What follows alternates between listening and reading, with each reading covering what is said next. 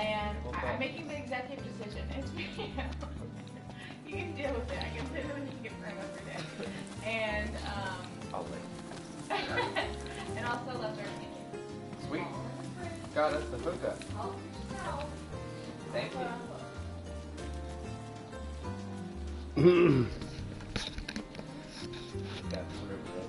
Alright, we're just setting up the stream. As you can tell, my voice is still pretty messed up. Not feeling too great. So today I might actually try to cut down on how much I'm saying.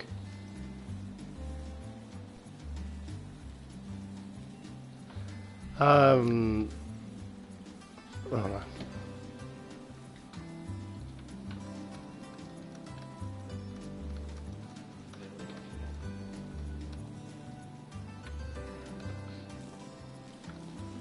Yet. Not yet. Yeah, a few people actually. Alright, so we're just getting set up. This is going to be part 2 of the story playthrough. We're beginning with the travel over to Altissia. The story's really going to pick up today. We're actually going to start it officially at 11. I apologize for pushing the stream back an hour. As you can tell from my voice, I am a little sick. So it was necessary. Plus it's daylight saving time, so we all know we were sleeping in an extra hour anyway.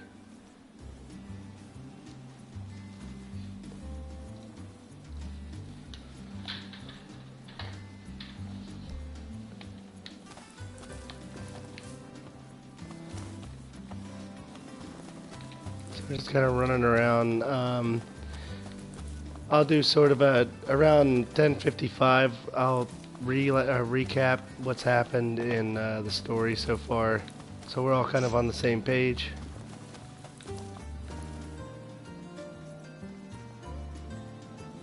The views are nice. See that lobster guy down there? One of the those big guys just spawned too. The lobster guy. One of the the cup noodle quests. If you choose shrimp, you end up having to beat that enemy down there. That's how you get the shrimp. Yeah, even though he's a lobster. Those things are for the timed quest that's up right now. You have to defeat all of them. The silver ones are slightly harder than the green ones. They don't provide as much experience as last week's that had the 100 cactuars though.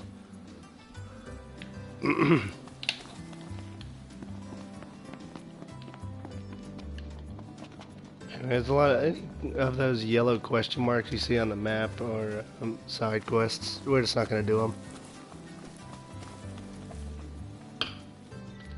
Yeah, we'll get started in 10 minutes. In 5 minutes we'll do a story recap so everyone's on the same page. As you can see, this entire area of the map in here we haven't gone to at all. There's a huge number of side quests in here. There's a few outposts, parking spots, fishing spots. Royal tombs. The best one being right there. Of course, I already have all the royal arms, so if you really wanted to see them, I could show them to you anyway. Right over here.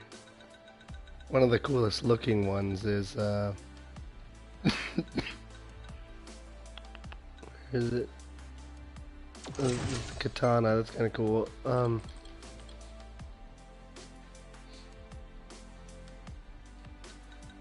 Is it the Blade of the Mystic? No, here it is. No, I can't actually swing my weapon here. I'm gonna have to leave this area.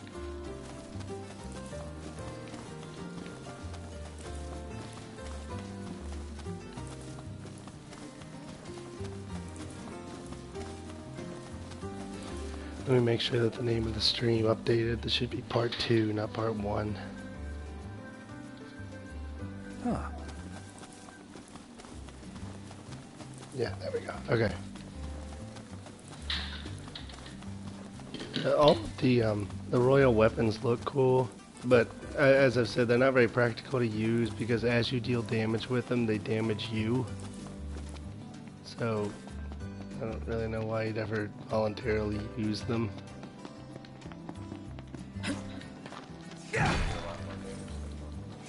They do a bit more damage, but I guess by the time you're at even at end game or have Sid upgrade the few weapons you can upgrade, they're not better than those. So, I mean, the best weapons in the game are these will crossblades. You have to kill a level 120 enemy to get them, though. Yeah, it's a quest line that once you complete the game, if you go to Lestalem up here, there's at nighttime there's a back alley right over here, and if you actually no, that's a different set of quests. There's a blacksmith guy somewhere in here, and it's like a chain of quests, and each one gives you like the best weapon for that particular category of weapon, but they're all pretty hard. What I was actually mentioning before, at nighttime, if you there's an alleyway like back here in the city, and if you pass by, you overhear someone talking about some treasure. There's a secret dungeon up here, and that's that puzzle dungeon that took me forever to beat. See this yellow right here? That's a road. With the flying car, you have to land on that road.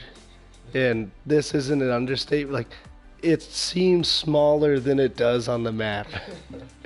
And if your car ever doesn't land on the ground, then it immediately blows up and you get a game over. So it's like, yeah, it's a pain to get to.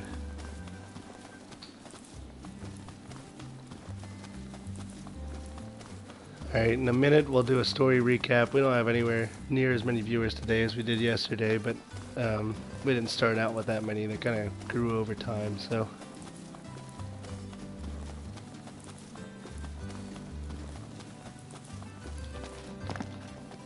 That is alright. It looks like we have 2 viewers, so one of those being me, so that's okay. We'll still do the story recap and everything. Treat it as if it did have the same number of viewers. Might be Brandon. Alright, it's 10:55, so we're going to do a story recap. In Chapter 1, your car breaks down as you're leaving Insomnia. Insomnia being the main Lucian Empire. Yeah, it's Brandon.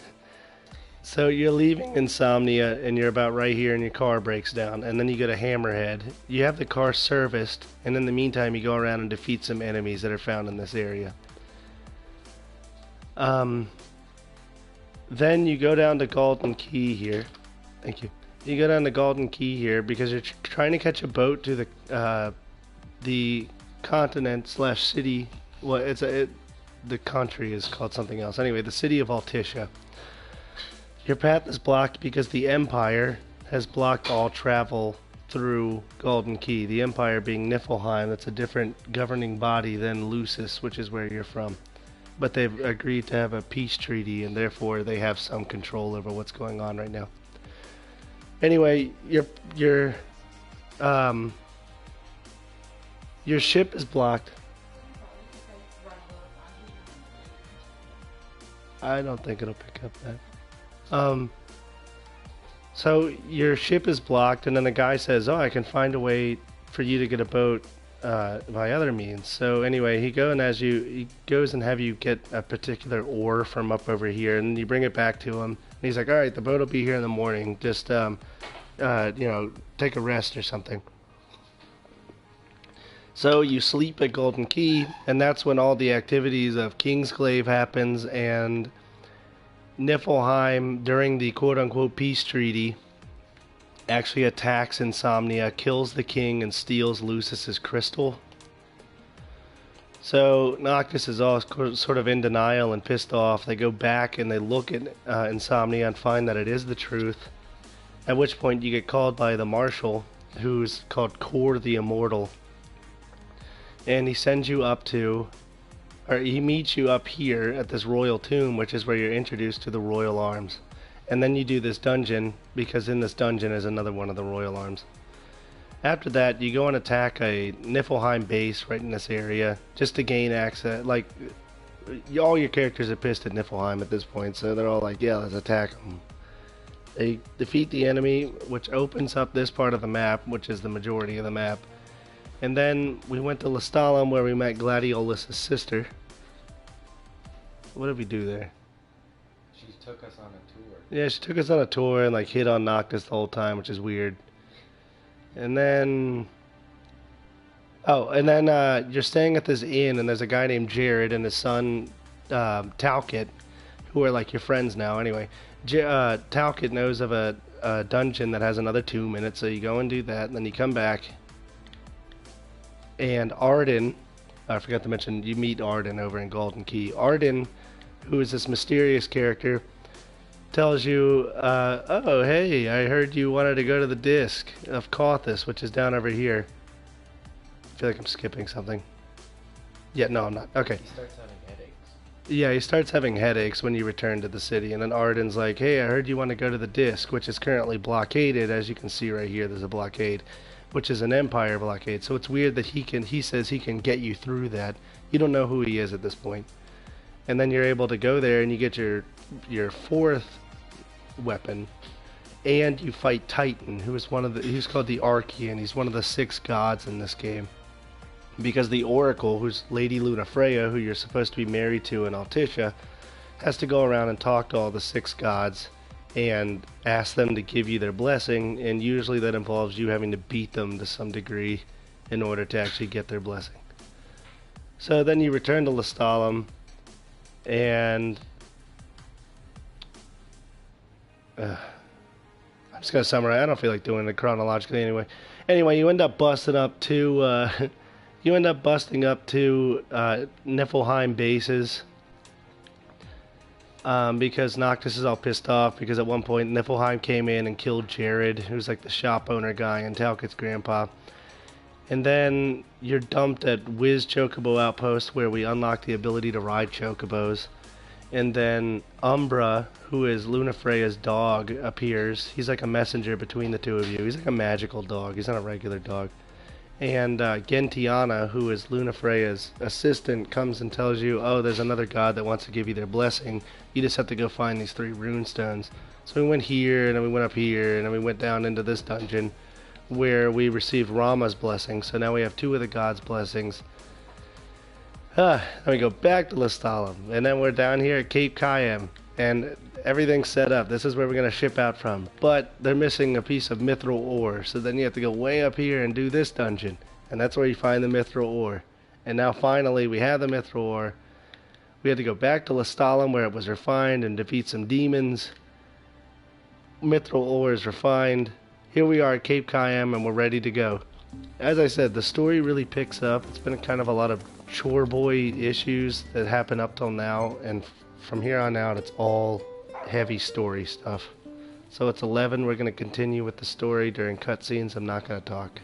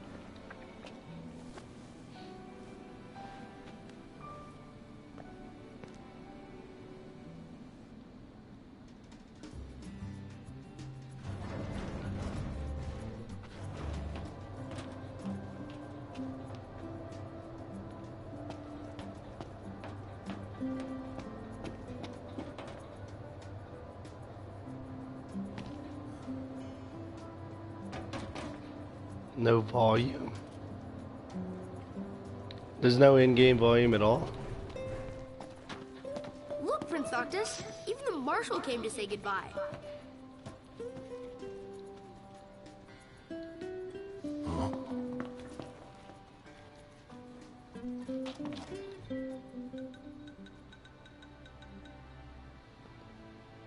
Okay, let me just bring down the stream and bring it back up. I don't know why, Oh, okay. Yeah, there's just a lot of quiet scenes right here, so... if you talk to some of these characters, you can have them take a group photo right here. I've already done that. I'm not going to have them do it again. It doesn't really matter. What's that? I'm sorry. Sorry I wasn't there for your father. I swore an oath to protect the king, but I wasn't strong enough to uphold it.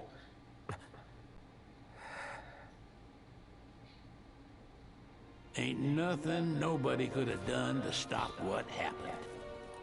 Yeah. I realize that. But you need to realize just what you mean to the boys by your side. I do. Even if they can't solve your problems, you can't hide what's going on from them. It hurts like hell. Remember, those ain't your bodyguards. They're your brothers. Trust him, always.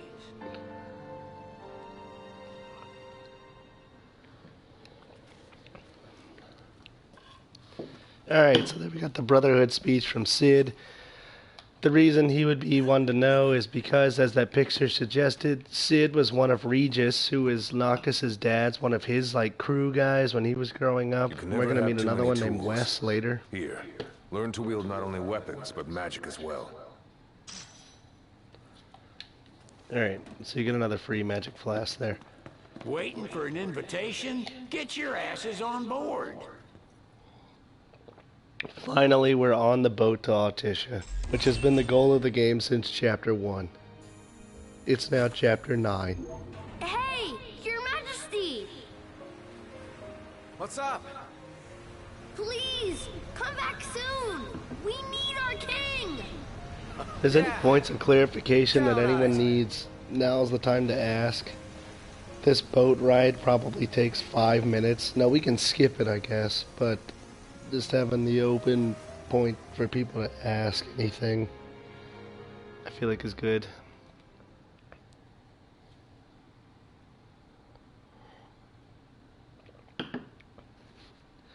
Yeah, I think at this point, the wedding between Luna Freya and Noctis has officially been suspended because it was part of a peace treaty that was clearly broken when Niflheim attacked Lucis in the first place.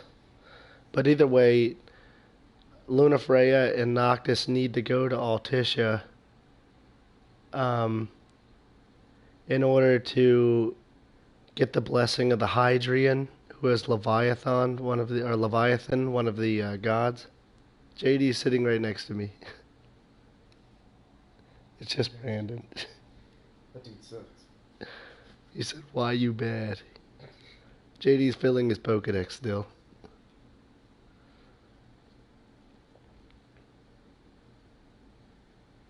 Wait, where was Chapter 8? Chapter 8 was like... I'm pretty sure Chapter 8 was you going into the power plant, killing the demons, refining the ore, and then going to Cape Kaim. So it was like really, really short. There's some inconsistency with the length of chapters. Chapter 3, like I said the other day, or yesterday, is really when the world kind of opens up and you get access to most of the content.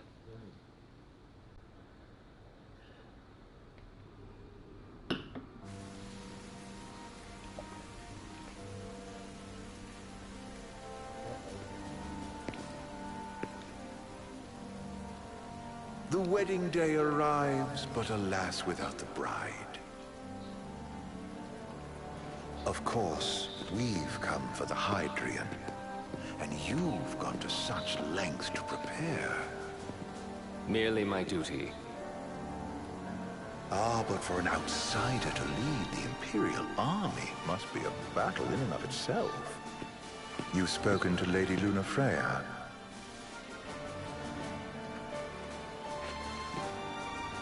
No. That obstinate secretary, standing in the way, while you rush off to slay the Hydrian for your poor sister's sake. I know the price of the Covenant. Alright, so Arden, the guy with the hat, is the Chancellor for Niflheim, and he's been kind of helping you throughout the story, even though you kind of know there's something off about him. The other silver-haired guy is Luna Freya's brother, but he's also the commander of the Niflheim army. It's amazing. It's life-changing. We've quite a ways to go until we reach Altisha, so keep gushing to your heart's content. When we step off the boat, we'll be in a foreign country.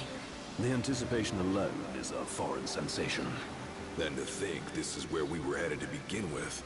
We've been through a lot. And there's still more to come. So next on the docket is Leviathan. What sort of deity are we dealing with?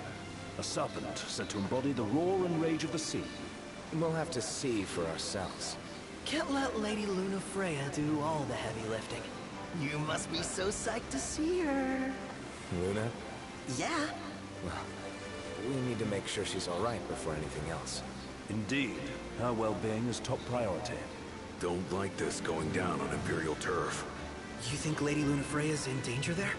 The Empire did invade Lucis for the ring. I have no faith their ruthless ambitions will stop short of harming the Oracle. Without the ring, the crystal's no more than a rock. I suppose. Does anyone know how Lady Luna Freya came to have the ring? It seems likely His Majesty entrusted it to her safekeeping back at the Crown City. Nolan, right? So she's held on to it this whole time, all the way to Altisha.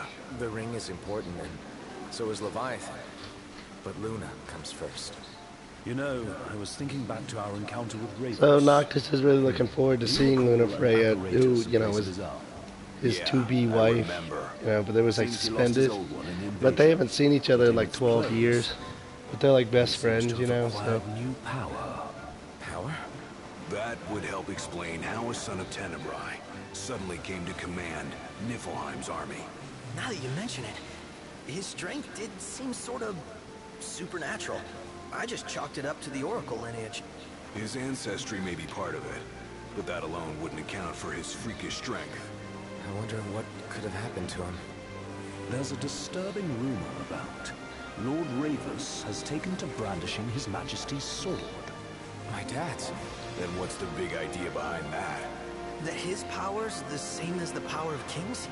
I cannot say for sure, but I have my doubts. Ravus Even though it sounds like idle chatter, Ravus, who's Luna Freya's brother, what they're saying right there, it happened in the movie. He's now holding King Regis, who is Noctis's dad's sword. It might help if we knew what he was after. If you noticed in the video, one of his arms is messed up. It's because he tried to put on the ring of Lucis, and it messed up his arm because he wasn't worthy. Anyway, that all happened in the Kingsglaive movie, and now Luna Freya has the ring and needs to give it to Noctis since he's the king. Never know which way that one's gonna move next.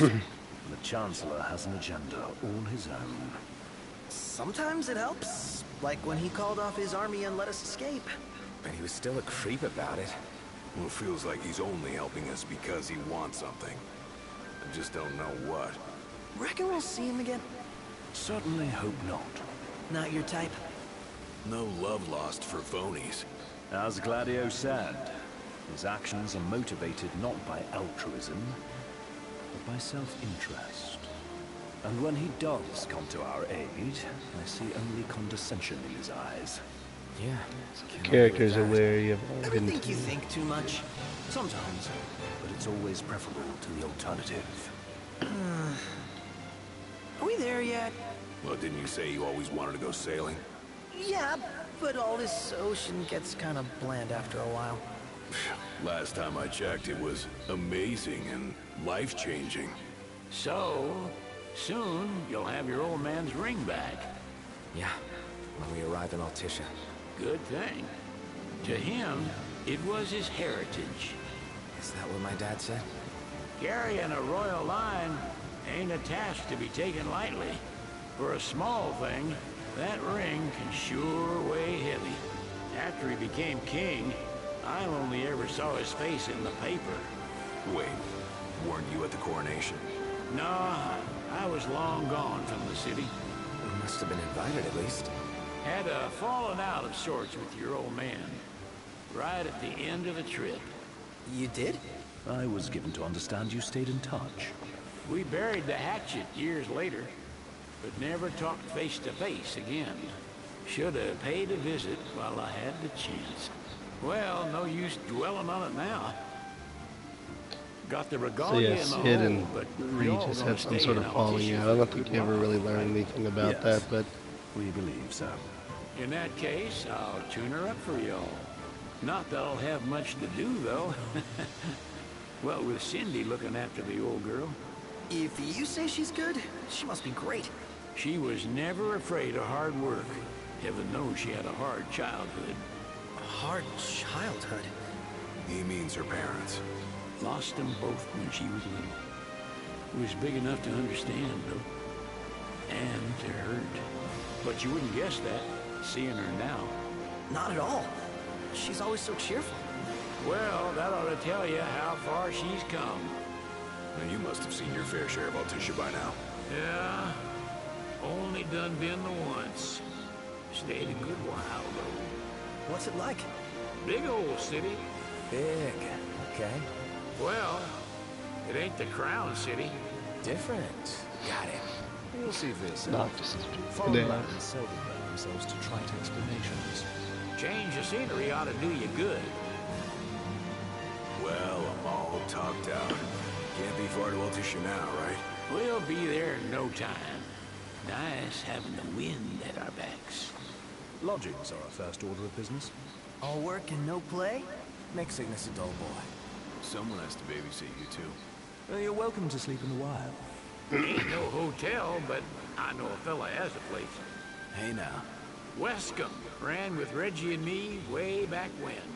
Oh, was he the other one in that photo with the garage? Yep, runs himself a diner or cafe or something. Go and see for yourselves. Sure. Does the place have a name? McGee or Magoo or Mago, that's the one. Nice. You can count on Old West. He'll chew your ears off. The government issued a statement promising that the reasons behind awakening the Hydrians would be clarified in the ceremonial address. Got a signal. Delivering the address will be Lady Lunafreya, who was previously reported dead. This will mark her first public appearance since the violence that befell the signing ceremony. Lady Lunafreya's gonna give a speech? Sounds like it. Lord knows. This world could use some wisdom. Won't be much longer now, Noct. Yeah. Altissia a cool looking city. There's a lot of waterfalls and tiers of waterfalls. I mean, obviously, it's a real city. It wouldn't make any sense, but... Does this vessel have an entry permit? Entry permit? Relax. I got one. Here. You don't want to let those That's as upstanding old as they gentlemen get. into your city? Seems in order. You may pass. Don't they know who he is? No, apparently not. Apparently not that many people know what Noctis looks like. But Noctis was also, he spent a lot of his time in Tenebrae as a kid because he was sick. As you see in some of the flashbacks, he was in a wheelchair and stuff when he was with Lady Lunafreya. So, I don't think a lot of people really know what he looks like. Badly. So as you can see, like I was saying, this city is built on like tiers of waterfalls. This is a waterfall and then there's like part of the city. The only part of the city that you can explore is there's about 8 or 10 blocks right here and what I'm looking at with the camera here that you can explore. But it looks like the city's a lot bigger than it actually is. Yeah. Or well, I mean, I guess the city isn't any smaller than it looks. It's just you can't actually go to all of it, you know. What's next? Immigration? What do you mean? There's... Sir, what is the purpose of your visit? Purpose, If you leave it to Sid, he ends up taking like 400 gil. Will help?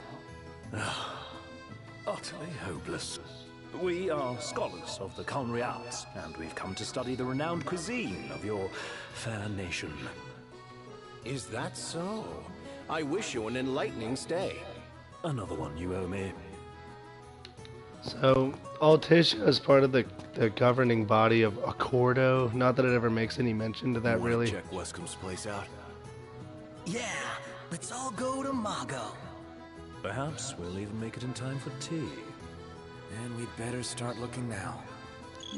Whereas Lucis is the governing body of the city of Insomnia, which is where you're from. And I forget what the bad guy's city is. I think it's called Goralia, which is the city and the governing body of Niflheim. So, the Vivian Westwood? But wasn't that a memorial for her passing? Well, now it's a memorial for her safe return. Let's go see it while we still can. Oh, could that be the dress we read about in the papers? Doubtless. The designer's name is the same. Want to check it out? That depends on the groom. Might still be a sore spot. What with his wedding getting called off. Who says we can't call it back on? It can still happen. True enough. Let's keep an eye out for it. alright, so this is another side quest we'll go and do. It doesn't really require you to do anything, and it's kind of in the way to where we're going anyway. You just go and see what Lunafreya's wedding dress would have looked like.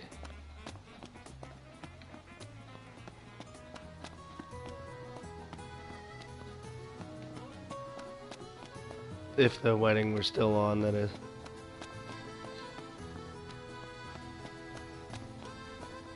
Totemoster is a mini game in this. It's like monster betting. It's like different numbers of teams of monsters fighting one another, and you just bet on them. And to unlock like the item that makes it so you have no need for fuel. You have to save up like 3 million. I did that with Brandon one day. Actually, it was over like 3 days that I did it, but it took like hours and hours to save up 3 million.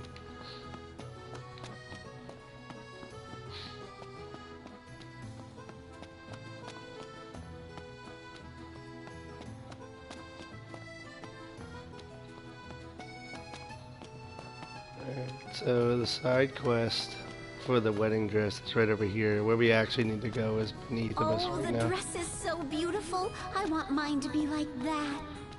And it shall. Looks like the prince has a following as well. One hell of a crowd. And that's the dress. My word. Everyone looks so happy. And it's all because of this one dress. Yeah. Real glad for you that Lady Lunafreya is safe and sound. Yeah.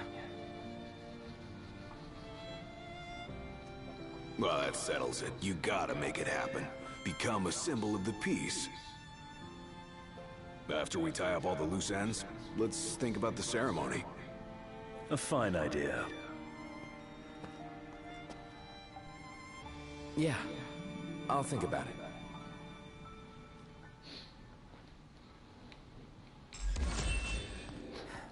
How about the cafe? Alright, so that was the wedding dress. Just a little side quest. Now, in order to reach Mago, the market where Wescombe is located, you have to take a gondola. Fortunately, there's one right over here.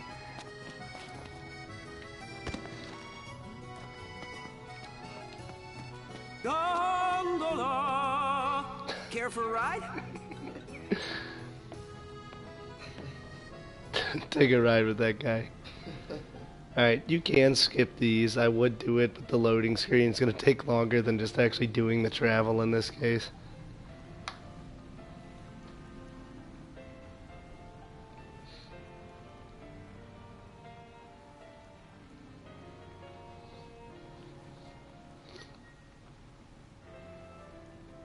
So what next? Alright, so this is Mago. It's a market. You can buy some rare cooking ingredients here that normally require you to defeat some of the more difficult monsters in the game. It's also where Wescombe is located, who was one of King Regis's friends. This guy here. Wescombe Armagh, as you've gathered. My word, you've grown, little prince. Ah, but of course. You were only a babe at the time. Bet the view's even better from a gondola. Hey, there's another side quest I can trigger over here. One of the pictures. If you notice, Noctis said, "Oh, we should take a picture of the palace," and I said no earlier. But if you catch it, it's not like we need it, but this one is as you stand right here. I don't know why it hasn't triggered yet. There's no way the Nifs don't know about Lady Lunafreya's speech. With both Leviathan and the ring in one place, We can bet our asses they'll come out in full force. Okay, it doesn't matter. We're just gonna talk to Wescom. So this is your maiden visit. Enjoying it so far? You doubtless have many questions, so ask away. Alright, I'll tell you the answers without actually selecting the options. Oh, you're wary. I understand, but there's no need to jump at every shadow. Just be aware that the terms of our independence grant the Empire free reign to come and go as they please. We'll bear that in mind. It's admittedly a one-sided arrangement. Most everything we do requires Niflheim's permission. And they wouldn't knowingly permit the Oracle to appear before the public. How our government spun that is quite a mystery. Okay, the Empire. He's just gonna say they're around the city every now and then they come into his bar. The Oracle, she's in the city, but no one's actually seen her. Leviathan is a god that exists within the city, and the Oracle's trying to get in contact with her. So we're not gonna end up doing any of those conversations. That just takes up time. Well, if you need anything else, you know where to find me. Thanks. Appreciate it. My dear Camellia, it's been a while. I heard about your distinguished guests. Gentlemen, I won't waste your time. My name is Camellia Claustra. First Secretary of the Accordo Protectorate. You should know, we have Lady Lunafreya in our care. And the Empire demands we surrender her. What? Yet I am loath to acquiesce unless we stand to profit. Hence I've come to discuss terms with the King of Lucis. If you've a mind to talk, come to my estate.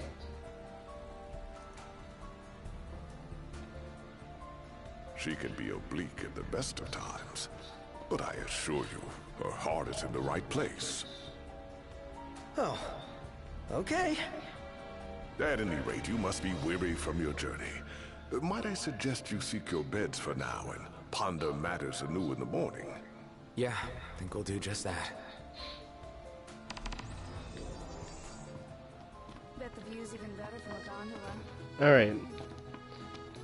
So what that was is we have to go talk with one of the the first secretary that we just saw of Altisha. And you have to do this whole negotiating thing. Fantastic. Depending on the Call answers when you you're right give, back. it affects how much she trusts you, but I already know all the answers that make her trust you the most. And it awards you with some Oracle Ascension coins, which are like a specialty currency that we're never going to use. Uncertain, yet sure is the astral memory, wherein the king may walk.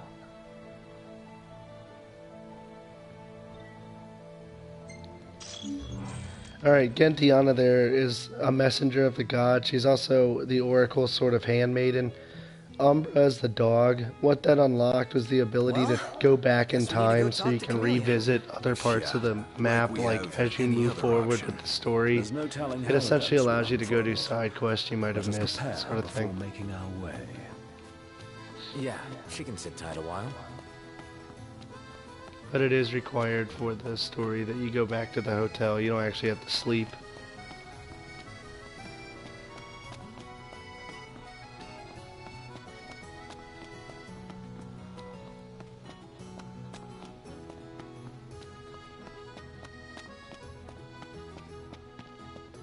So now we're going to meet with the secretary to, well, move the story forward. You're essentially making an agreement for interacting with the Hydrian because they know that when they summon the Hydrian it tends to cause a lot of damage. And the Empire's on the lookout for the Oracle and Noctis anyway. So she's just concerned about her people's safety. So you're kind of coming to an agreement with her about all this.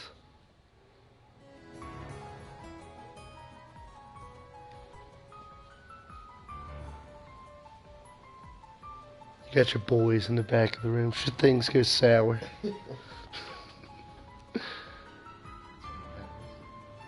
Oh yeah, what? That's why you have me here. Yeah, so I got JD with me now. Thank you for coming. No sweat. First things first. No sweat. Very kingly. Thanks for coming to greet us in person. It's the least I could do for a king. Wescom didn't extend me an invitation, so I decided to extend my own.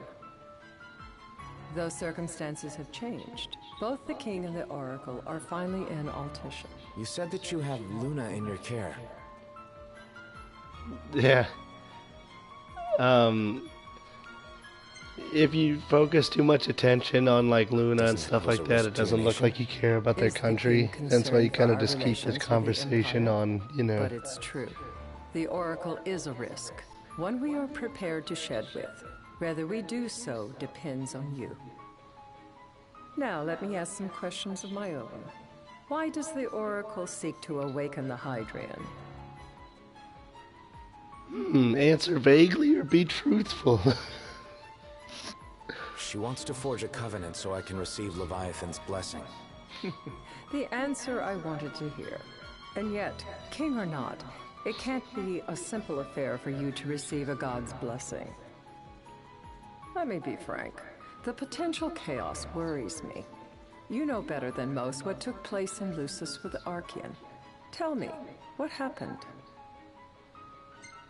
Be cheeky. I met Titan, and he gave me his power.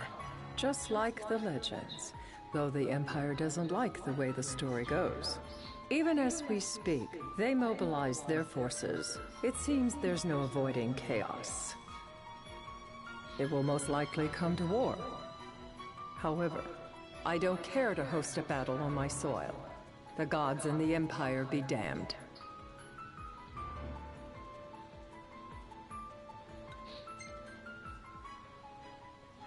It would be a disaster if a battle took place in the city. Indeed, we must be prepared to evacuate our citizens.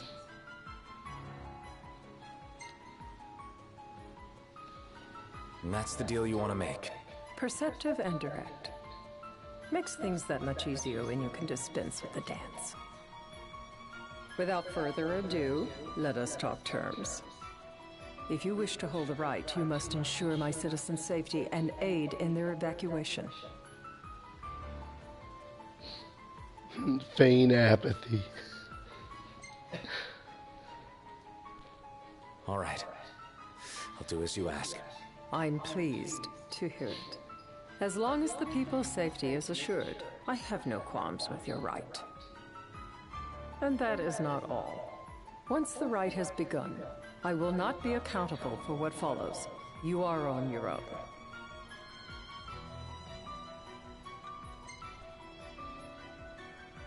Not a problem. We know how to take care of ourselves. Thank you. I'm sorry we cannot do more.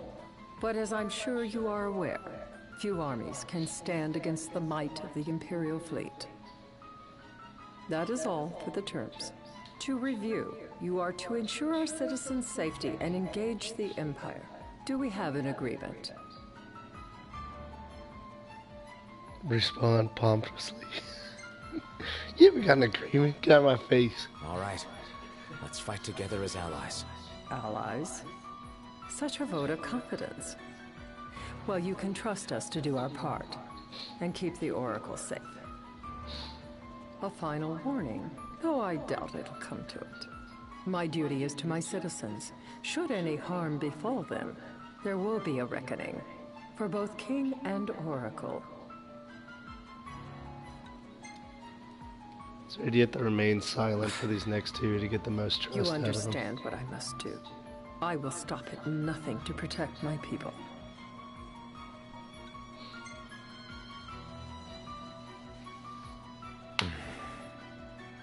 A difficult choice, I know. But if you try to protect everything, you'll end up protecting nothing. Madam, it's time. Assign 3 of your own for the evacuation effort. Whom you choose is up to you. According to our intel, the Imperial fleet will be 4 warships strong. Steel yourselves for a full-scale battle.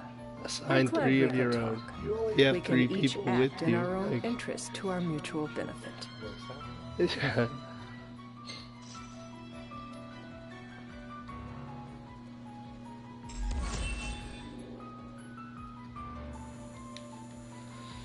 Alright. So now we're going to go into the Hydrian battle. You're going to want to pay attention to this battle, although like all the other god battles and major battles of this game, it's incredibly I can't scripted. promise something I can't help. Of course. You certainly opened up to them, though. What can I say? I have a soft spot for the young and tragic. They've lost Regis. They've lost the crystal.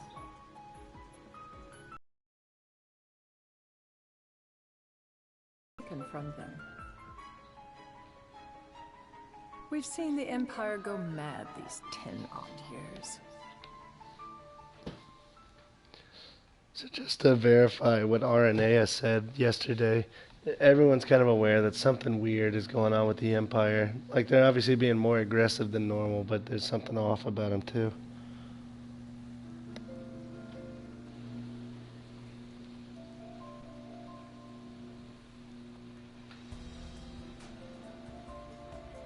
During the rite, we must see to it the Empire does not harass Leviathan. Gonna be tough to pull off before the king receives her power. And with 3 of us on evacuation detail. Indeed, the best we can realistically do is to help the Hydrian help herself. What kind of help you talking about? Just like Titan, the Empire will seek to immobilize Leviathan. Oh, with the harpoon things? If we can dislodge them from the goddess, she will have a fighting chance. Sounds good in theory, but don't push it.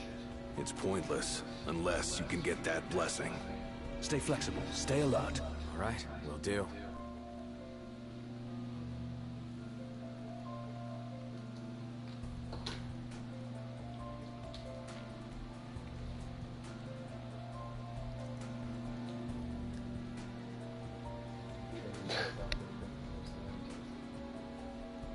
What are you trading? Pokemon. Why don't you just use the Pokemon bank instead of trading? Doesn't count as a trade. You have to trade If worse 12 comes to worse, you can threaten to throw the trident into the sea. Then they'll listen. In the meantime, it will be well guarded. Better than the Oracle herself. Understood. I shall reclaim it at the altar. Remember, you'll be under Imperial watch. Right.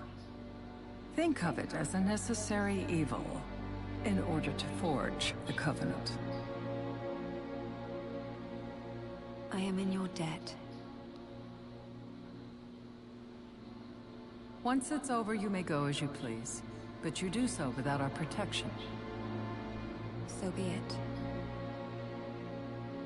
You'd better get going. Your public is waiting for you.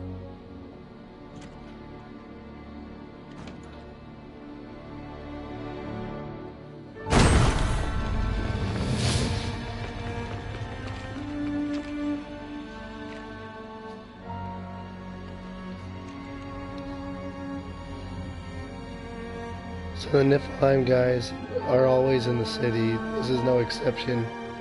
And while it did agree to allow Lunafreya to like give this speech, you know, they still kind of want to capture her after the speech and after they form the covenant with the Hydrian.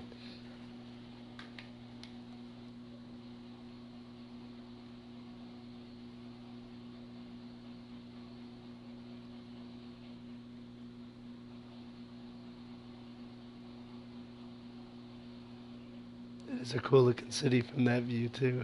You can see in the background and everything.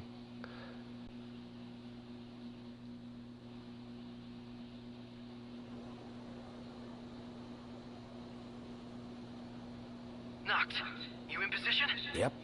Don't forget the plan. You guys too? Of course.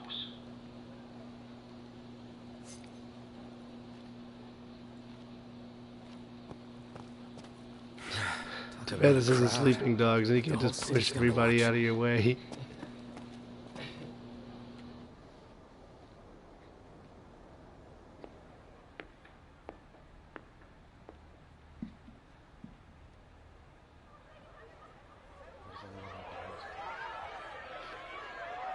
lot of them are going to follow the exact same motions. A lot of the crowd Dear people. friends, I stand before you today. With little hope the words I speak shall reach beyond these walls. For slowly but surely, the light fades from our world, and as it does, the shadows shall loom ever longer until all succumbs to the darkness. Darkness that evokes terror, hatred, and sorrow in the hearts of men. The ashes of Lucis. A dream of peace, twisted into a nightmare of death and destruction, claiming innumerable lives and leaving myriad souls to suffer. Luna. Yet I beg you, do not surrender to despair. Have faith, for our gods watch over us. By their blessings, by the stars that light the heavens above, our world will be delivered from the perils of the dark. I stand before you here in Altissia to call upon Leviathan, goddess of the seas, spirit of the deep.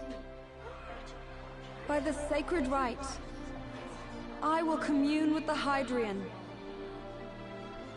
But first, I offer you my solemn vow. On my honor as Oracle, I will not rest until the darkness is banished from our world and the light is restored.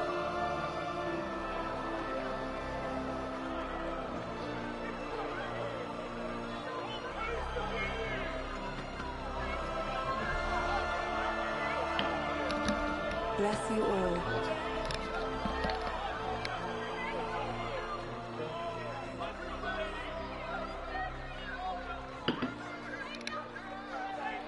They finally see each other. Like I said, it's been like 12 years.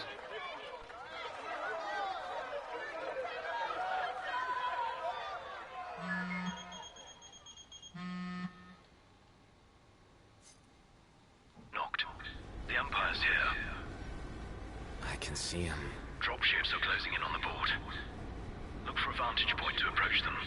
Okay, look after the citizens. We got them covered. So, it begins.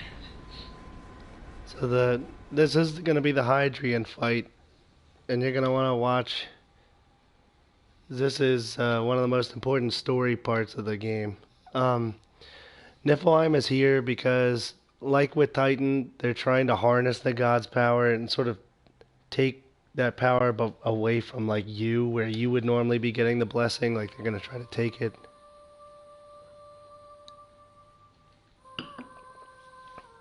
But again, this fight is going to be pretty scripted.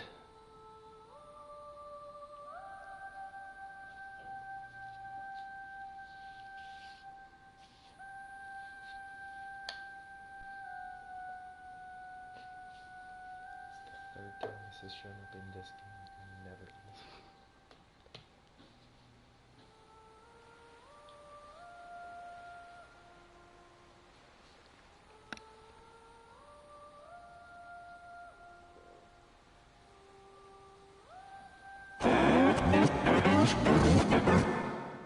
It is I, Luna Freya, blood of the Oracle.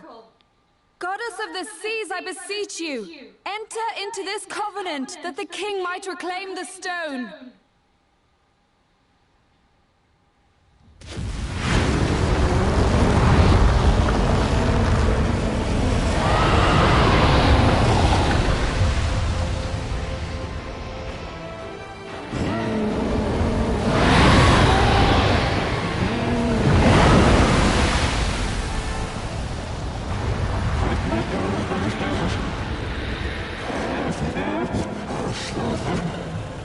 I do.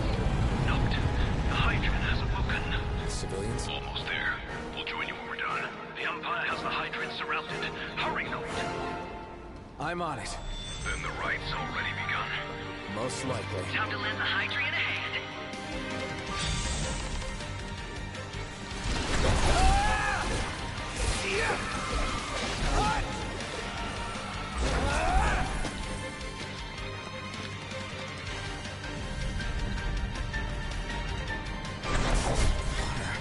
Let's do this.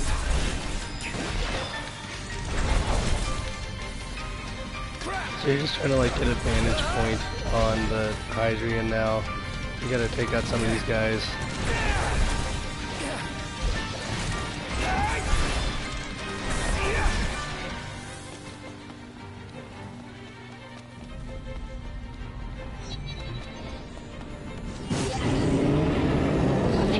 Weird encounters that come up here where you automatically fights, but it doesn't really make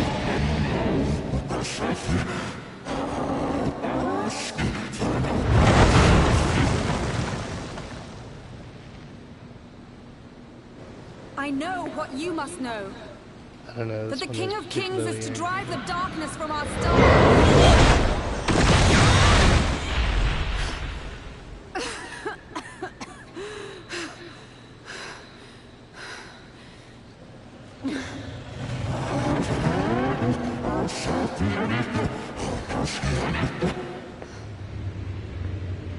It is in receiving mercy that men offer praise, and in shedding grace that the gods solicit worship.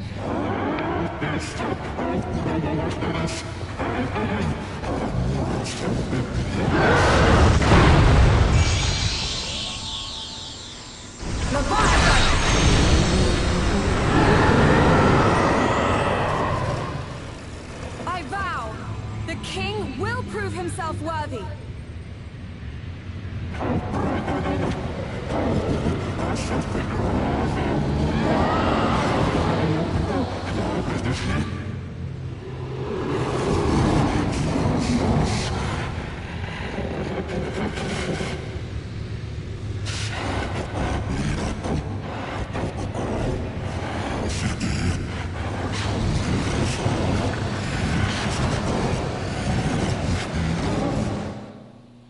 Noct. Prompto's headed your way. But what about you guys? We'll wait below. There's only room for two. Noct, jump! What? No time for questions! Man. Already.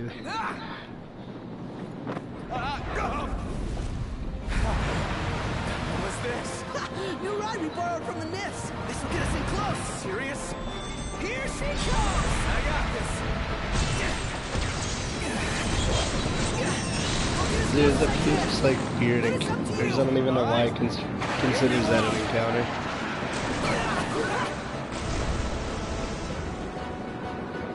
Hey, nice job finding this baby. Well, when I saw her, I knew we'd go places. Not again! Not making this easy. Hold on tight!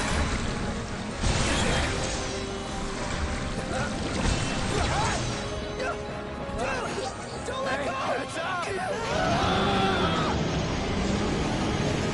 Noct, can you reach?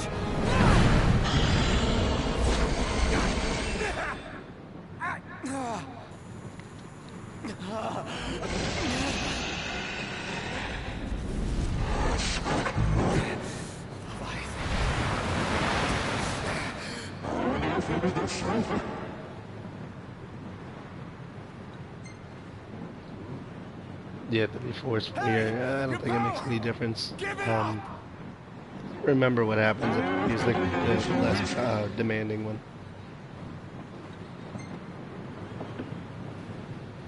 Don't you understand? I'm the king!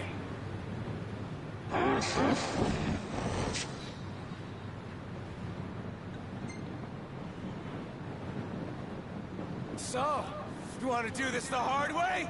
Fine!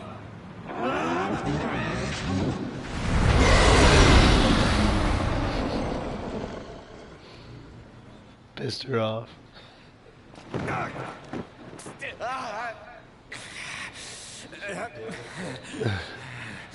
Nah, Noctis is invincible, you know that.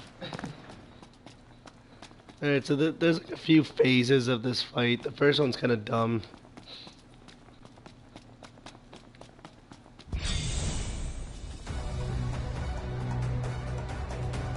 city gets completely just destroyed. The only way you'll help me is if I take you down.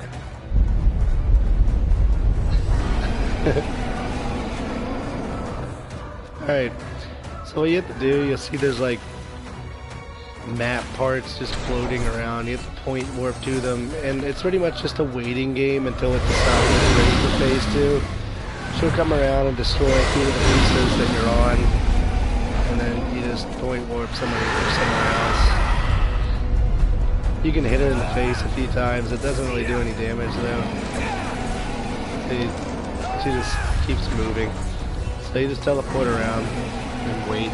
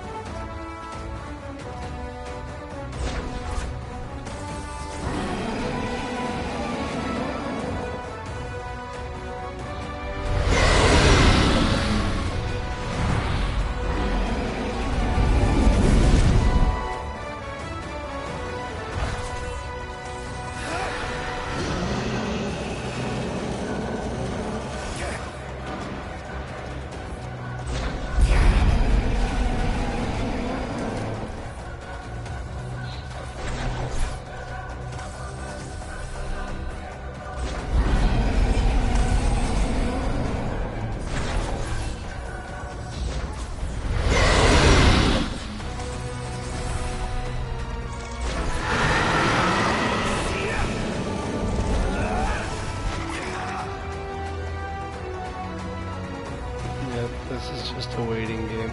Sometimes it takes less time than others.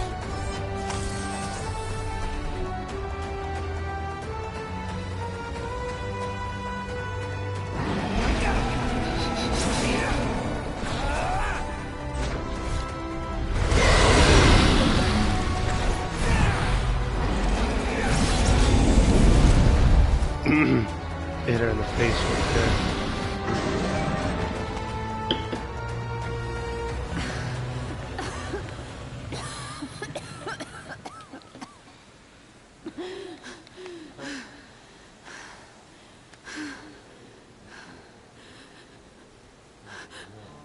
Now, about that ring. On second thought, you let him have it.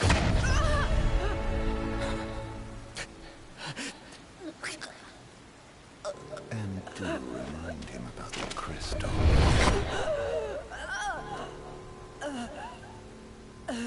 Maybe he is a bad guy after all. Oh, Prince, your bride awaits! I will pass the ring to the rightful king.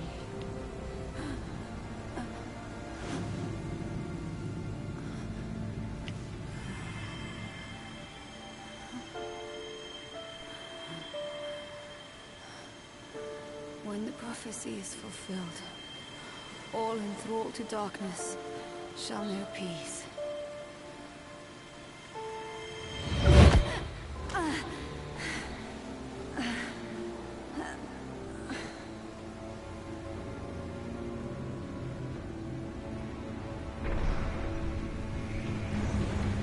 How sweet. You'll know. Lady Luna Freya. You first.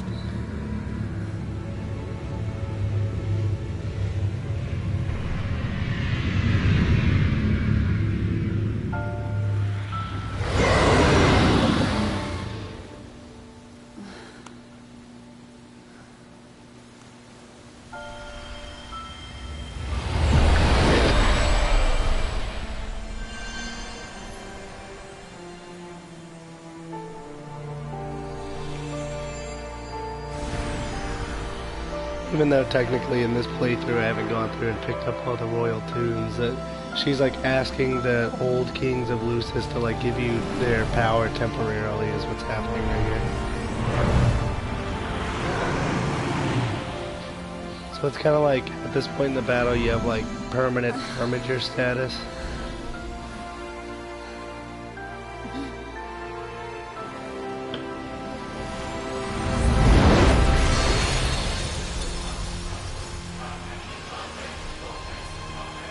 Except you can fly, so you're in like Super Saiyan mode.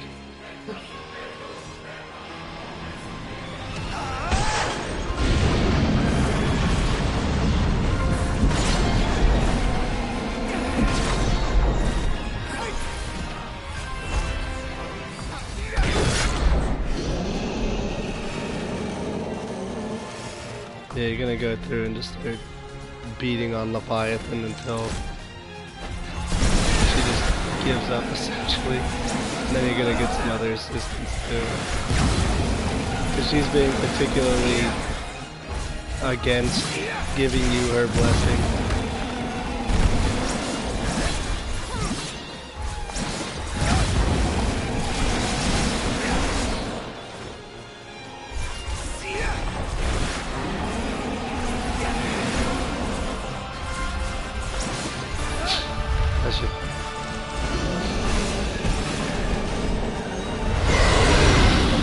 You can like shoot rockets at this point.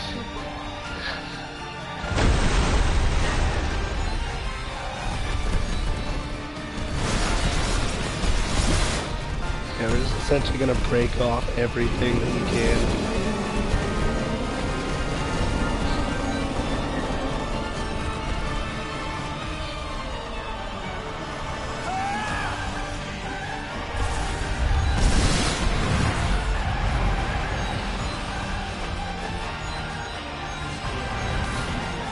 You just hold circle though and keep shooting them.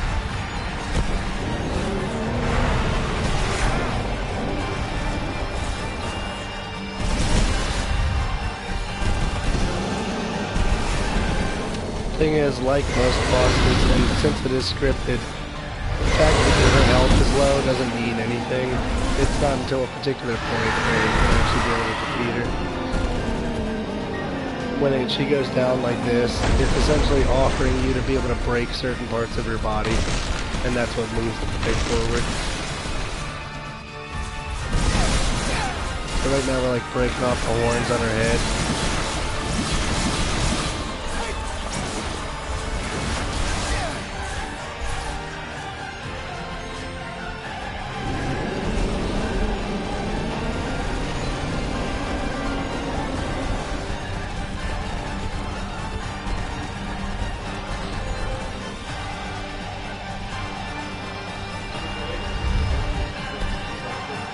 Yeah, the city's been evacuated.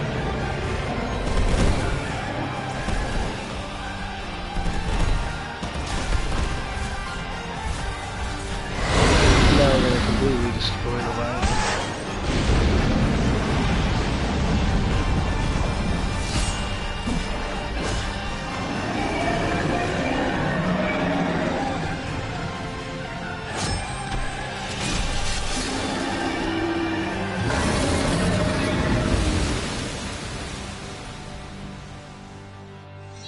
Even after all that, she actually still refuses to give you her blessing, so, like I said, someone else has to stand in.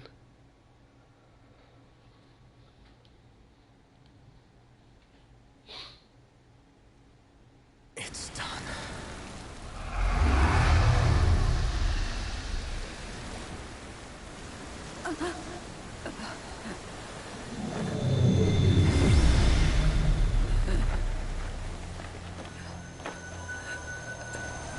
Blessed stars of life and light.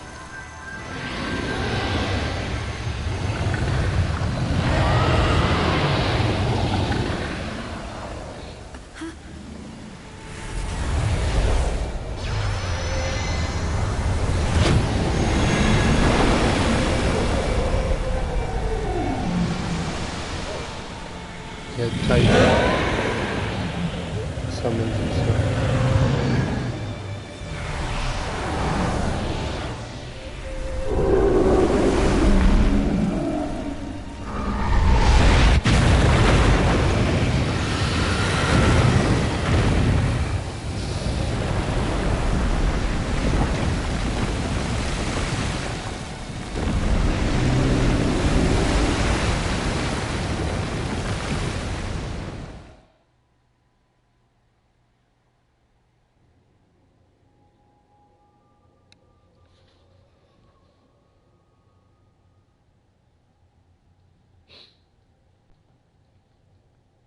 Noctis?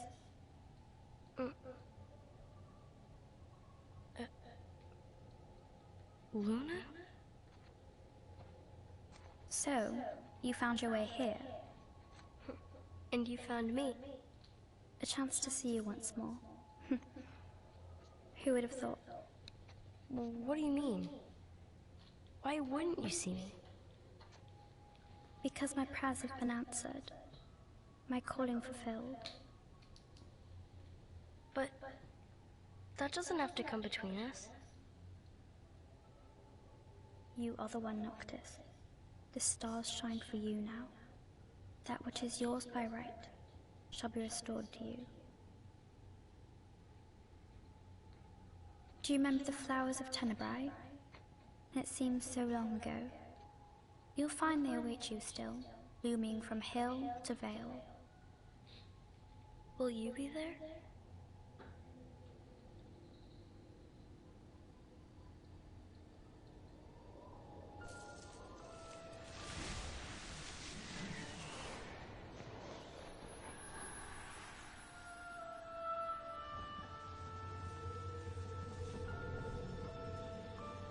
Would that I could join you. But this moment will have to be enough. It's not right. All I wanted was to save you.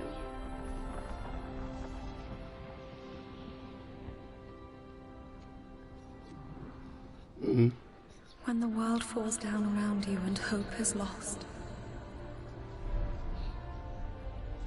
When you find yourself alone amid a lightless place.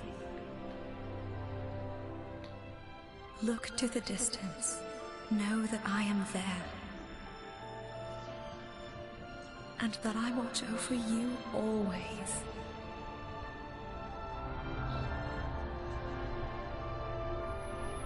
Farewell, dear Noctis.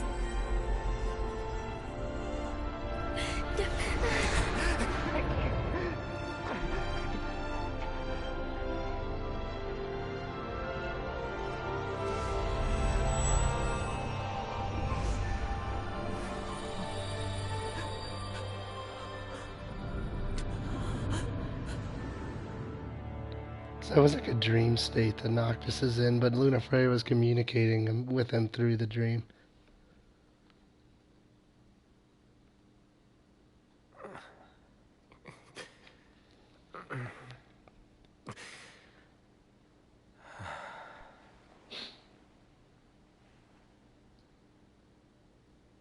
Back with us.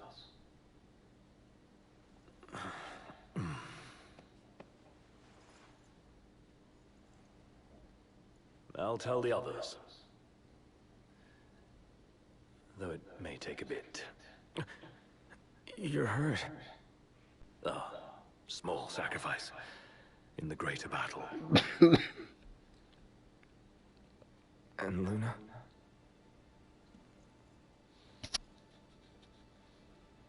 She has passed.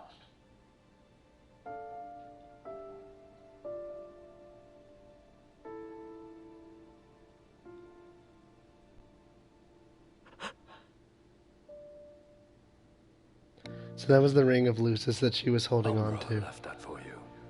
That she was supposed to give to you.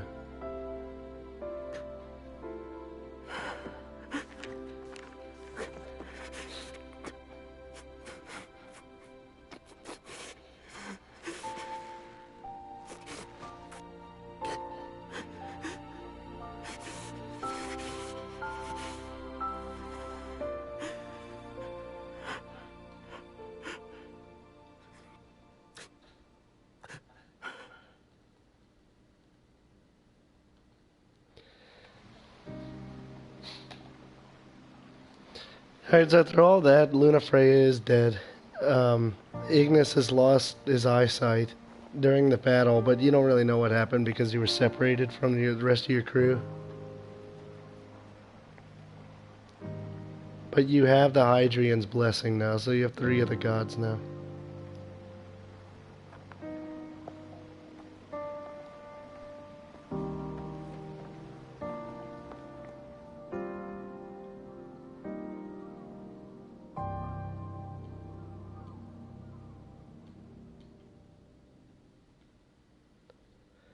You have to keep going because there's still royal tombs for the story, and you still need the blessings of the other 3 gods.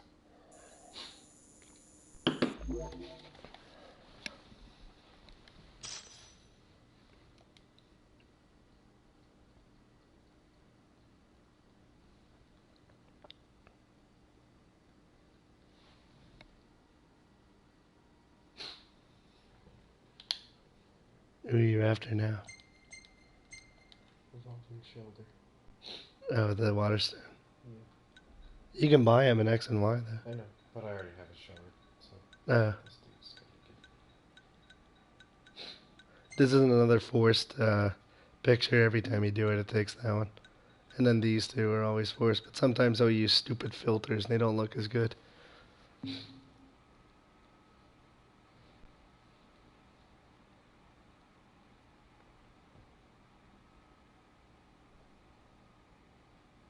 There's tissues there if you want to blow your nose.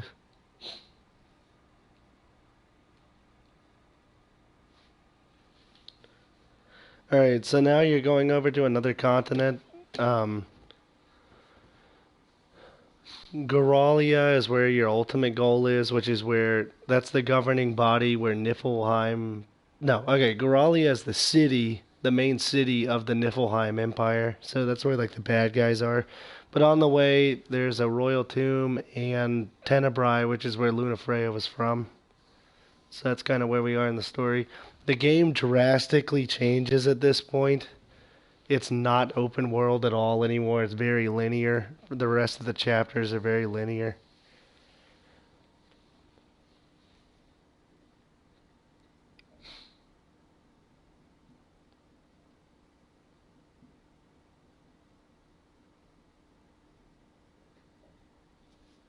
Does it mean the ring's weight proves too much for electricity?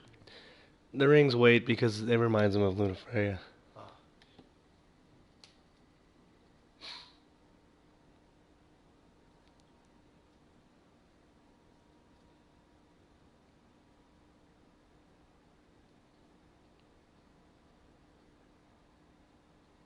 So where we started was the northeast part of that map, then we went down to the southeast, now we're going to the northwest.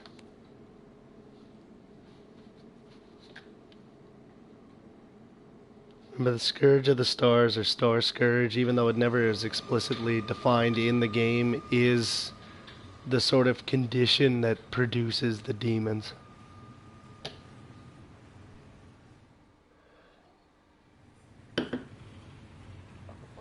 But you know, without a doubt now that Arden is indeed a bad guy. So, we're gonna roll through Tenebrae. Not before visiting the royal tomb at Cartanica. You're sure you're up to that? The wounds have mended. Eyesight's a matter of time.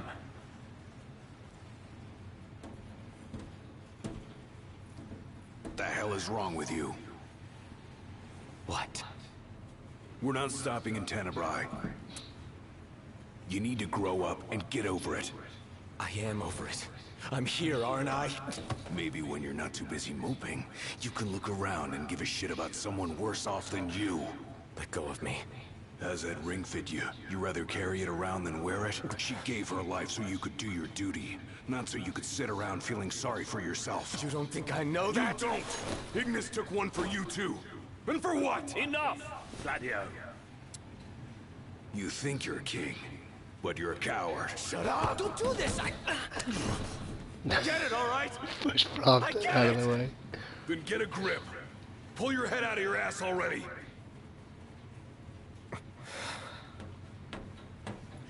So obviously in typical anime fashion, Gladio and Noctis are going to be in a little bit of a tiff for a while.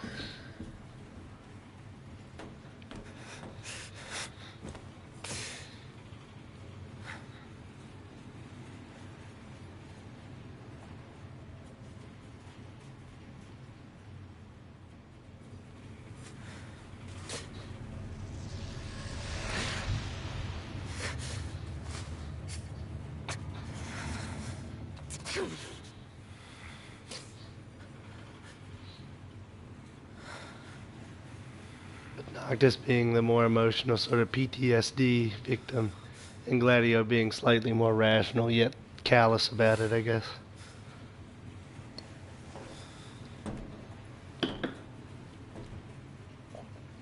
There are a few parts where it's like this. You can walk along the train and look for items, but most of the items that you can find I already have 99 of, so I can't pick any more up anyway.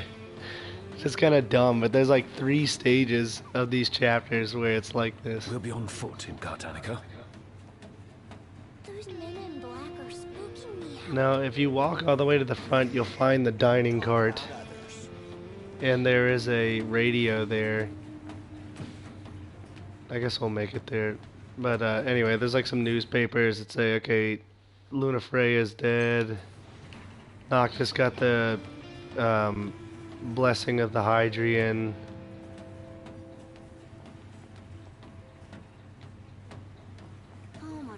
But the radio tells you that what is his name? I can't remember his name. Luna Freya's brother, the silver-haired guy, was blamed for, in Niflheim, he was blamed for everything that went wrong during the Hydrian fight. So they've, like, sentenced him to execution. Even though he had nothing to do with it. I saw the way you were looking at her. I wasn't looking at anyone. I saw you looking at another girl. If he walked by him again, he goes, "Ah, I'm just hungry." You want to head to the dining car? So you can feast your eyes on that other girl? Give me a break. I'm just hungry is all. I don't think he's hungry for something on the menu, though.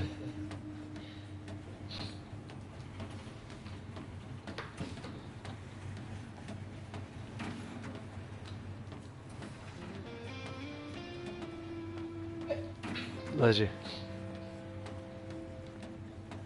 High Commander Flore has been deemed accountable for Altisha's tragedy and sentenced to execution. Lord Raymond Knox Flore was promoted to the Imperial Army's top post amid the turmoil of the failed peace talks. The High Commander's primary responsibility was restoring stability to Lucis. Yet his campaign against the Hydrian ended in disaster, incurring monumental losses for the Empire and collateral damage to the area. Actually, it's my first time. It's gorgeous. I have no doubt you'll love it there.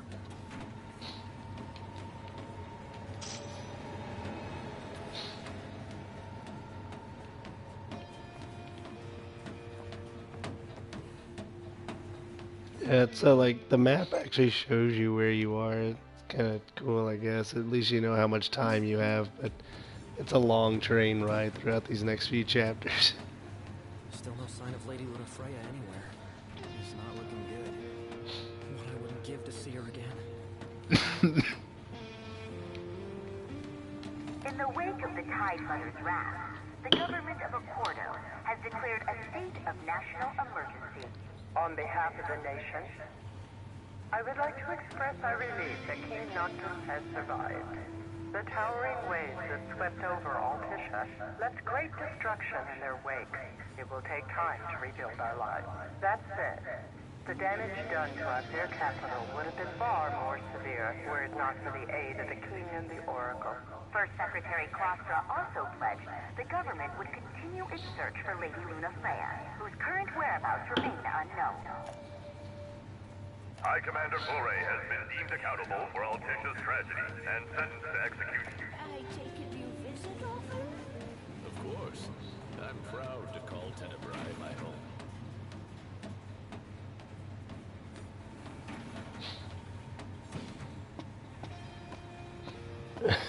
He's just hungry, that's all. I'll be waiting right here. What are you so mad about? Why would I be mad?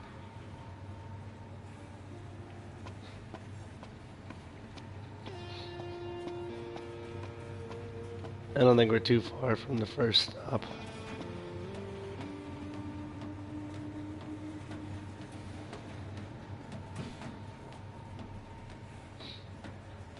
Anything in Cartanica worth stopping for?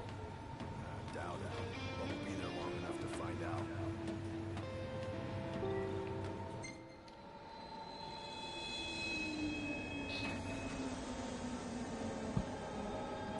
Alright, so at this point, Ignis is blind, which limits what he can do in battle. It also reduces his movement speed. There's a few items you can find around here. I don't think, if I remember correctly, none of it is that great. There's a weapons vendor right here where if you haven't gone through and gotten some of the better weapons at this point in the game, you can buy them here. Come back again. It's useful, but since this is my second New Game Plus, I obviously have better weapons than that. There's a few weapons down there, a few items down here too. I picked this one up, but anyway, there's a few more down there. We're just going to continue with the story, though. I think you can opt out of having Ignis here. I've never done it, but I would imagine he would actually stay back. We're just going to bring him with us so he gets the experience.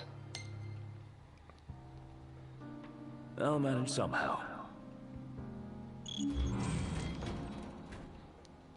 So the reason we're stopping at this somewhat random stop is that there is a supposed tomb of the kings here. So, trying to get one of the royal arms.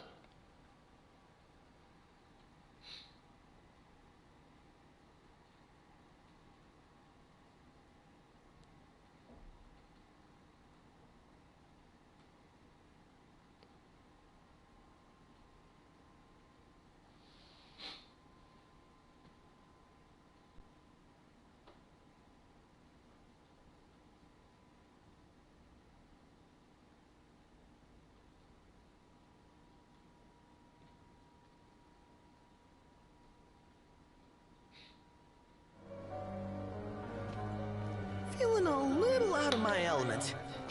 We're a foreign species in this environment. So since Gladiolus and Noctis are having a bit of like a tiff right now, if you run off too far ahead of Ignis, Gladiolus gives you crap. Best I can. Go at your own pace. We'll wait. You're supposed to walk slightly slower here. Royal procession sticks together. Too much to ask you to shut it? As you can see, Ignis falls over and stuff occasionally.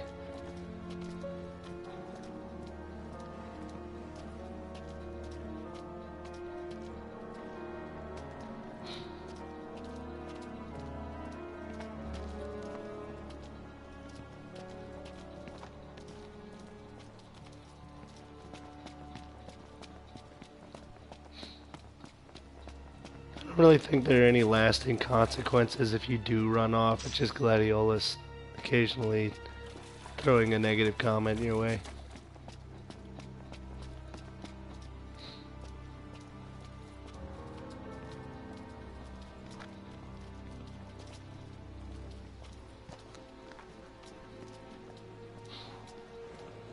Sure you don't need to blow your nose over there?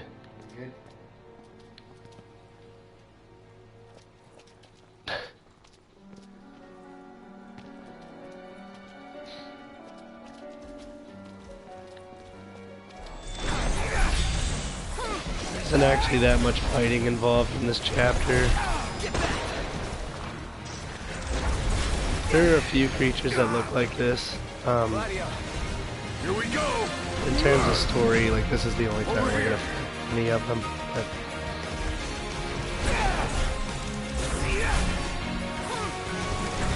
I don't know why it's marking Gladio as a point morph location right now.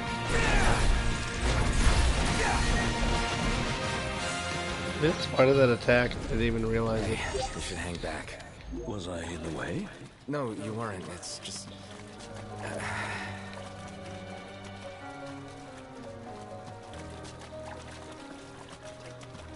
The tomb must be down below.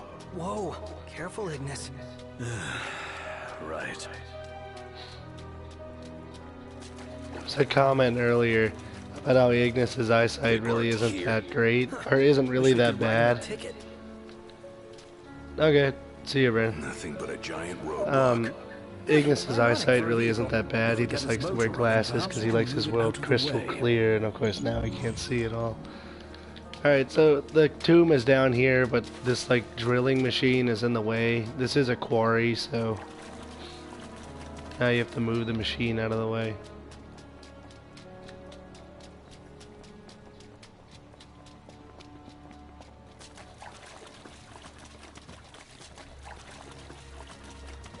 This looks promising. Is it operational? We'll see.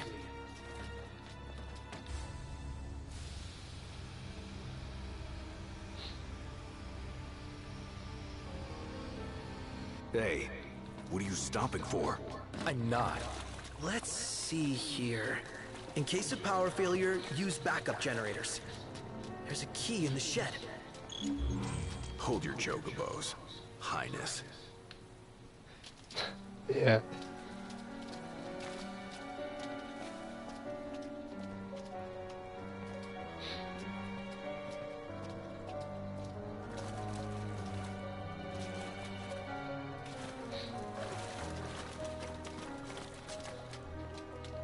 This is the only chapter where you have to move slow for Ignis, so.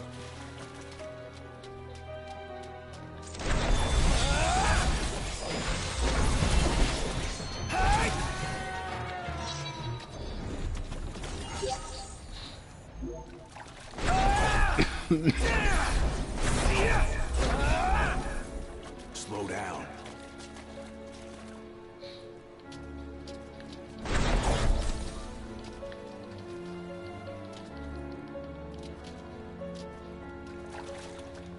There's a campsite up there.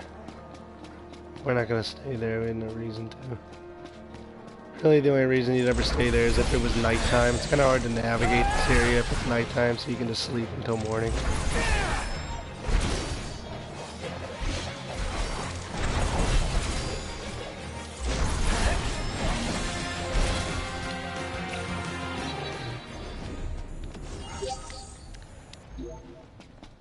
Found it. Good. That takes care of the key. And the generators? Apparently, they're back by the control panel. Let's go. And they all teleport to you when you hit objectives anyway, so you might as well just keep moving.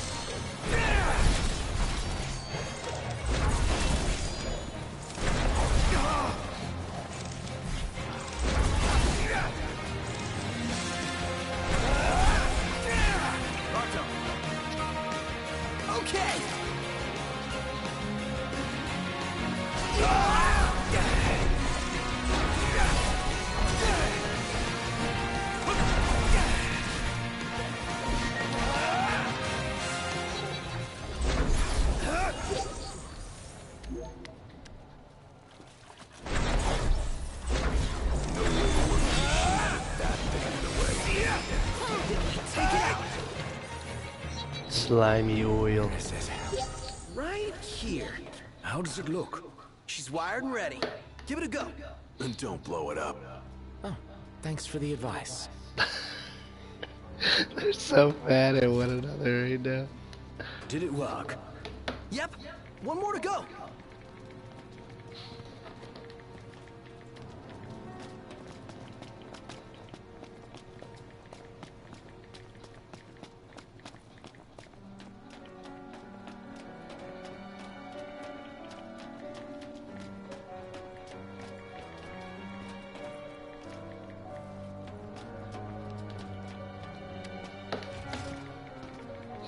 We've got the power! Might not have it for long, though. Hurry up and move the machine. Yes, sir.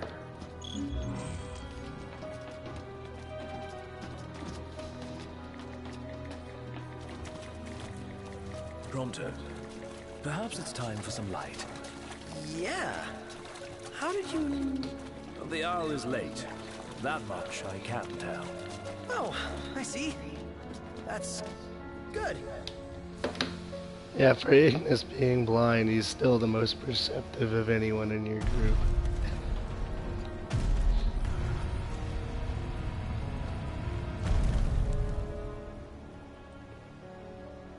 Did you hear that? Sounds like we're clear. Grand. Then let's move.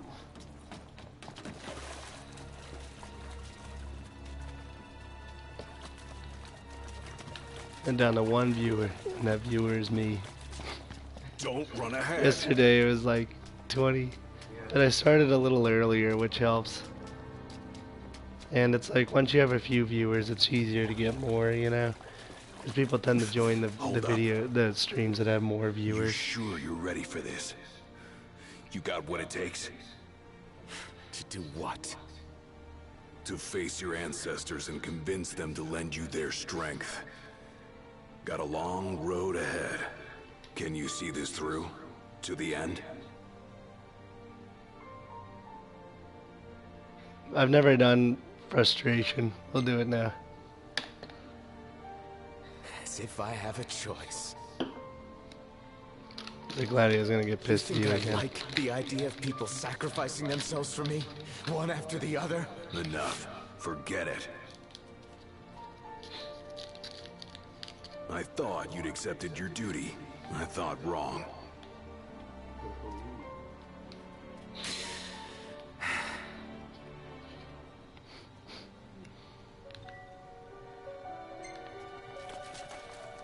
Because, like, if you show resolve, Gladio says, like, they're not sacrificing themselves for you, you know? It's like, there's more than just you going on here. You wanna wait here? It's like the Harry Potter speech. What I said. There you go, you get another group of that alligator things. Slip and fall and whatever that is.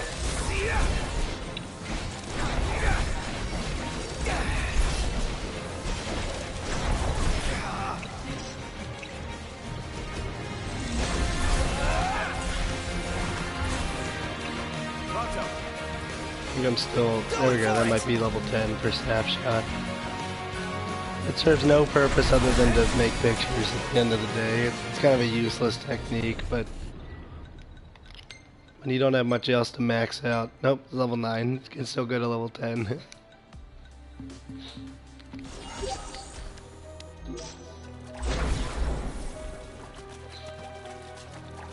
Well, what do you know? Something's blocking the way to the tomb. I hate eggs. Do we really want to know what's back there? That looks like a mouth. Is that its face? The Marlboro. It's a pretty standard, Final Fantasy creature.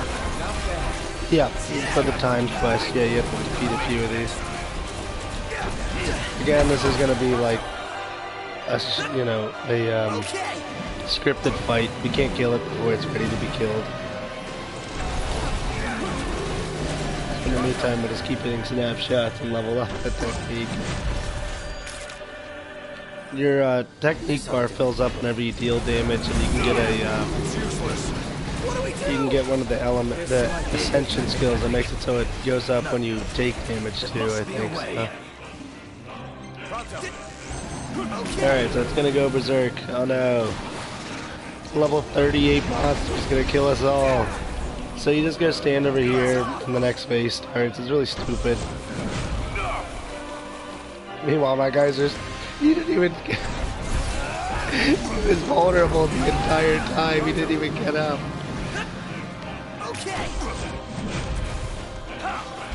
Come on. You just have to wait again. We've already done the strategy thing. Actually, I need the Marlboro to get up. Yeah. Because it has to do this, and then Ignis is like, Like I said, even though he's blind now, he's still the most perceptive of any of them.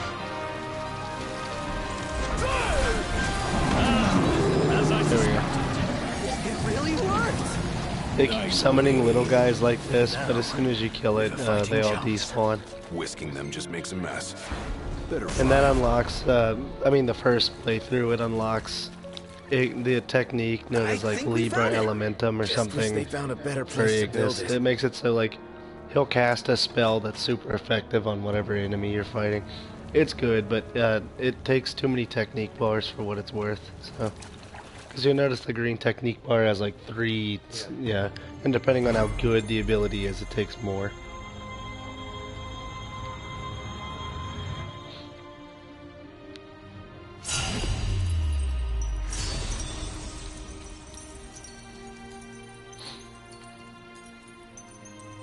Sorry, there's rattling that comes through on the other end of the stream. I have a cough drop in my mouth. In case it isn't obvious, I am a little sick. Alright, let's haul ass. Yeah, let's. Alright, I am gonna go use the restroom real quick while this speech goes on. Is everything okay? Bloody well isn't. I won't suffer this pointless bickering in silence any longer.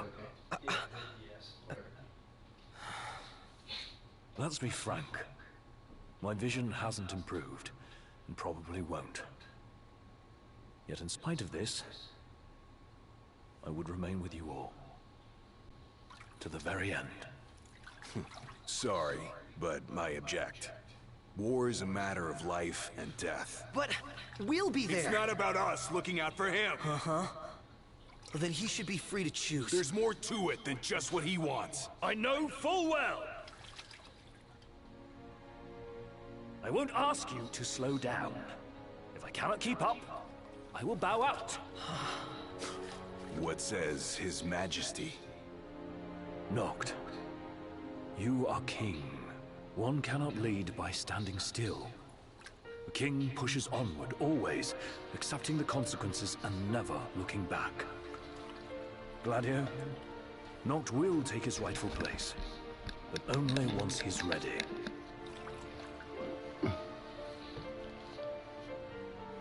Have it your way. We're still taking a big risk.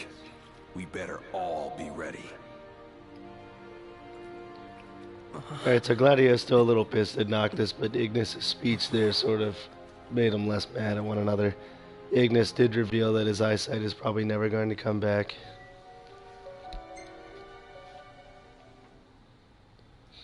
And now we're going to continue our train ride. There's going to be another section where we get to just walk around. Yeah, I don't know. I think the second half of this game, there's a lot more story content in the second half, but the gameplay itself becomes very limited.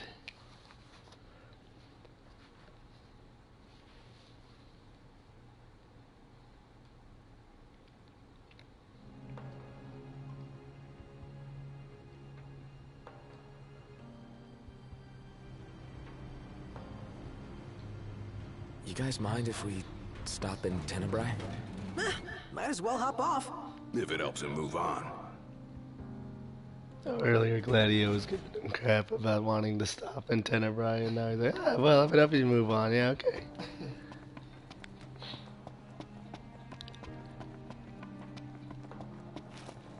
Alright. All set We're just for gonna boarding. move on. Yeah. Now, these are parts of the world map where once you leave, you cannot come back to this place. The same goes for Tenebrae. Yeah. Let us help you. The same goes for our last stop, too. Are we clear? Crystal. Hey, watch your step. You're not Unlike pushing onward? Altisha and Lucis, where Umbra allows you to teleport. Look who's getting on the plane, or the train with us. Oh. I hate that guy. Well,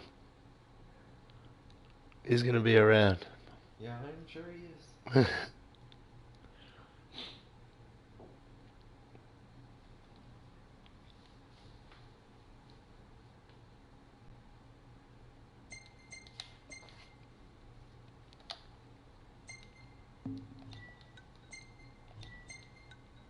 Oh, that's a good one.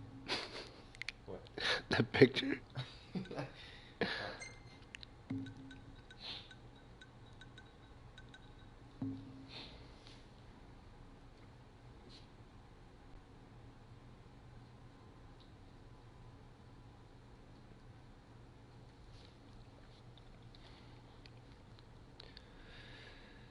So most of the chapters coming up are pretty quick, except for 13.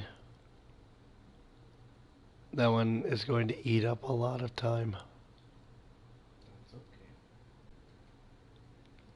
Either way, this should be another 5-hour stream. I imagine we'll have the game done by 4.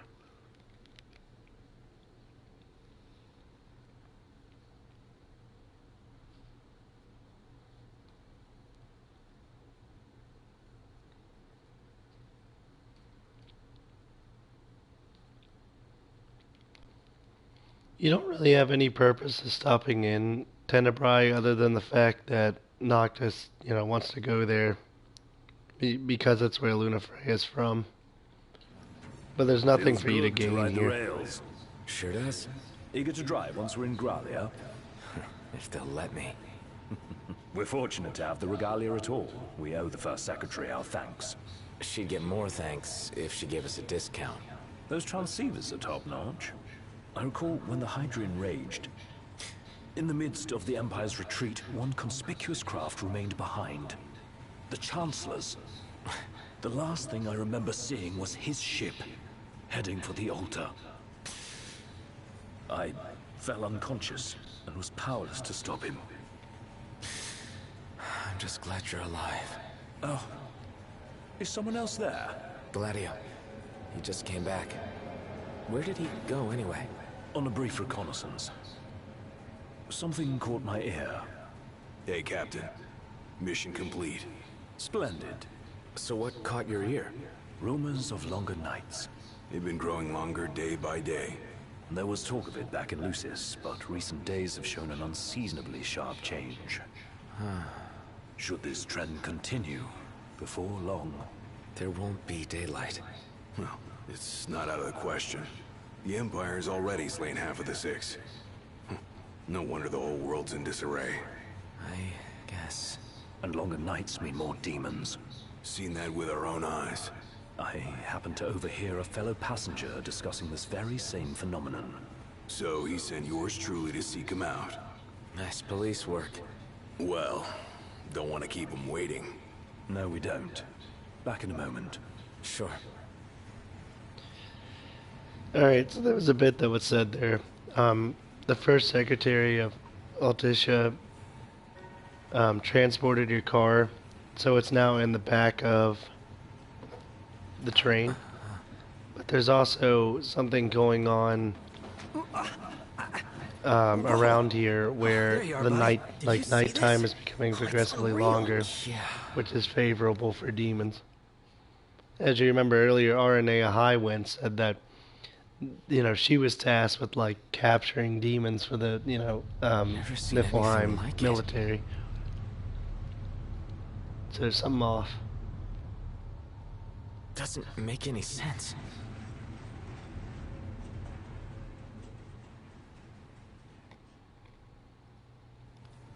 What you just saw there was like a dark cloud that's producing this sort of night. It's like expanding out, you know.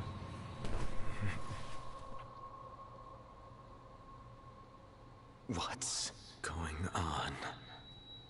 Oh, that's weird. It's a real mystery. I'm not liking that snow cloud. Kind of gives... What the hell are you doing here? What's going on? Easy there, buddy. Arden is really going to start messing with Noctis at this point. Wait, this is for real?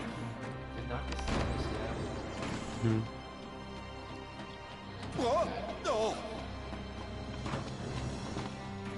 Show yourself! Knocked. That son of a bitch.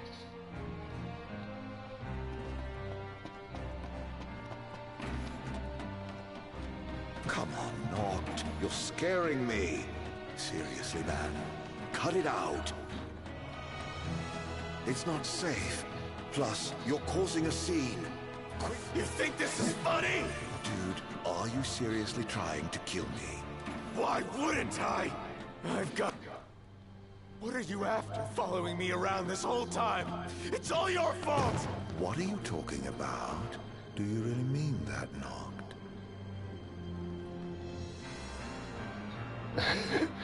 Maybe. I've never selected that. What? Are you saying it's not? Yes. What good would it do me to hurt you? Who cares? Knocked. Please, can't we talk for a sec? Never.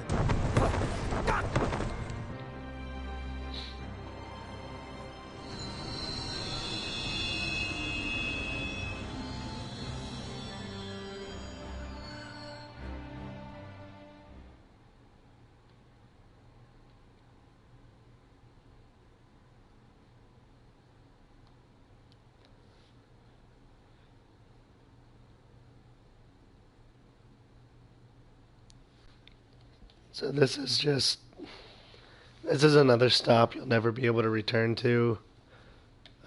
It's just part of the story.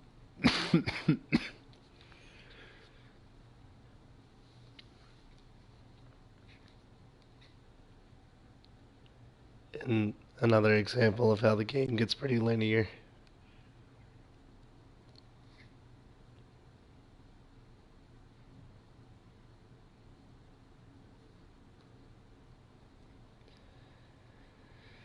Long loading screen after long loading screen.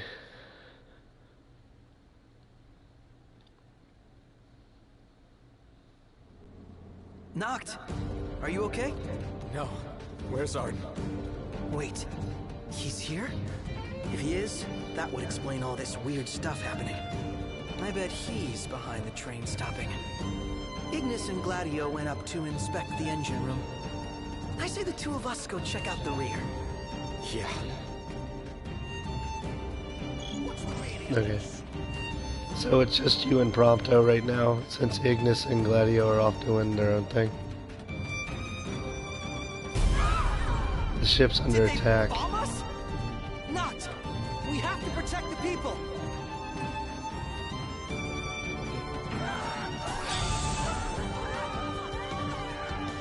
Head to the next car! The civilians as meat shields. Use the civilians as meat shields. Let's check the rear. We need to get the train moving again. I'm sure Ignis and Gladio will come up with something. I hope so. Alright, so yeah, the Niflheim Magitech guys are attacking the ship, and it's now your job to protect it. The train has a health bar, but it's really hard to let it die. We take the fight to them. That thing's huge! We've got company! You just do warp strikes that teleport around and quickly hit all the enemies. This is also a very scripted battle. You're not going to end it before the game allows you to end it. Against an army. The odds will win. The shock troopers, they walk really slow, but they're like bombs. So they actually have more potential to do higher damage to the trains, but they're also easier to kill.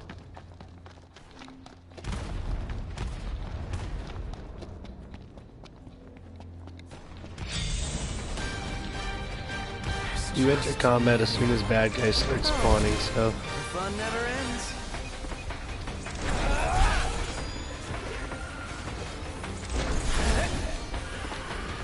Not!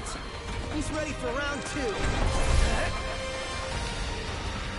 2. Decent opportunities since your combat phase lasts pretty long. It's a decent time to use techniques over and over here if you're still trying to level up some of your techniques.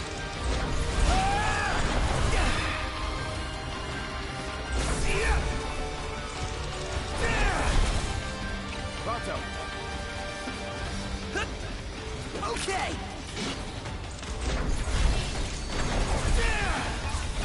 Back on his feet!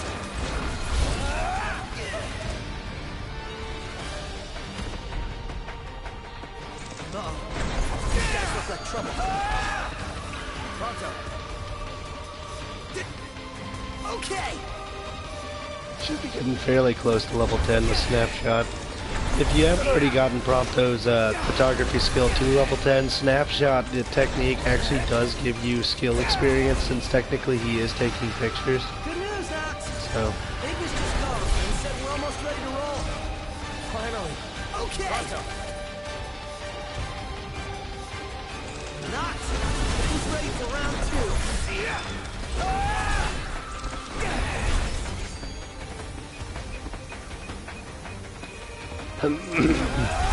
Yeah. Throat is so tickly right now.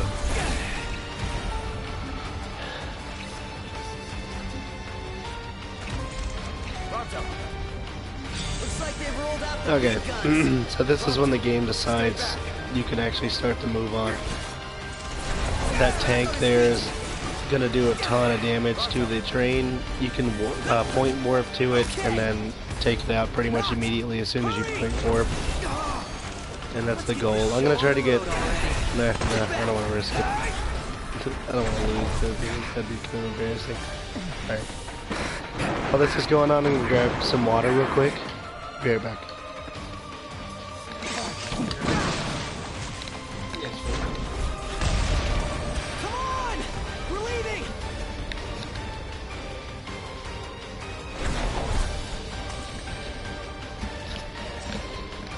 Never mind. Back. Okay, so in this point, there's a few empties down here that you have to kill. Blow us to bits! Not if we blow them up first. How's that now? Shoot 'em. Oh, well, there's an idea.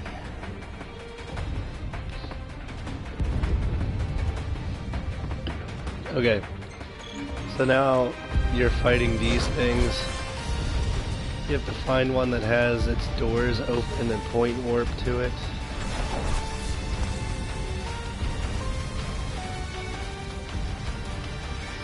That one there. Do this to 4 of them. As soon as the little loading dock is open, you can teleport to them.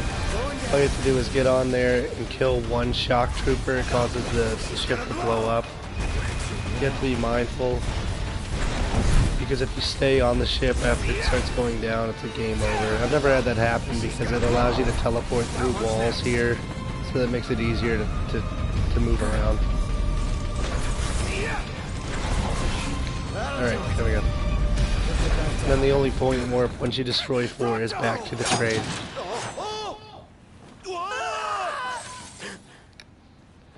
Arden messing with you again. How long were you in the dark? I don't like it. Yeah. Arden kinda sucks. But, yeah, he just masked himself as Prompto, and, you know, I don't really know how he can manipulate what Noctis thinks so much, but clearly he has the ability to.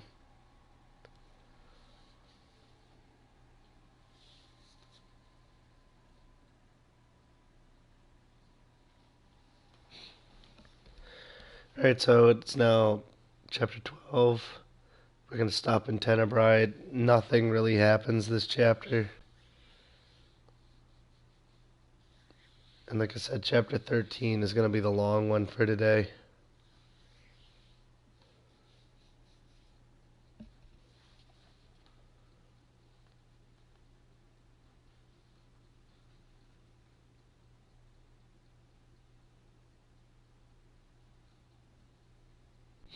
Tenebrae is a cool looking city though. Not that you get to really go into it at all.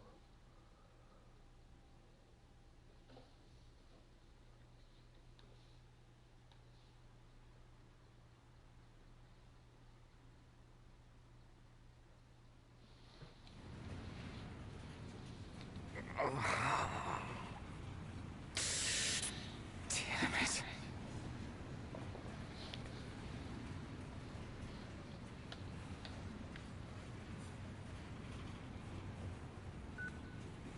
What's wrong? Ignis, you've got to stop this thing.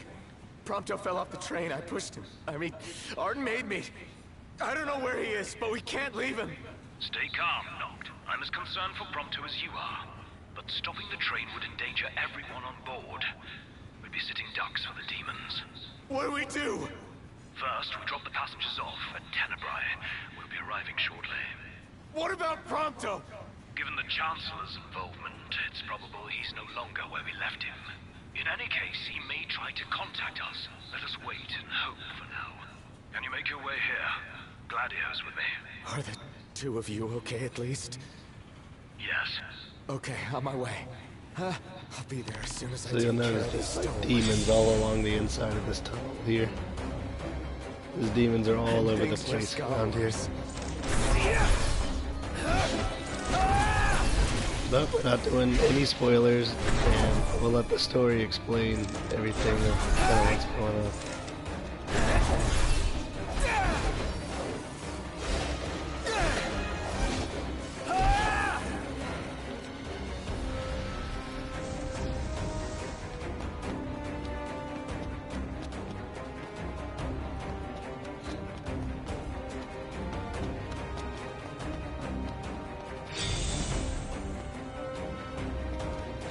We're running up to the front of the train to meet up with Ignis and Gladio right now.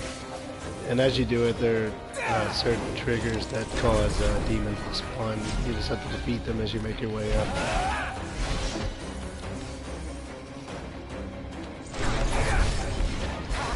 Where do they keep coming from?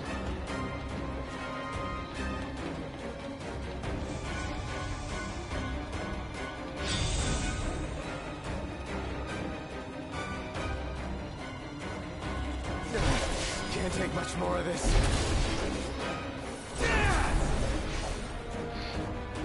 I didn't even enter combat with this.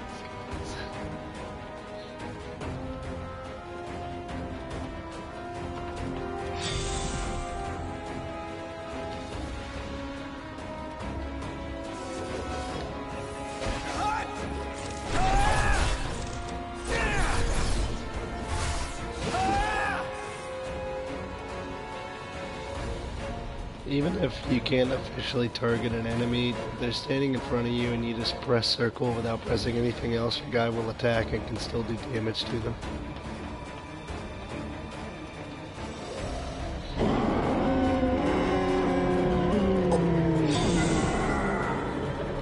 Bigger demon. See all the blue spots there? At the end of the tunnel.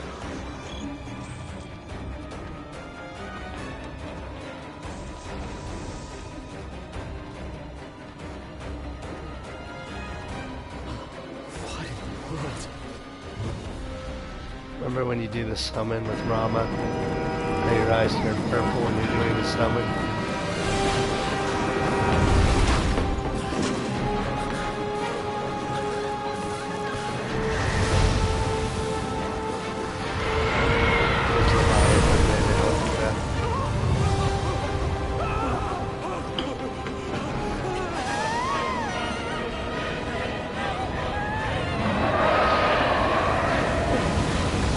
Slightly more selective of his targeting, and it does seem that he would have destroyed the train, or at least the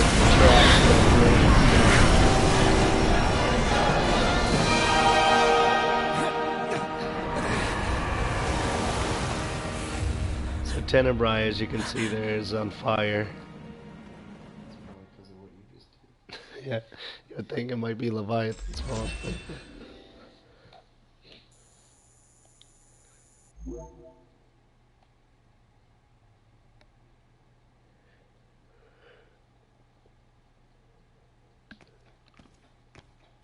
Well, look who's here.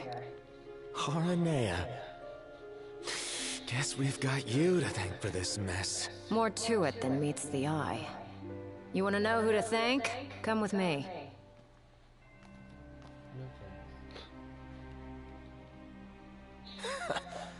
Can't wait to hear this. So they think it's Horanea's fault because she's with the Niflheim army. Huh? What did you do to your eyes? Oh, just a flesh wound. Can you see? I'm afraid not. Wow, that sucks. It's a cruel world. Wasn't there one more of you guys? Yeah, there was. We lost track of him. Is he dead? I don't know. Then quit moping, keep hoping. And in the meantime, handle what's at hand. Yeah, RNA is pretty callous and to the point, but, you know. So if it's not you, we thank. Oh, thank the demons. Pawns of the Imperial Army. The army that you fight for. Fought for.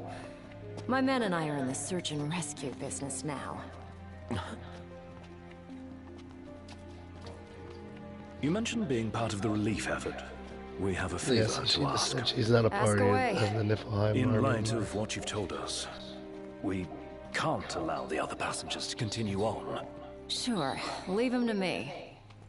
But who's gonna drive the train? Now that you mention it, yeah. You know anyone? I do. In fact, I know two. Your new engineers. Biggs and Wedge. No need to worry. They can take a licking. Only if we have to. What's all this about?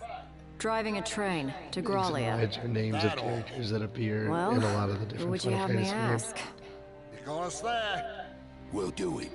Hey, really appreciate you going out of your way. Yeah. No sweat.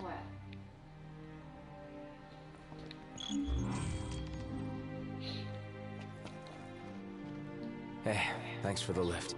We're happy to help. Can't say the climate will be as cooperative, though. You know? Right, especially the gorge. The place is freezing. Makes sense what with the ice goddess's cold corpse lying around. It's a rather long ride, so I suggest you bundle up before we ship out. By the way, I bumped into a woman from the manor. Used to serve House Flore. Must have gone off looking for you. Said she had something important to discuss. With me? Guess I ought to find her then.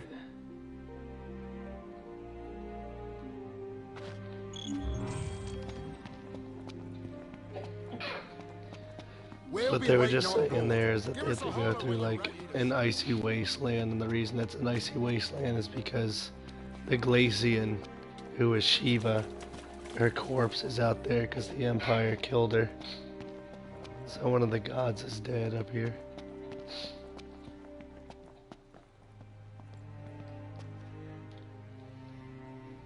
My word. Is that you, Prince Noctis? Yeah. Have we? Oh, blessed be the stars.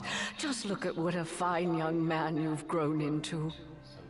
I am Maria, a retainer in service to House Flore. I doubt you'll remember me after these long years. I can't say I do. Don't worry. Who I am is of little import in light of what I wish to discuss. Lady Lunafreya risked everything to spirit the ring of the Lucii away from the Citadel. Did she deliver it to you? Yeah. Stars above! My fears have been assuaged. Lord Ravis, too, will be overjoyed to hear this news. Ravis, too?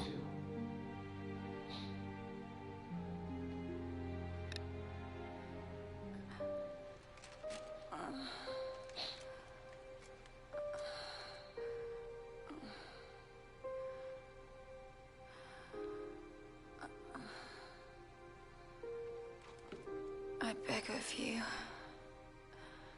please,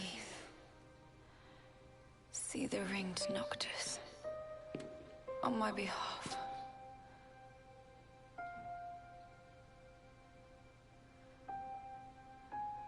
Already, my flesh has begun to fail me. No, I cannot accept it.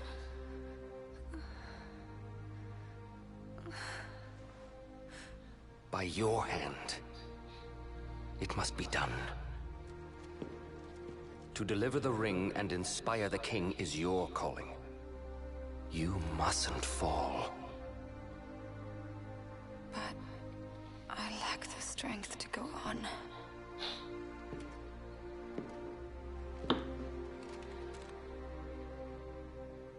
Find it, Lunafreya. You have the will. Go to Noctis. Show him the truth of your heart.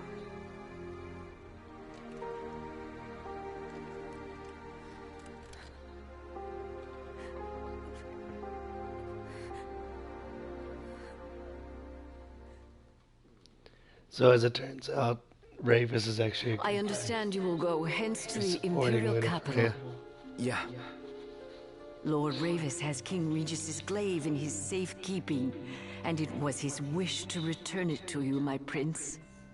Though I imagine it will not be easy for you to find each other. I'll get it from him somehow. I pray it shall be so.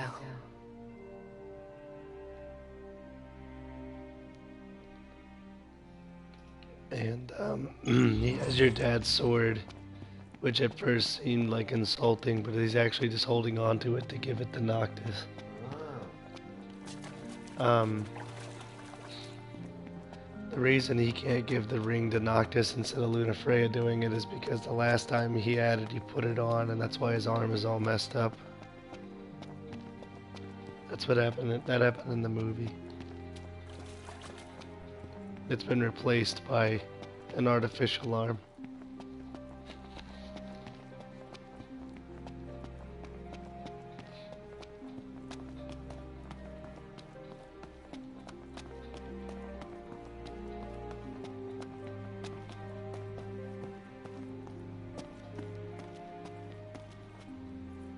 Prince Noctis!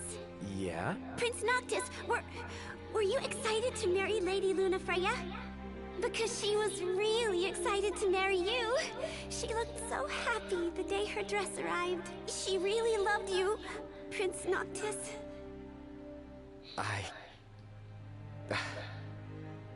Thank you. At first, the father had mourned the fate of his chosen son. Yet in Tenebrae, the two found solace. It was not the Oracle who assuaged their fears, but the girl. She holds the true power. I have little to offer a king, other than the voice afforded the Oracle. Nevertheless... And... I'm afraid you might find this foolish. But... to be together with Noctis again, even if only for a short while, it would mean the world to me. I do not seek to guide him, merely to stand beside him.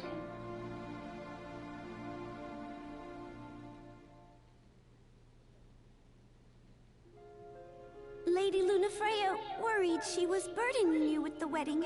That's not true, is it? No, not at all.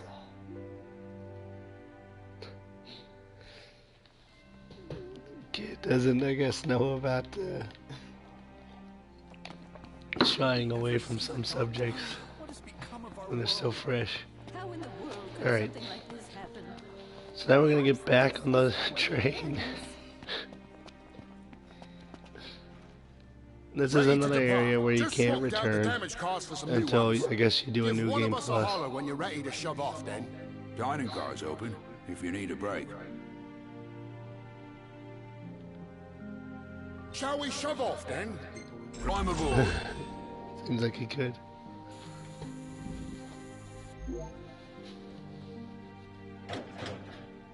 Don't worry about the civilians. They're in my good hands. Can't say the same for you. Watch yourselves in the capital. We will. Thanks, Aranea. We'll see you around.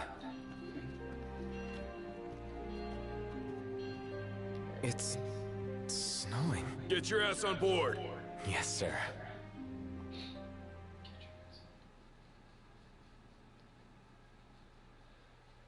Alright, we got another tiny stop coming up.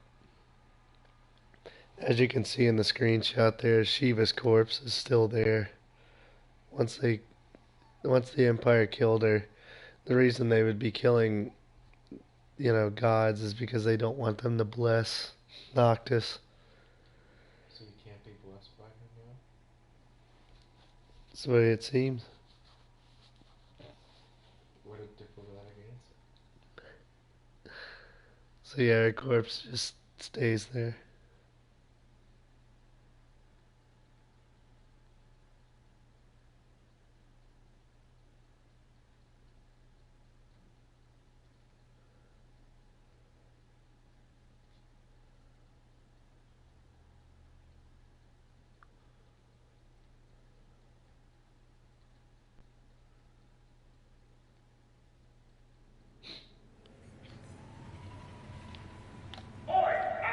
Attention all passengers. We're on our way to our final destination in the Imperial capital. Enjoy the ride. I'll be in touch if anything comes up. Look at all that snow. No wonder it's so cold in here. We must be approaching the Glacian's cadaver. Won't be a blessing if all we got's a body. Let us hope we pass through the gorge without incident. It's what's after the gorge I'm worried about.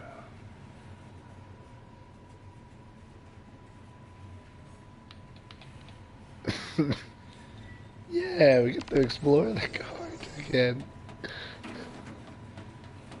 Fortunately, there are a few decent items in the back of the ship, over in the room where the car is.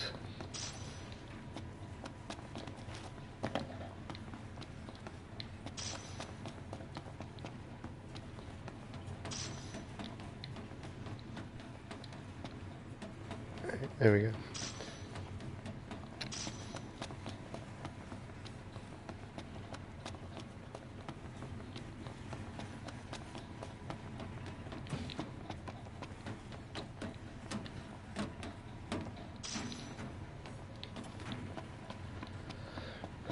Yeah, we're just waiting until enough time passes and the game reaches the point where we're going to make our next stop. Once we get through Gorvas, we're there. We've come quite a long way.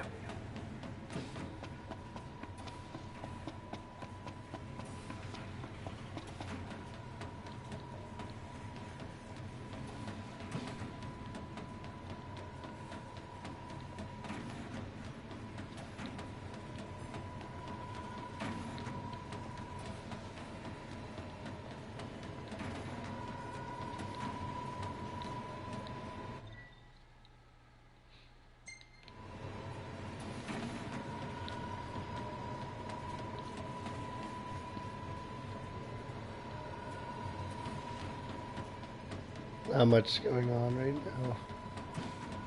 Just waiting.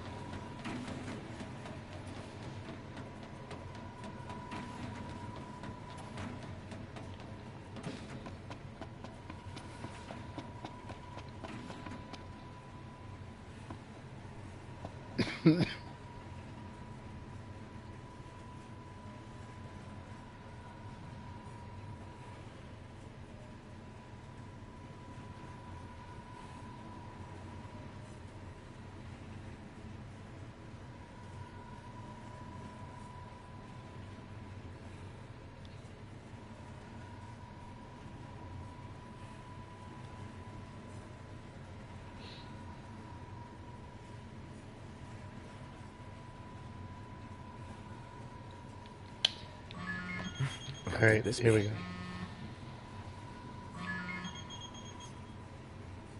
Hey, what's up?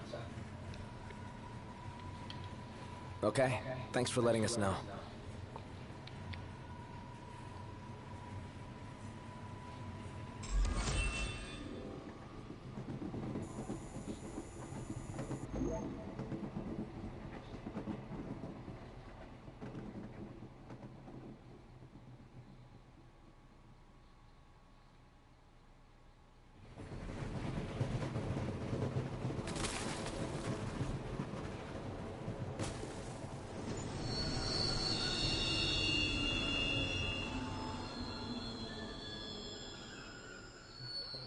Train's being forced to stop. I wonder what it could be this time.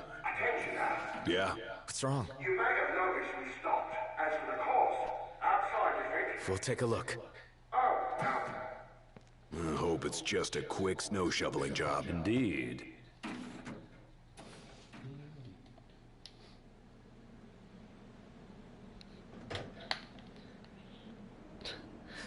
It's freezing. T-shirt outfits. You better keep moving to stay warm. The Glacian did this. I think I can see her. It's a shame. She's lying dead. Damn, it's cold. Let's clean up out here. Warm up in there. There's the demons here. Snappy.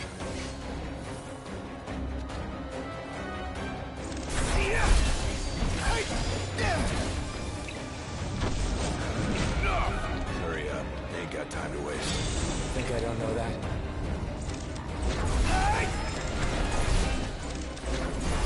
Watch yourself. Thanks. Yep.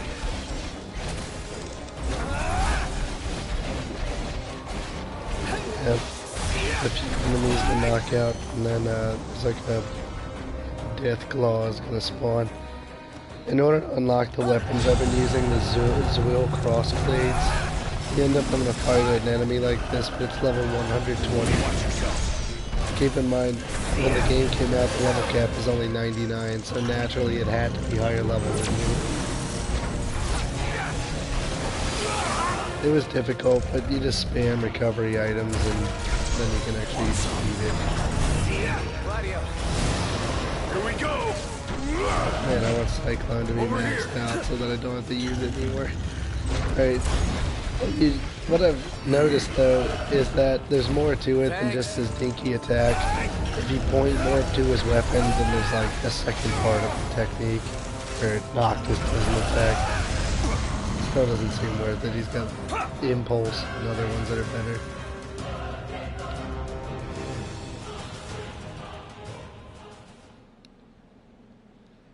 Alright, so that's the end of that stop. It's not the end of this chapter just yet, though. Hey, Noct! What's up? You better get in here. Something's not right. Come on in. Be there in a sec. Right.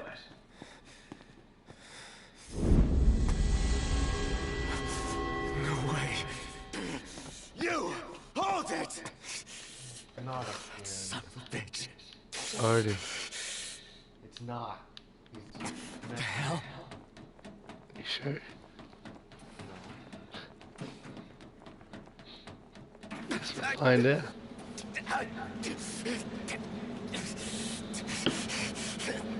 It's been him. He's been there all those times. He is just messing with you, though.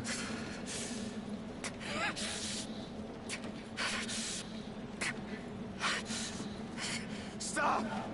Stop, damn it! Where is he? Where's Prompto? Oh, there you are. I'm worried about your friends. They've fallen and they can't get up. Why not lend them a hand?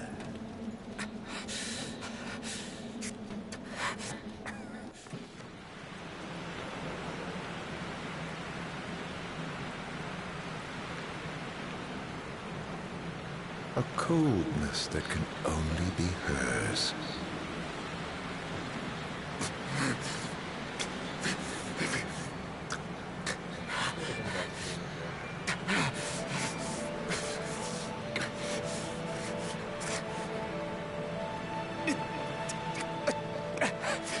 Ah, the face you wore the day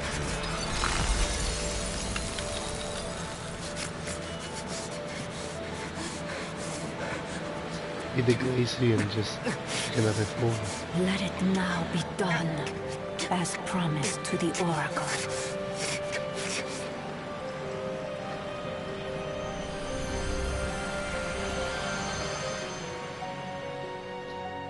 So the Empire killed the body of the Glacian Shiva, so Shiva just took the form of Gentiana and became the Oracle's handmaiden. What?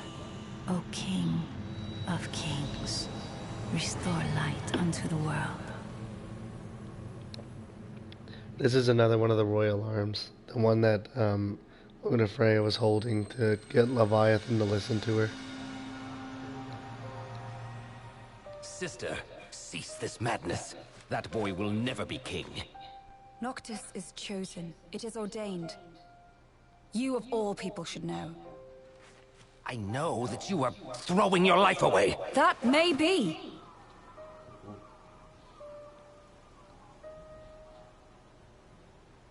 But it's my choice. If only...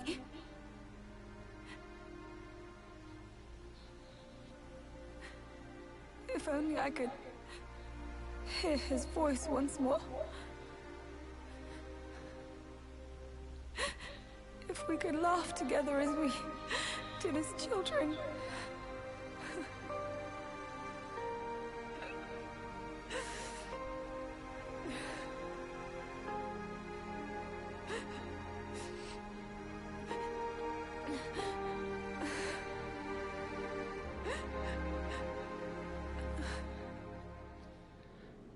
So Luna Freya already knew she was going to die at that point.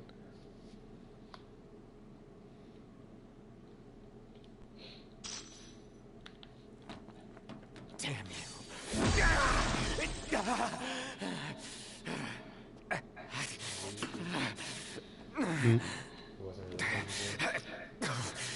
Hey, It's wake up. that. It is him.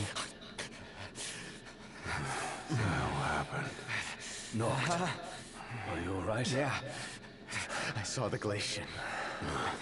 It's okay. She's gone now. You guys check on our drivers. Got it. You good? Yes, I'm fine. Let's go.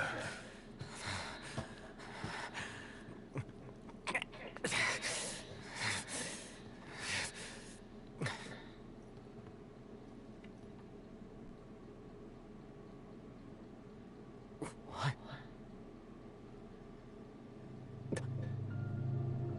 Luna.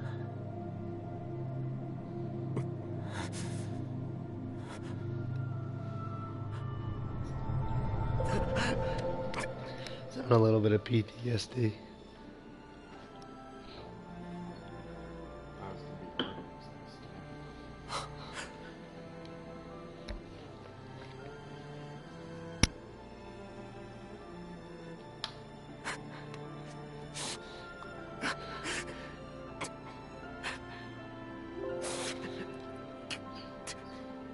It's so hard. Guess it was hard for you too. I'm sorry. I couldn't be there for you.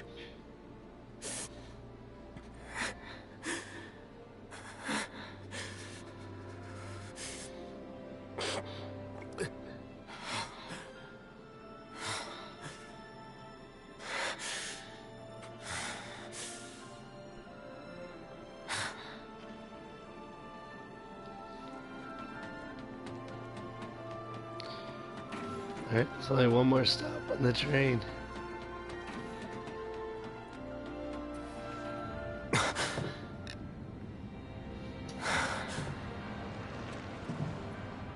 I feel I've earned the right to call you not.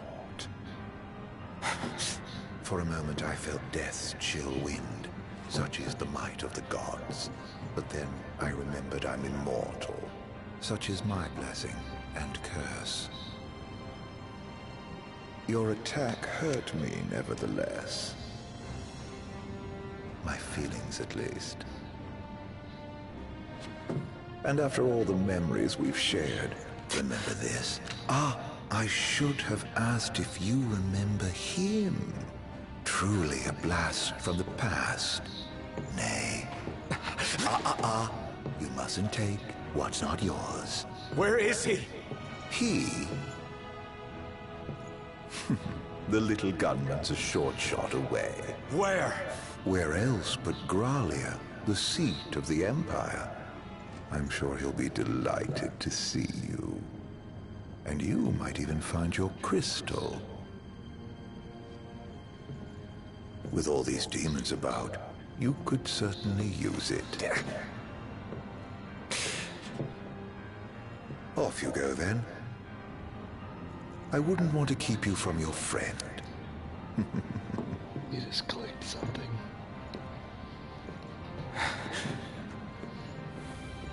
Guess what to see.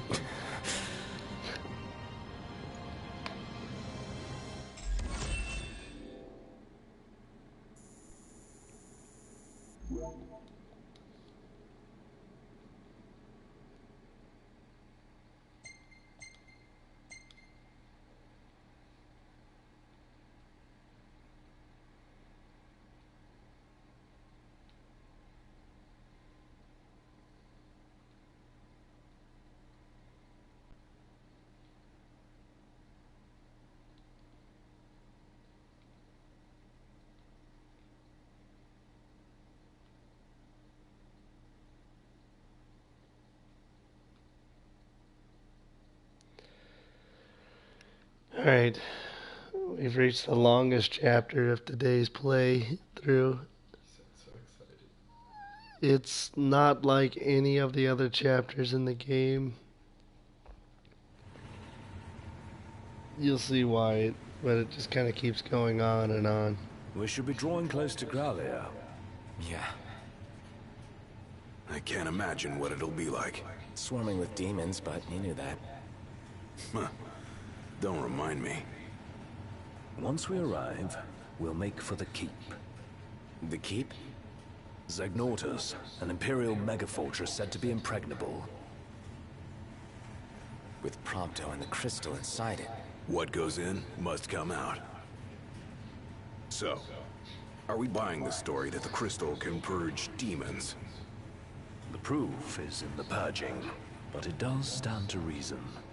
We've observed that as the nights have grown longer, the demon hordes have grown stronger.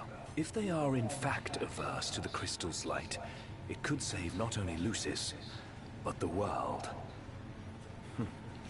We'll find out once we take it back.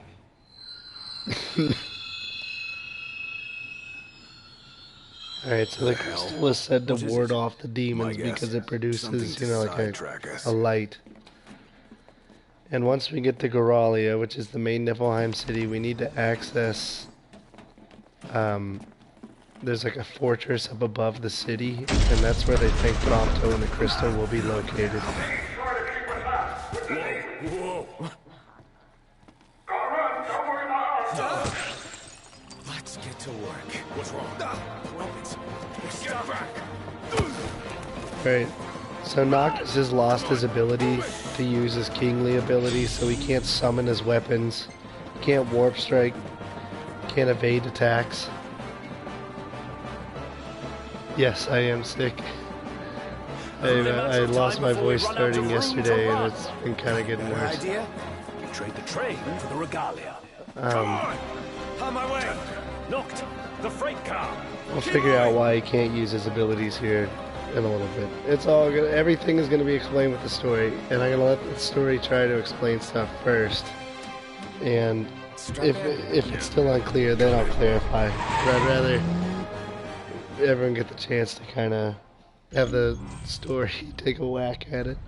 Threat Game upgraded. take a whack at explaining what's going Activating on. level 4 security measures. Sealing all gates. Alright, so I can't use my weapons or anything. At this point I'm in the car, you're timed. As long as you're pressing the gas, you'll make it. You don't necessarily have to have the best engine or anything to beat the timer. You just can't stop. Inside a tunnel. On the train tracks. Don't slow down, or they'll catch us up! Going as fast as I can. Hang on!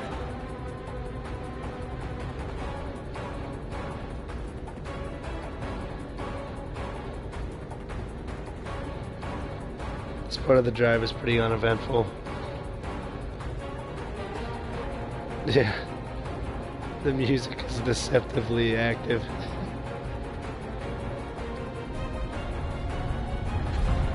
What was that? Alright, we're now in the city. It should be clear now that there's something wrong. The trains are stopped in the middle of the tracks. Take a bit more than that to stop his I know it's nighttime, but there's no people around. Dodging one thing to run into another. The regalia can take the punishment. Just focus on your driving. You can do it, girl. You can get through this. Alright, this always happens right there. The car starts to drift a lot. Anyway, we're almost done with this part of the story. You have to be careful about your turns here, because you don't want it to drift too much. You can actually wreck a car, in which case you would get a game over and just have to restart.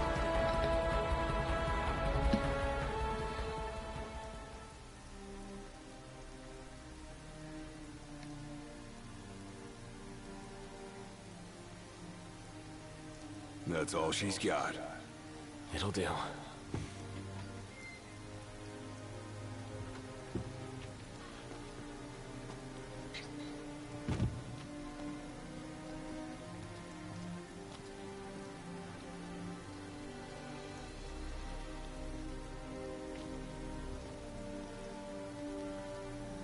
So your car is destroyed now.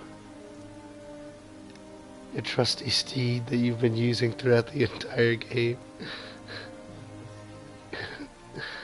Yep. So the king is gone. The oracle is gone. Your car is gone.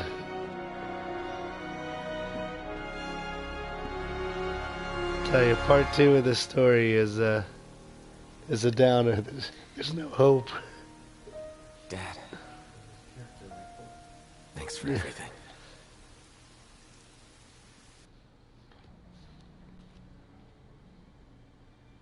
are we seriously marching into the capital empty-handed? And with no assurances, the crystal can beat back the demon hordes. Guess we'll find out the hard way. No turning back now, right? This thing could come down at any Alright, so time. Zegnatus Keep is that thing up there. That's where we're headed.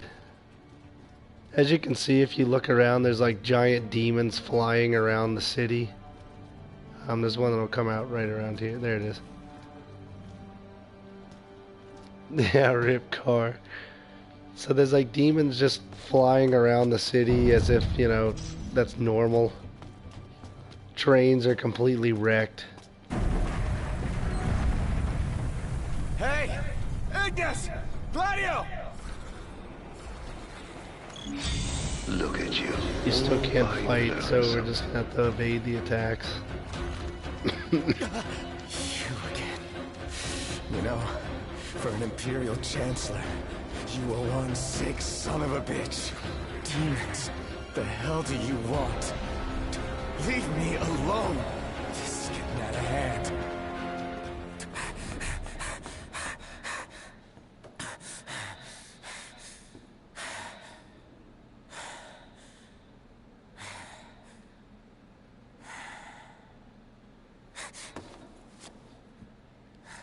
Then Noctis remembers that he has the ring. And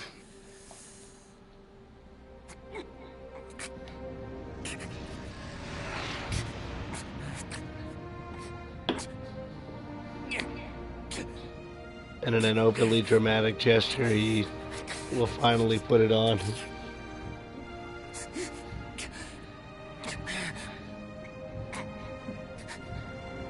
His middle finger.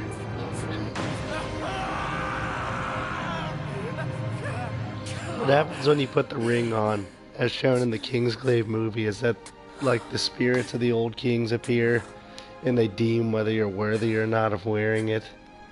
So that would kind of explain the whole screaming thing once you put it on.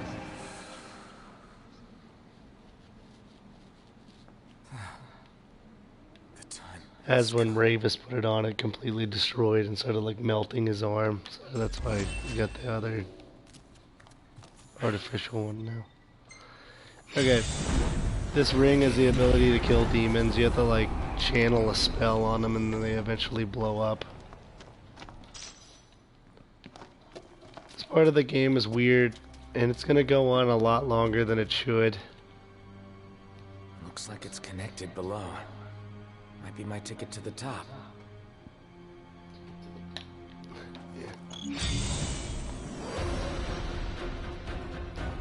The channeling is strange. If they run out of line of sight or anything, it'll start casting and stop like that. Okay.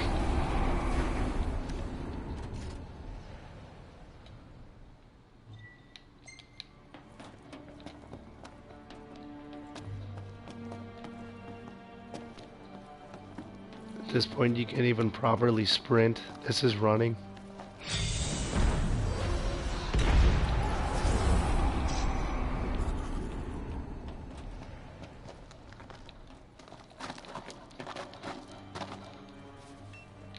Nice. So we're trying to get access to that base that's above the city. So you have to go and press a few buttons to open some doors to be able to get to the elevator.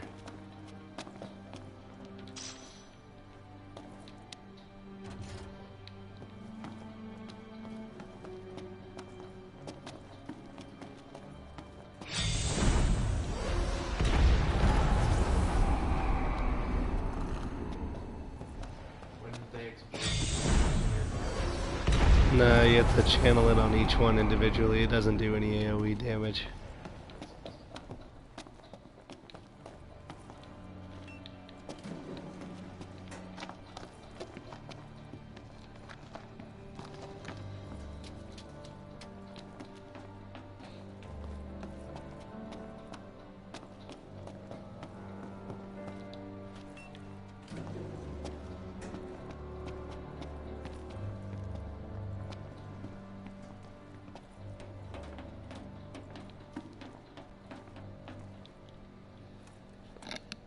a good thing your guy knows how to operate all this machinery. You know, he just pressed like 12 buttons, like he knew exactly where to go.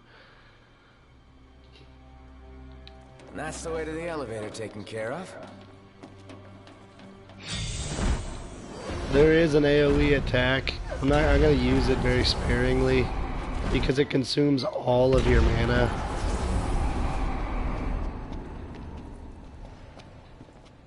Yeah, the way he runs is annoying. And it's like, I don't know if he's trying to be like cautious in the way he's running, but I don't know, I just think it's pretty stupid.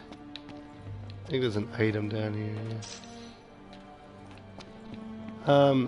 Okay, so at this point in the game, there's not any safe places to save anymore manually. The only option you have is the occasional bedroom that you'll find. Of course, you're still getting autosave, so it's not a huge deal. But, yeah, so every now and then, just to be safe, it's good to stop in the rooms your first playthrough. At this point, it's kind of a joke, so it doesn't really matter, but...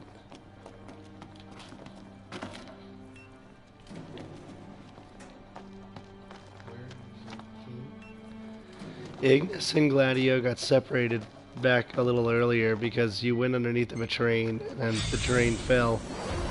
And then... There you go, there's the AoE attack. That consumes all of your mana. And then Prompto, you pushed off the train earlier when Arden was messing with you, so... Yeah, they got separated but right after, or right before I started running away from the demons and then went up the steps to enter this area. So what did they do? You don't know, but you'll see. You don't know yet what they're doing though. Dead quiet. Where'd everybody go? Yeah. So, in case it isn't too obvious yet, there are no people here in the city. That's a little strange. What's kind of neat is that if you block attacks with the ring on, it does damage to enemies whose attacks you evaded. But just holding square to block consumes mana. This whole city gives me the chills. It doesn't normally, but it does with this ring. Alright, so now we're on the elevator headed up to Zignatus Keep. Too quiet for comfort.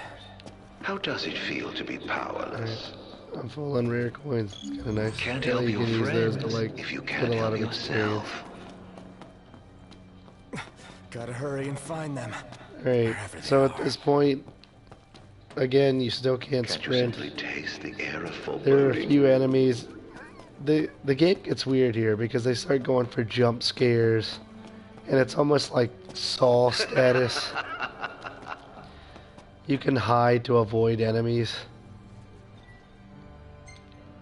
You can also just kill them. These don't look like typical MTs. Might make it in here. The little must be tiring. reminds me of the beginning of the Pokemon movie.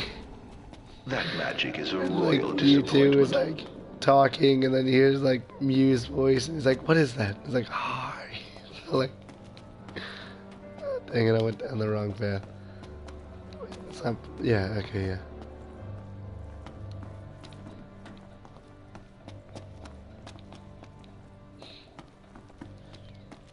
And like I said, this part of the story goes on way too long. Oh, jump scare. Something grabbed you through the fence. Something different about them. Something off.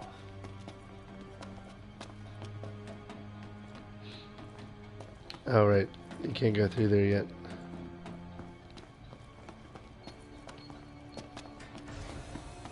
There's another bedroom back there. As you make your way through this part of the story, Running around here?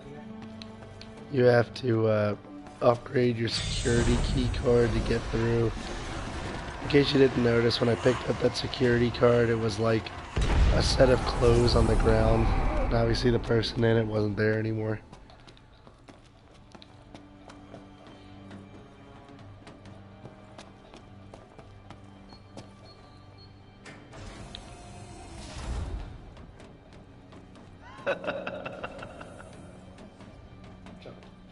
It's all coming along swimmingly, isn't it?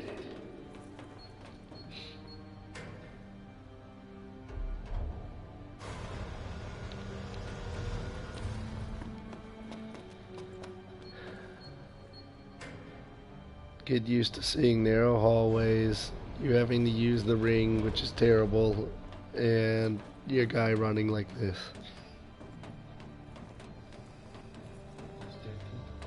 No, they're MTs, they're more of the little robot guys, they're just laying around. Can't afford to get spun around. There's something weird going on here. Hey, Prompto! Wait! Whoa, a jump scare.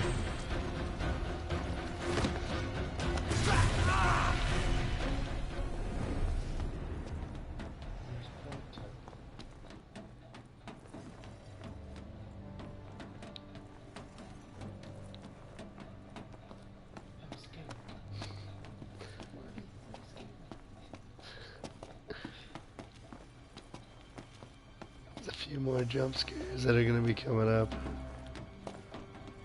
I can go this way, but it's just another instance where you're going to have to upgrade your security key card.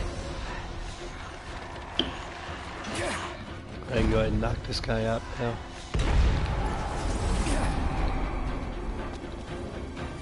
Oh, okay. Yeah, I forgot this happened the last time I did this too. When you beat that guy, for some reason, 2 enemies from another room are aggroed, and I don't really know why. Yeah, here we go. You'll notice my mana is incredibly low now. And I now have no mana.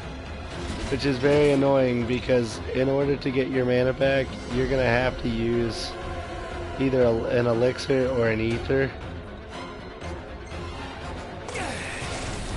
I've got a lot of them. Like, ideally, I don't even see the reason to use any recovery items throughout this playthrough.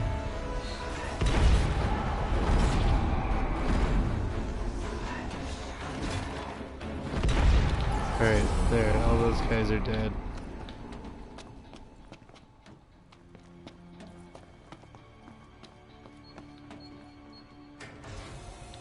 Huh, and what have we here? Clearance level. Nice. Security clearance raised to level 2. Access to level 2 zones authorized.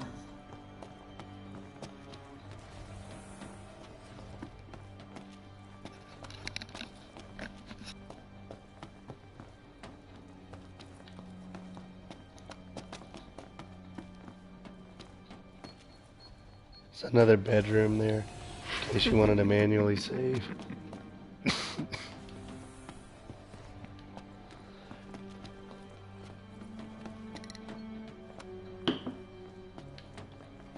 Poor Prompto must be feeling the heat right about now.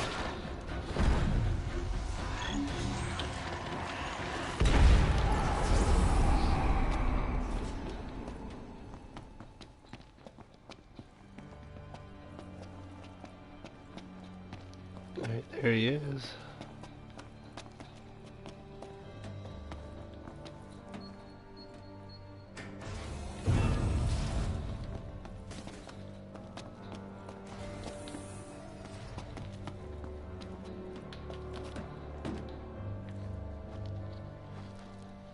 You're gonna have to fight a spider-like creature here. The best way to take care of it is just to evade its attacks. No.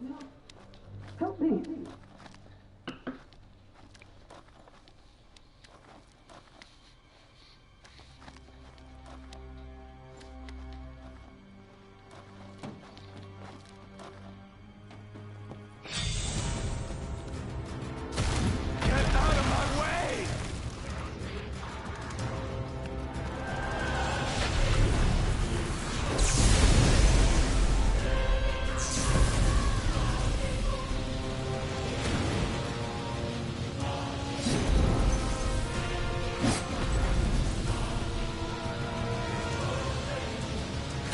like I said, that you can't just hold blocks or you'll run out of mana.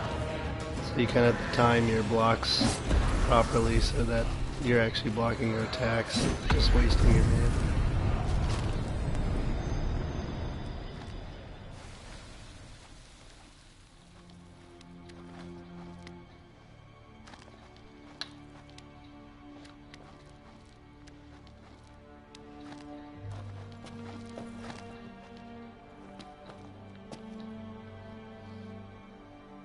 Ready to rescue Pronto?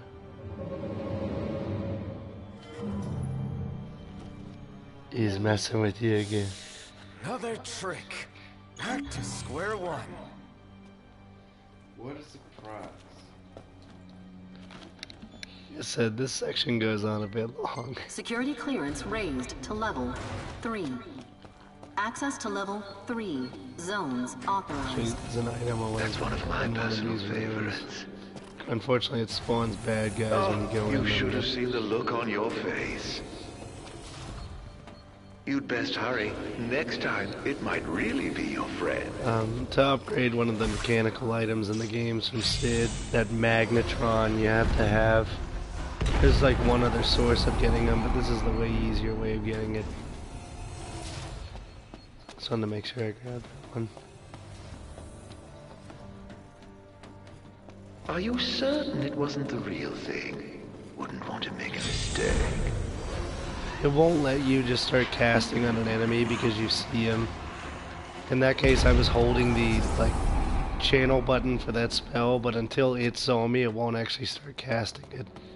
Kind of a dumb engagement mechanic, if you ask me, but yeah, nobody did ask me, so.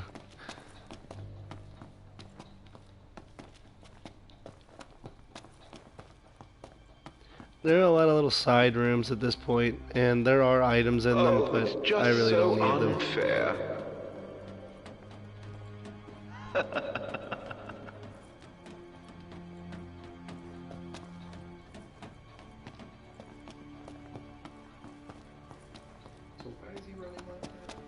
I don't know, like, there's certain parts of the game where it doesn't let you do a full sprint, and this is one of them. I know, I really don't know why he's running like that. Get used to seeing these, there's gonna be a lot of them.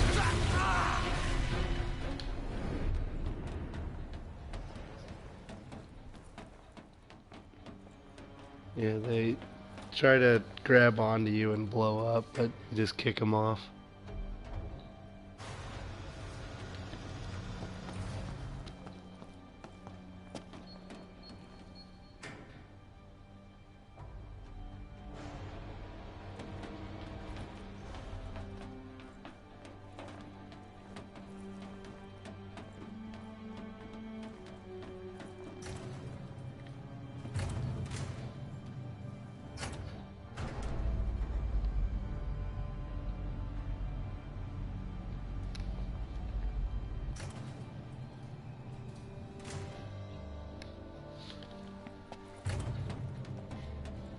So this is the elevator that would take you to like the top. Soon it will be within your grasp. I suggest you take the central elevator. But what do you know? It's unresponsive, so... It will take you to your goal. Aren't you? Gotta go press this button. Don't look down, don't look down. Gotta find a way to make it move.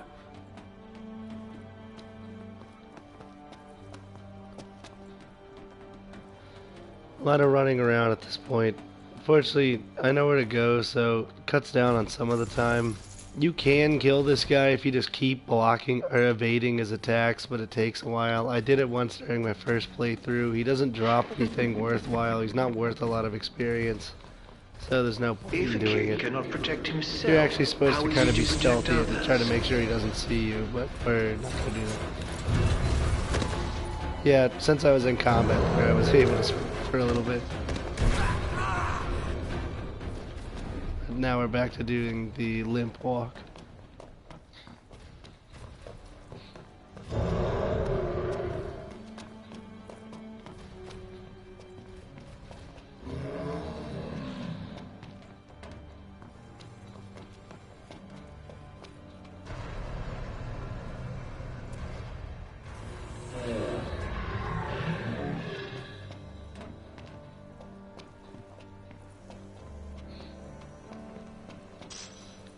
Keyed up. Welcome to the stream. Sorry, my voice is all messed up. I am sick.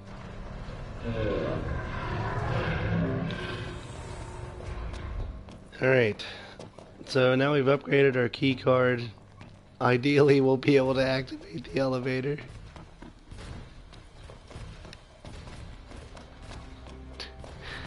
If our experience up till this point suggests anything, it probably won't.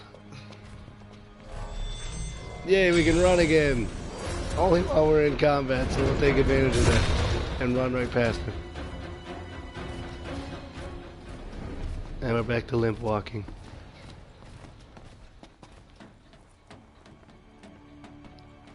Alright, during cutscenes I typically don't talk so everyone can experience what's going on.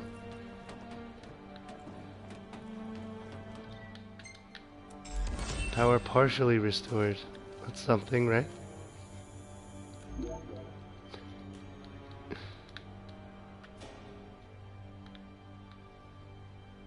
The higher you climb, we're gonna get there, we're gonna get there. The further you fall. Uh-oh. But we were so close. This is a very long chapter, and it goes on a lot longer. That sucks. Yeah, I don't know what Square Enix was thinking with this particular chapter. I don't know if they just kind of got tired of writing, or ran out of resources, or were limited by release date. I don't know, but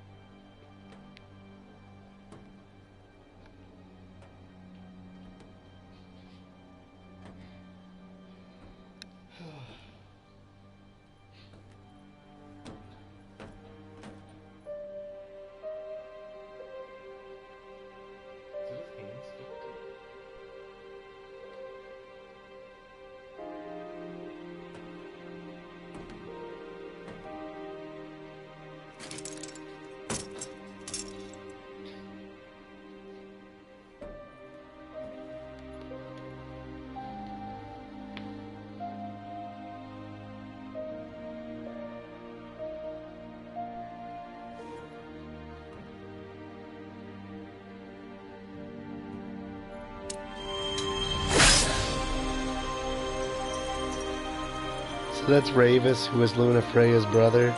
He took the king's sword and he was holding it for Noctis, though that was a secret because he was actually the commander of the enemy's armies. Anyway, he was executed for an event that happened earlier in the story. It's very odd that his corpse would be there of all places, given that it was a public execution. I'm not really sure how the bottom of this giant structure is a proper place for that, but our work is done. If you start poking holes in the story now, then you're gonna have a lot of issues.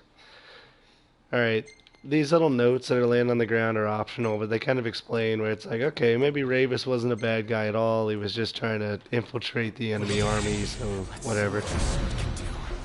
So, point of the story, Ravis is a good guy. Fortunately, even though we don't have our ability to summon our weapons or anything yet,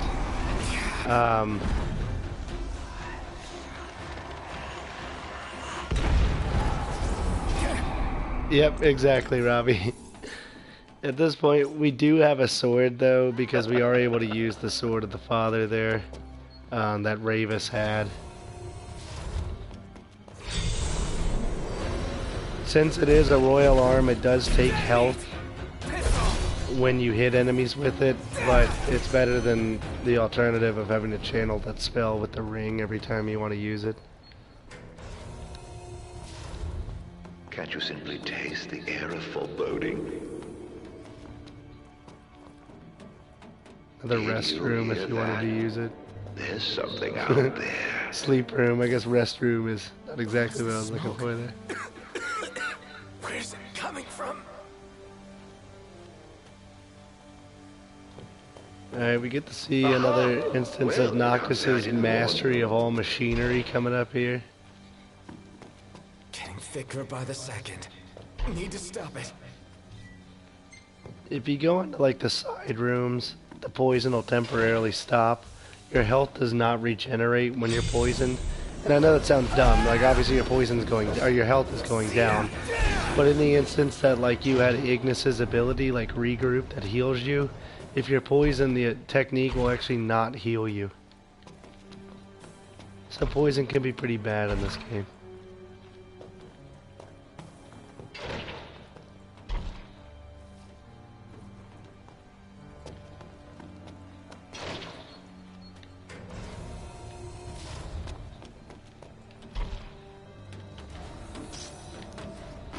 Alright, here comes Noctis.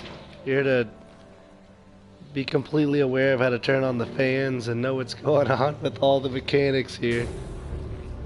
But he is Noctis, master of machines, so. That was close. Oh, you're such a tease.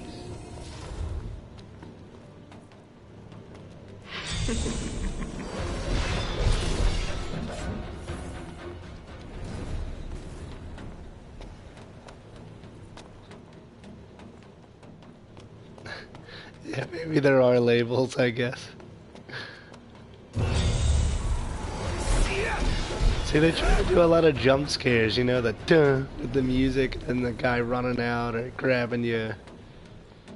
It just, this whole chapter is just odd, given the content of the rest of the game. Let me make sure I'm going the right way here for a sec, going the wrong way.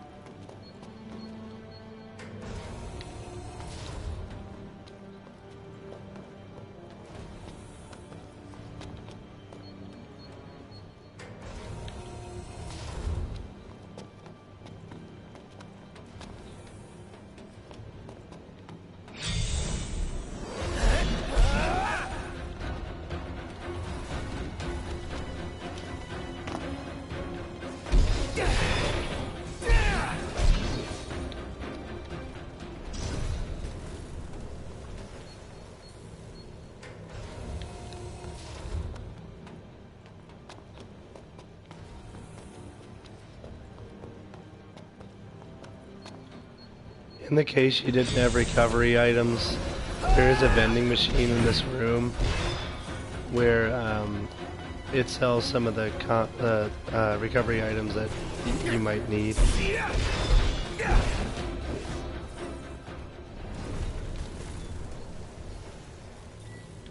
Security clearance raised to level 4. Access to level 4 zones authorized.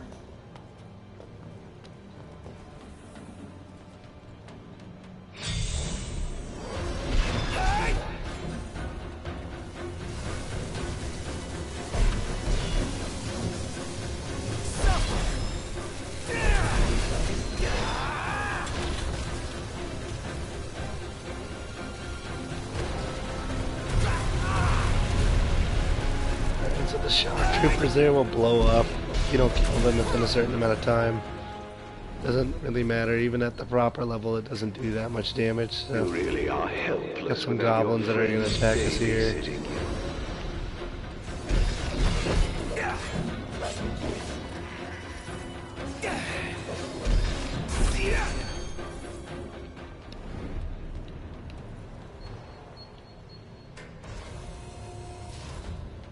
As I said, there are a lot of side paths for extra items and stuff here. We don't really need them.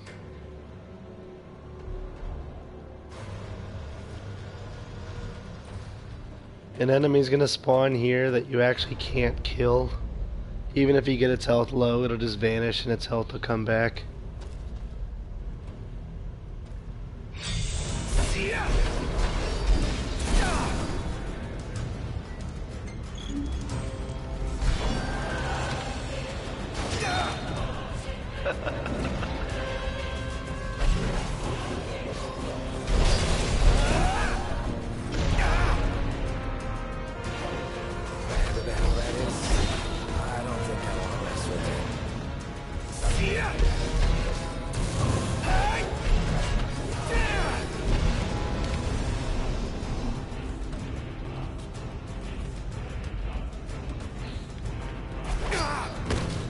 no matter what you do.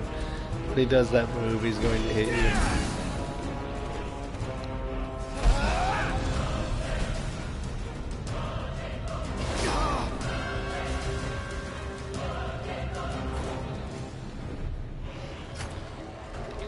Yeah. You get in the elevator and it just stops pursuing you. It's like, he's gone.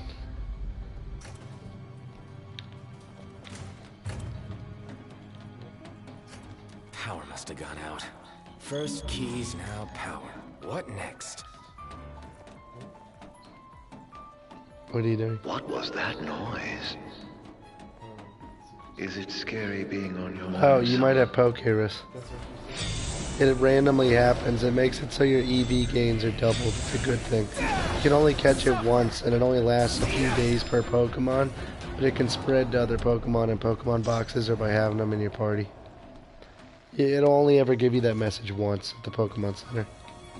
Ain't much, but it's better than nothing. That's existed since Gold and Silver, I think.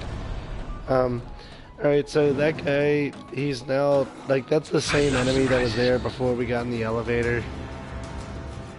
It's just pursuing us. We're just gonna skip these enemies. Oh. We're gonna try to skip these enemies, but it's gonna let us keep knocking me over. Are you serious? Alright, so the lights were on for all of, 20 seconds, now they're out again.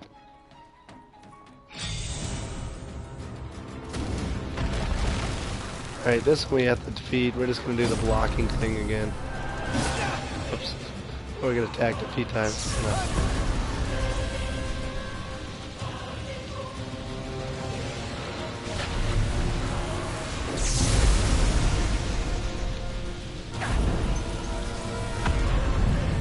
Yeah, you can just walk into the lightning balls and hit the hold square when you do so, and it'll actually, it'll deal damage to it too, because technically that is an evade. What did I forget to do? Nothing. Okay. I'm going over here first.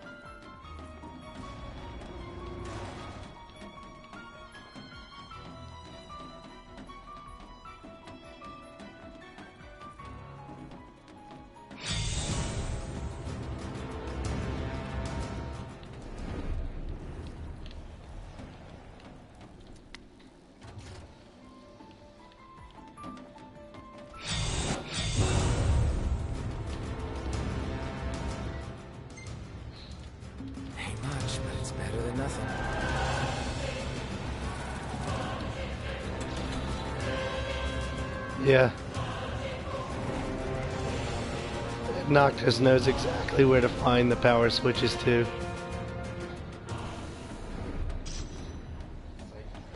He might as well have been the architect. I mean...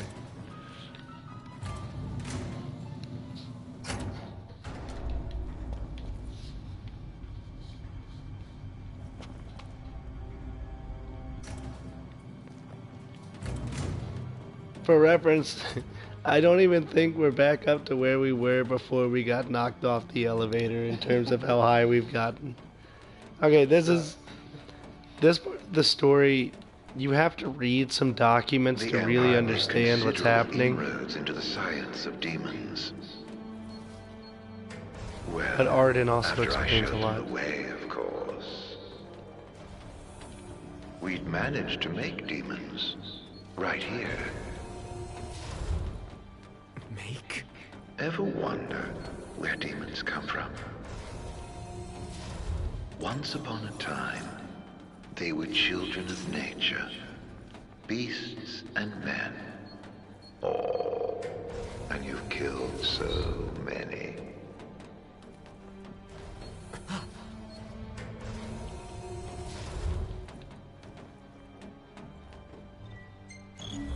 So the demons were once originally beasts and humans.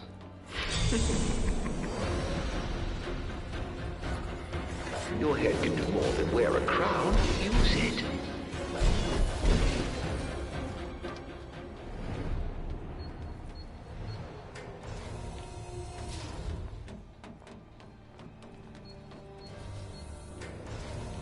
The infantry units you callously dub MTs all began as babes in this very facility. Imprinted with serial codes and incubated until they were strong enough to fight. What a pity. Innocent souls fated to suffer at the hands of a foreign king. Well, not so empty after all, are they?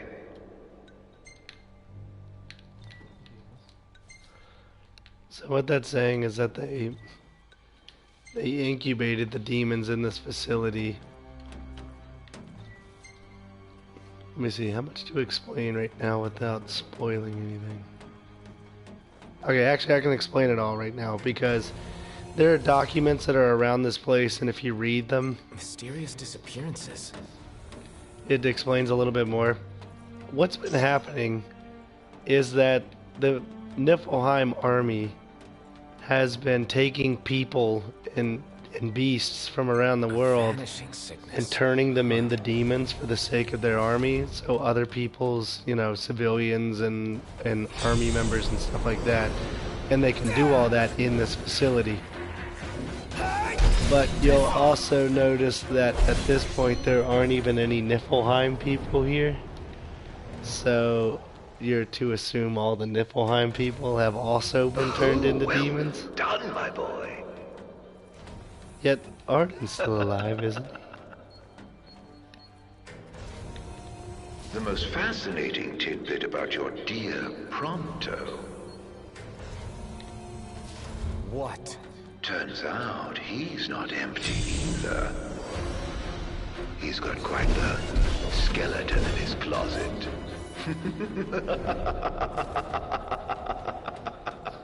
Sam Prompto's got a secret.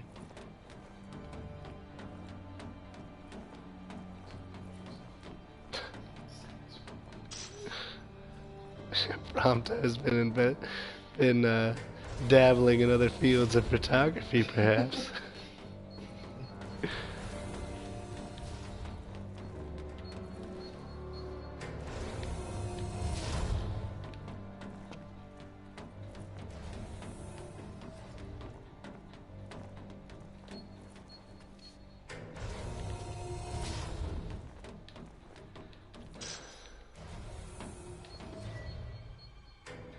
Yeah, more than half of the inhabitants are now demons.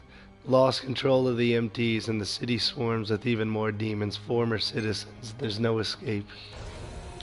So they lost control over, like, demon production, essentially. And now everyone here is a demon.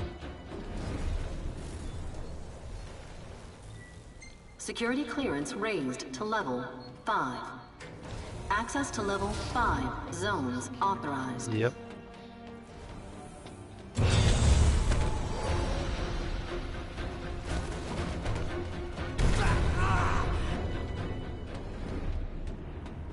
We're getting there.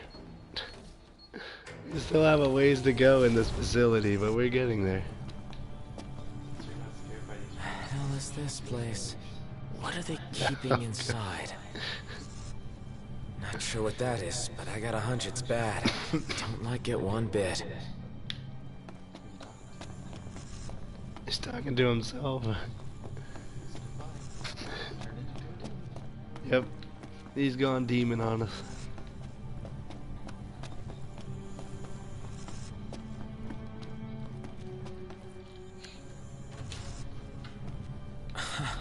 Wasn't expecting that.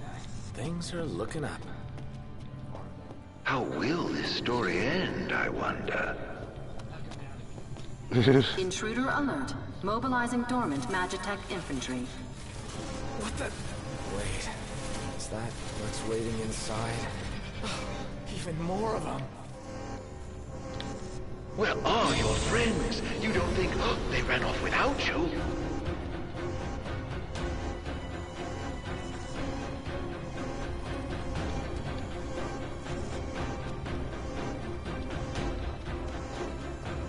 Oh, right, I can't do this shit. I actually have to defeat all the enemies first. Or at least get out of combat. You still haven't found Gladio? only a matter of time before Ignis bumbles into a trap. You gotten to know your group pretty well over the course of the story. I could have gone around the other way. So I'm walking off this way then. Okay, that should take me out of combat for now.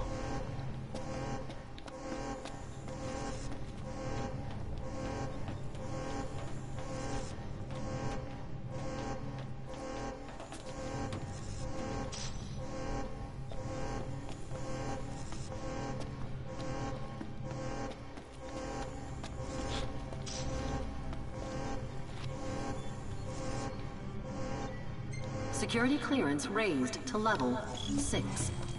Access to level 6. Zones authorized. Your buddies have bright lives ahead of them. Don't take it personally if they choose their own over yours.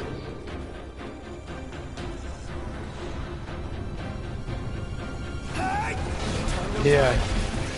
Well, it's like this whole thing at this point that like the demons aren't motivated anymore. Like they don't have control over them like they used to. So it used to be that like if they jumped out, you know, they'd start attacking the target that I guess it was intended for the security system to neutralize or whatever.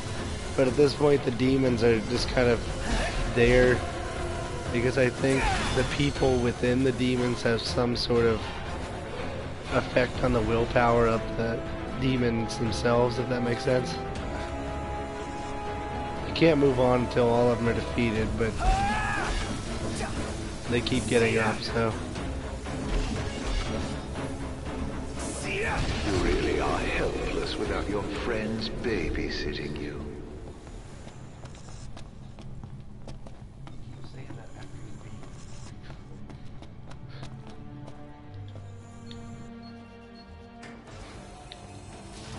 Yeah.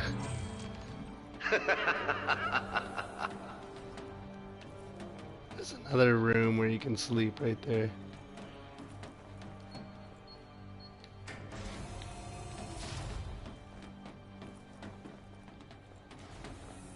In case there was any doubt, it's a trap.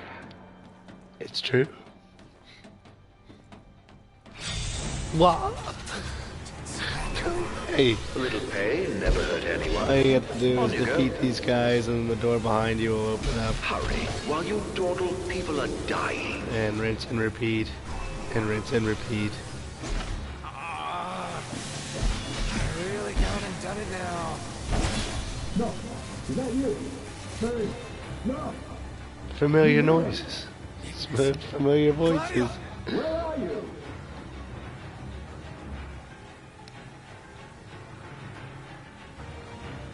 You have to wait here because you're supposed to move slower than this, so that you have to wait for the door to like get pretty close, and then this guy will get up. Narc's in trouble. Gladia, there ought to be a kill switch nearby. Find it. Well, how do you know that? I believe it's the reason we were brought here.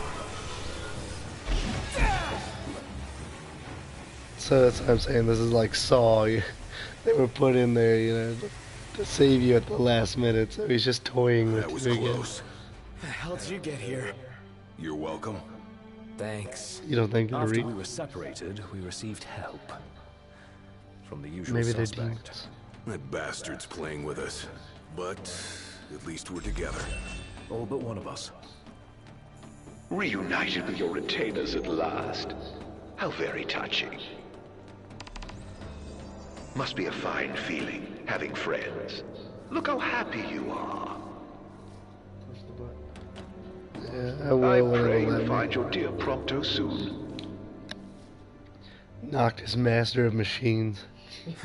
Locked. Meaning there's someone inside? I don't know. Even if those things have labels on them, he's pressing them pretty fast and in proper sequence.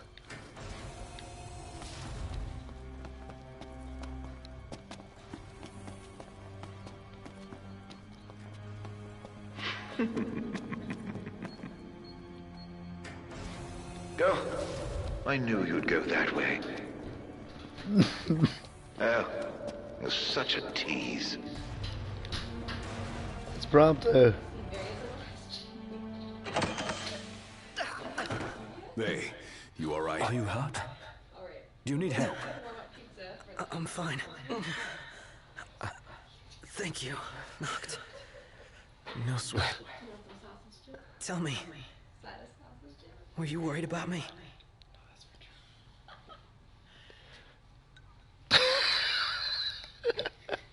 I've only ever said yeah. Why would I be? Don't tell me you still think that I'm Arden. It's not like that. I knew the real you wouldn't kick the bucket so easily. Damn it, I wanted him to say something mean. Not until I got to lay a guilt trip on you in person. Yeah.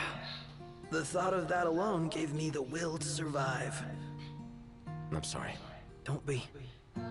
Everything's all right now. There's a certain tours are a set of side quests where if you sleep at certain campsites, it's like a little event that you can do in the morning. There's a one hotel if you stay at where Prompto goes on this whole speech where he's like, you guys are so strong and I feel like I just don't fit in with your group, you know, sort of thing. It's like, damn it, Prompto, shut up. What about the skeleton in his closet? I don't know. Because we have yet to see his skeletons. Arden suggests that Prompto has a secret that we aren't aware of.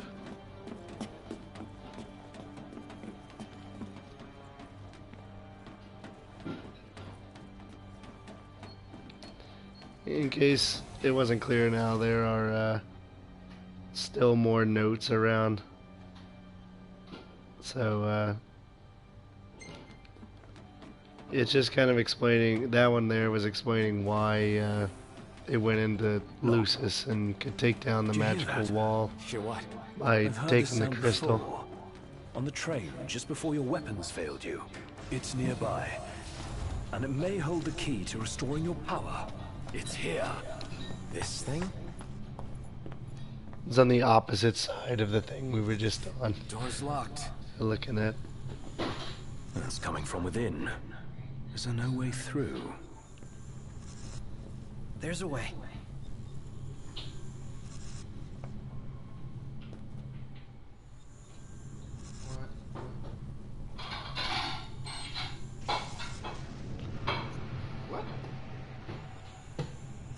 Alright, cool, Robbie.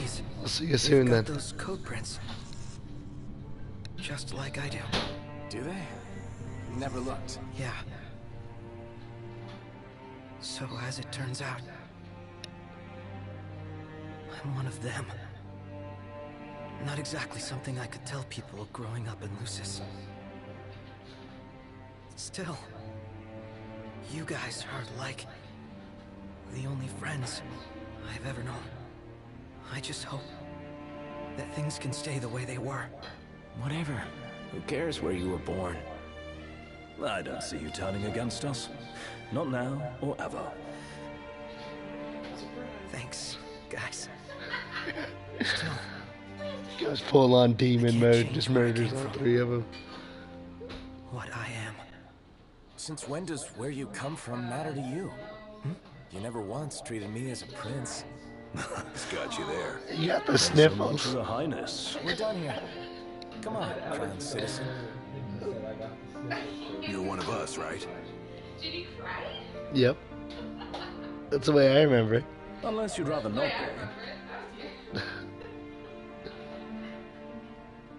Okay, so what was just revealed there, skeleton in this closet, is that Prompto is actually from Niflheim. Not that it matters, he didn't grow up there, but... That's the king's robes, by the way. You'll notice his body isn't in them.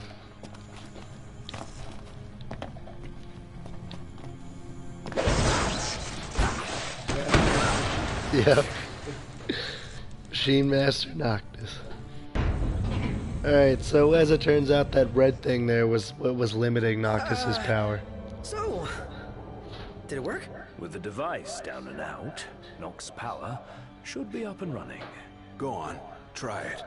All right. Moment of truth.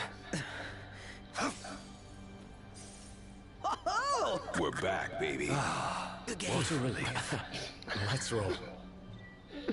Alright, let me go ahead and customize Noctis's weapons again.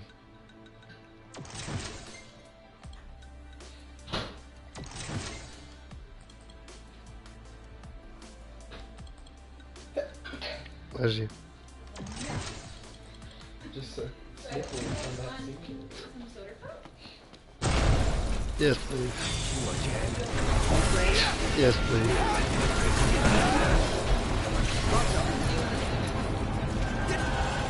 Okay. Some pizza pop. Pizza pop and soda pop. Meal of champions.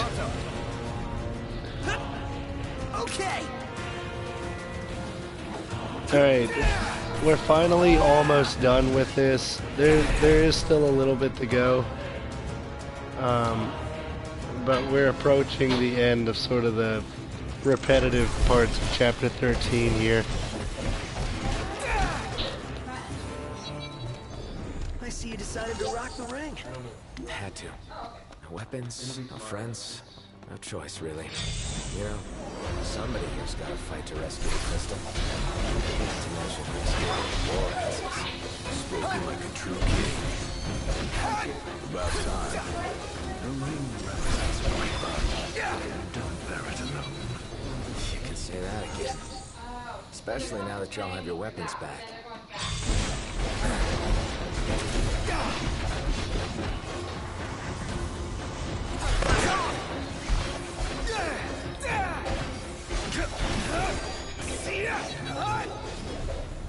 In order to do techniques, there still has to be an enemy alive, so I can't just throw it in at the end there when everything's already dead. So, where'd you guys park the regalia?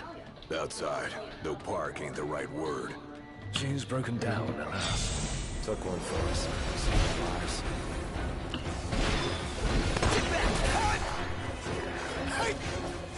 Piss off! Sometimes it gets locked on an enemy that's already dead, so you're just swinging at nothing. Okay.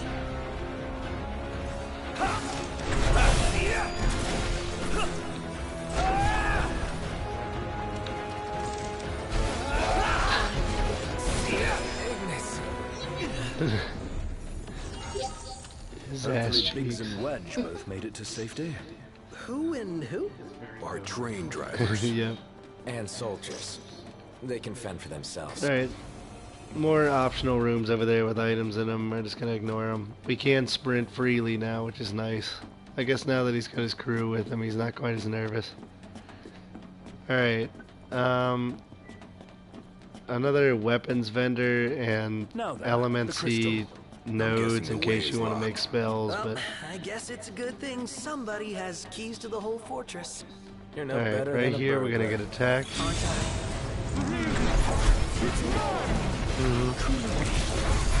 You can actually kill this guy now. And as it turns out, because the dialogue's going to be drowned out by the combat anyway, that demon is the king of Niflheim. Yeah. By the crystal's light, we shall flourish. I shall arise as ruler of the world. All right. But so even the king has been turned into a demon. So really there is no Niflheim Empire anymore. It's just Arden doing something that you're not aware of yet. I knew I didn't trust him. One hell of a hangar. Look at all this space. So the central elevator's through here. And out of the loading bay. Alright. Your Majesty, your precious crystal another awaits waiting you. game. To liven things up, I thought I'd Oh, take no, you on this a is stroll first. down memory lane. Of course, memories decay with time.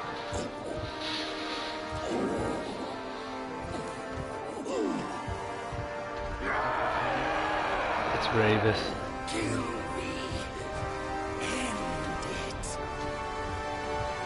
That's like his transformation process into becoming a demon. Or what's left of him. The reason he was so strong earlier when he punched Gladio and like he went flying back is because his fake arm there was actually a demon's arm. Like he had put through partial transformation already. Just the thing. Not yet, because I couldn't remember when I took the first one. Pronto. Going for it! Okay. Yeah, I'll take it.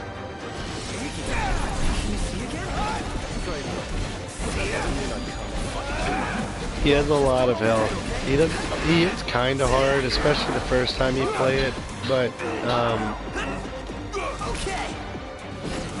he falls down like that sometimes because he's trying to make it easier for you to kill him. Now I'll do attacks like that, and he's got one where like spikes come up out of the ground. Okay.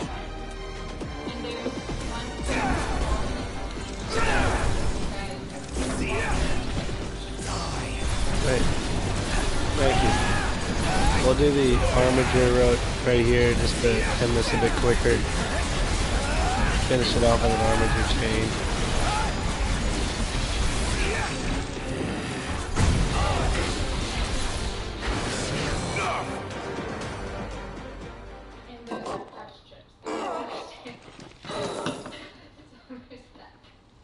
A sorry end for the High Commander.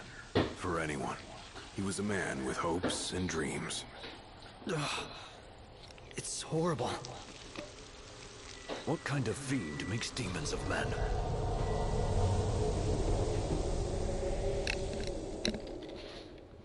Look alive! Company! I don't want to do it.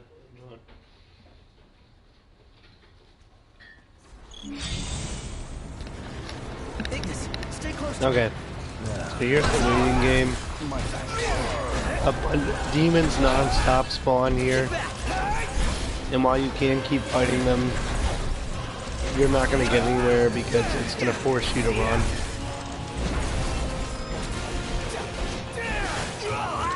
Thank you. That was Brad. And they just keep coming. That was Brad. Where did you go? Oh, nice. Yeah. Yeah, I remember. He brought me home one month. He brought me home one month the last time we went. Okay, so now It's our only chance. What about you? they're gonna stay here and keep fighting, and I'm gonna run down here. You could still get to the crystal if you went on your own. Your friends will have to stay behind. I'm actually going to turn down the in-game music. I don't know if it helps, but there's a cutscene coming up where almost everything is explained, but Arden's voice volume is so quiet that you can't hear anything that he's saying. I've done it twice now, and I can't hear anything that he says either time. So I'm going to go ahead and do that if I get a chance here.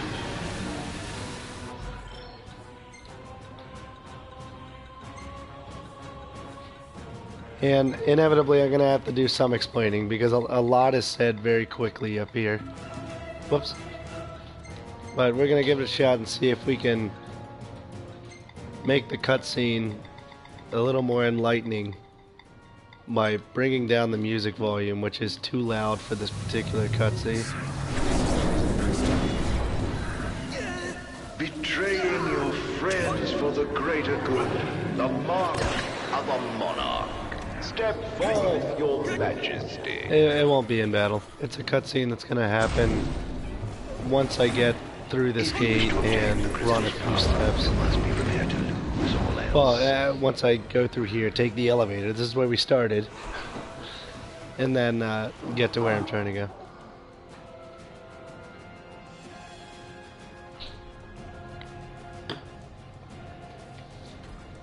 Gate closed.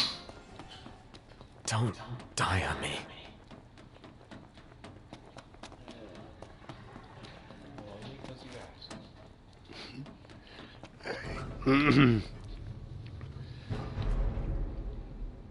Do you suppose your dear friends are still alive?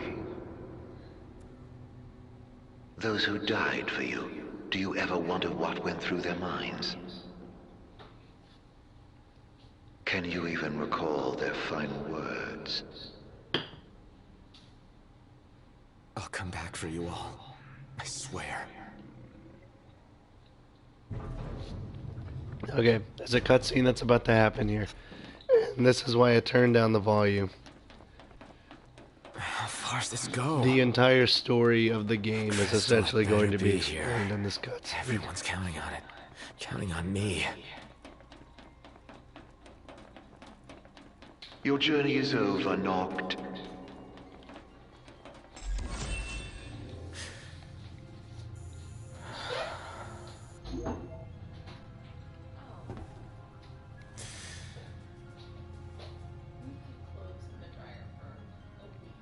Please. Help me stop the demons. Why?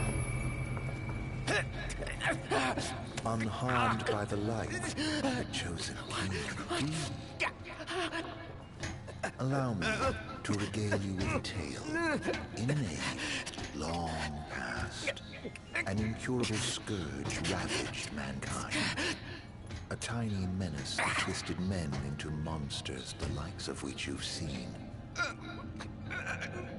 In Lucis lived a savior who could cure the afflicted.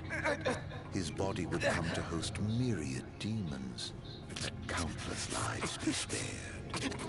But a jealous king, one not yet chosen by the crystal, ostracized and demonized this healer of the people, making a true monster of him. I gave you my name earlier, but you should know that it was not the name given to me at birth. Arden Lucis Kylum is my proper name. You'll never guess whose name this linear was. No. Killing you as a mortal will bring me swift satisfaction. Playing with the crystal's power, arise as its champion. Only once the crystal and king are no more can I know redemption. Come back soon. I shall keep your friends company until you are ready. Okay, we'll let Bahamut get a second chance of explaining what just happened, and then if it's still not clear, I'll do some explaining myself.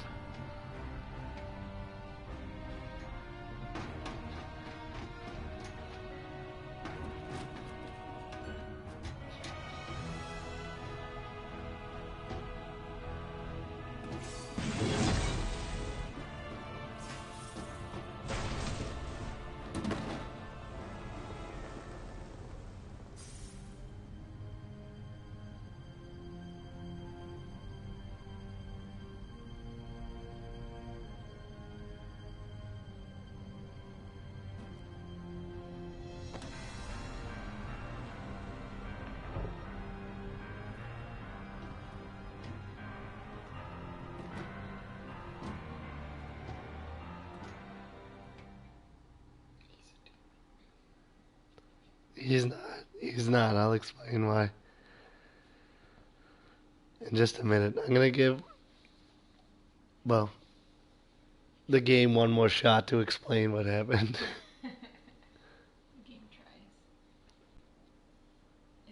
Gather strength, O chosen. It's Megatron. You fail me yet again, Starscream.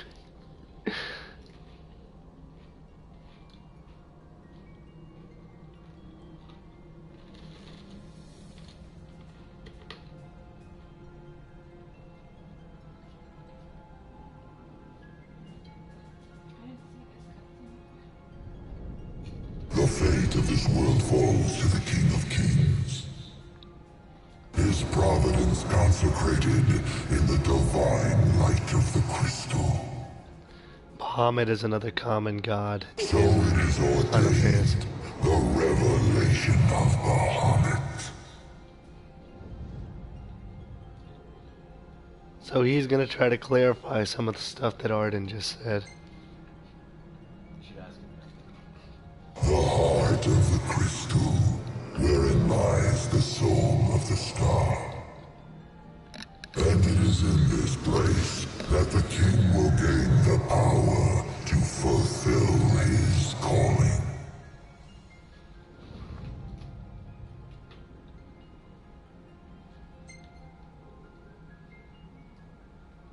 They stand against the darkness and above abide in hope, sustained by faith unfaltering that their king shall arise and bring deliverance. By the covenants awakened, the six have seen the coming of the prophesied hour. A time when the crystal shall have shed the entirety of its light unto the ring. Only then, once the sacred ring is replete, can the true king complete his ascension. And only by the true king's hand can the immortal accursed be banished and the light restored to this world.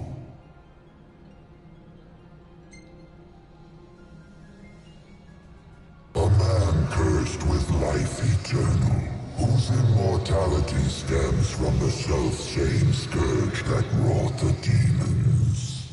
One so impure of body and soul was deemed unworthy of the crystal's light and forbidden to ascend.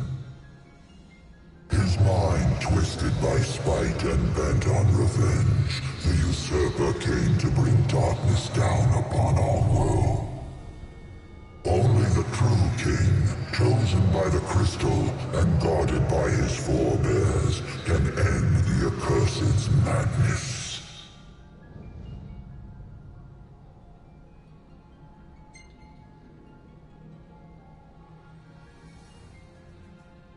It is the sole means to ending the immortal accursed.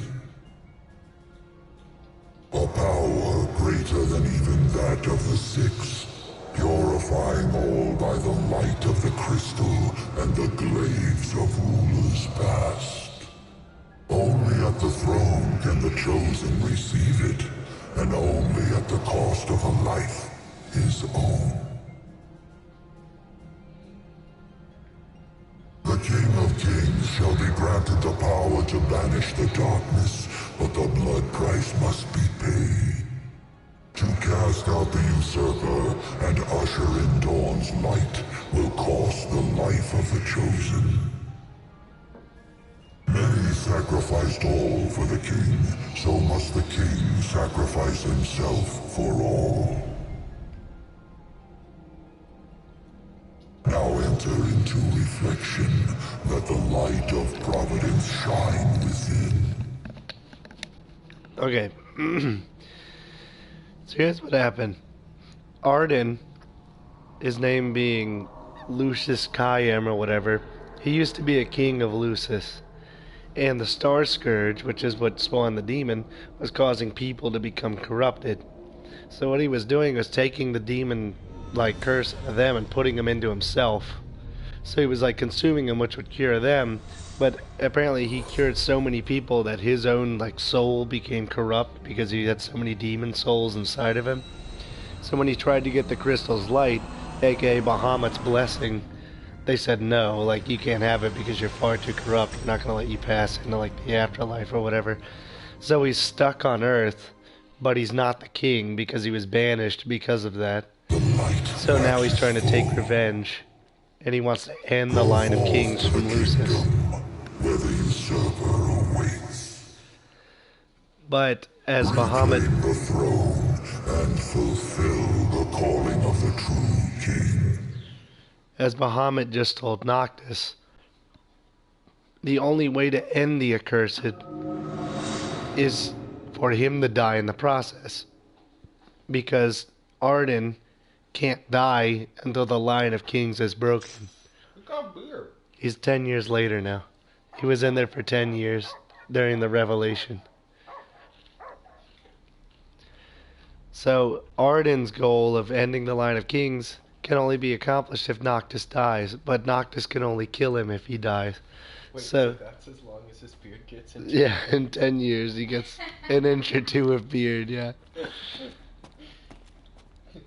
Now, where you are right now is a little island off the coast of Golden Key. You can see it. It looks like it has two big like wings coming up of it. It's called Angel Guard.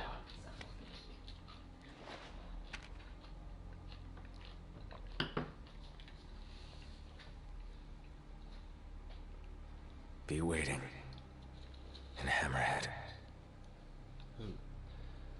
The rest of them. His crew. They're alive.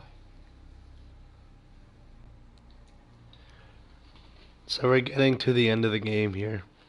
There's still a little bit to go. As you'll notice, there are 6 gods, and we've only gotten blessed by 5.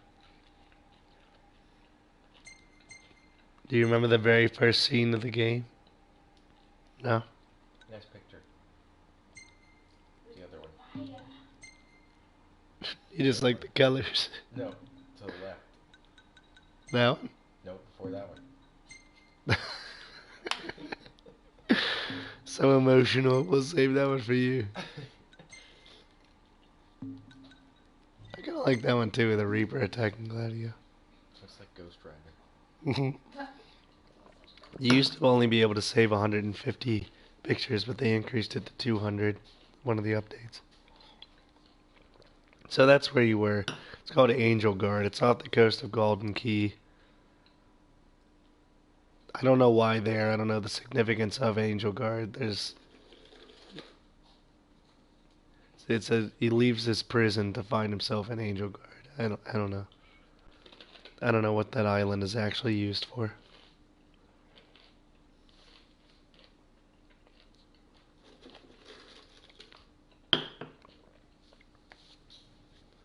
But Arden is trying to get Noctis to receive the blessings, because Arden also knows that Noctis has to ascend to become the king with all the blessings and everything, and then fight him, and then kill him, and that's the only way he can die too.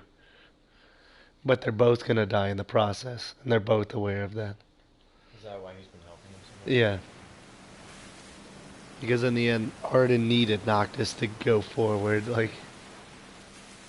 and he didn't care about the Empire. That was just, the tool by which he got everything he wanted, essentially.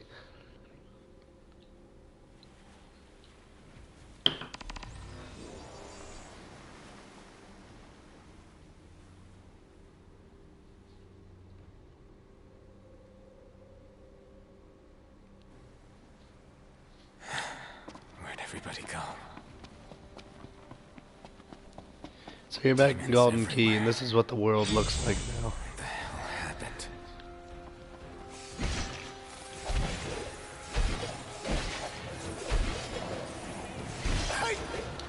So I can adjust the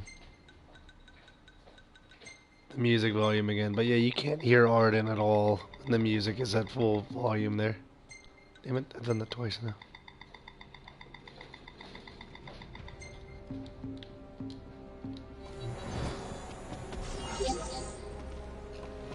We're going to skip a lot of this. It can easily add a lot of time to this if we go around and fight all the enemies.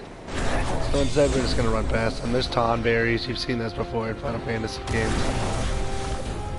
Another one of the Nagas. There's some Mind Flayers or something there. We never encountered these in the regular game. Hobgoblins, but they're in a lot of the dungeons.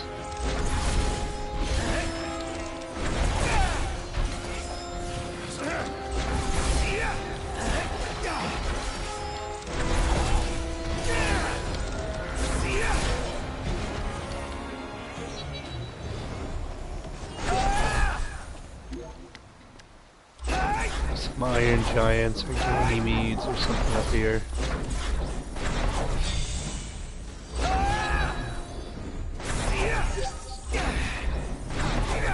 There's a tunnel up ahead.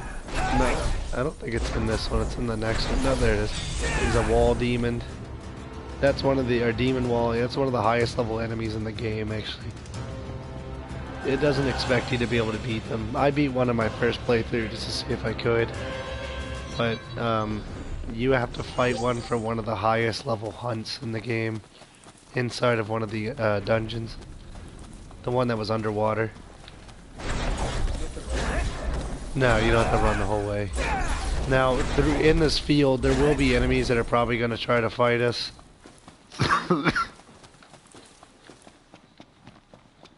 Fortunately, no. Excellent. I made it perfectly up here. Once you hit the road, my car shows up. Something's coming. But there are a lot of enemies on the way, but there's a path you can take to where you don't actually encounter any of them.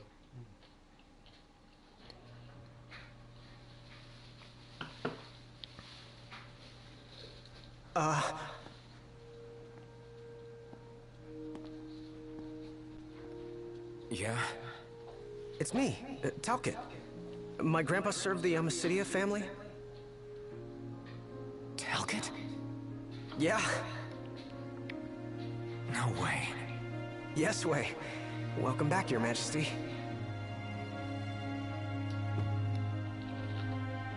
So now Talcott's gonna kind of give an overview of what everyone's up to. I gotta take the headphones off so I can eat something. Huh? Just a second. Said he wants to have a word with you. He can have it in person. He said you can have it in person. Okay. We should be there shortly, sir.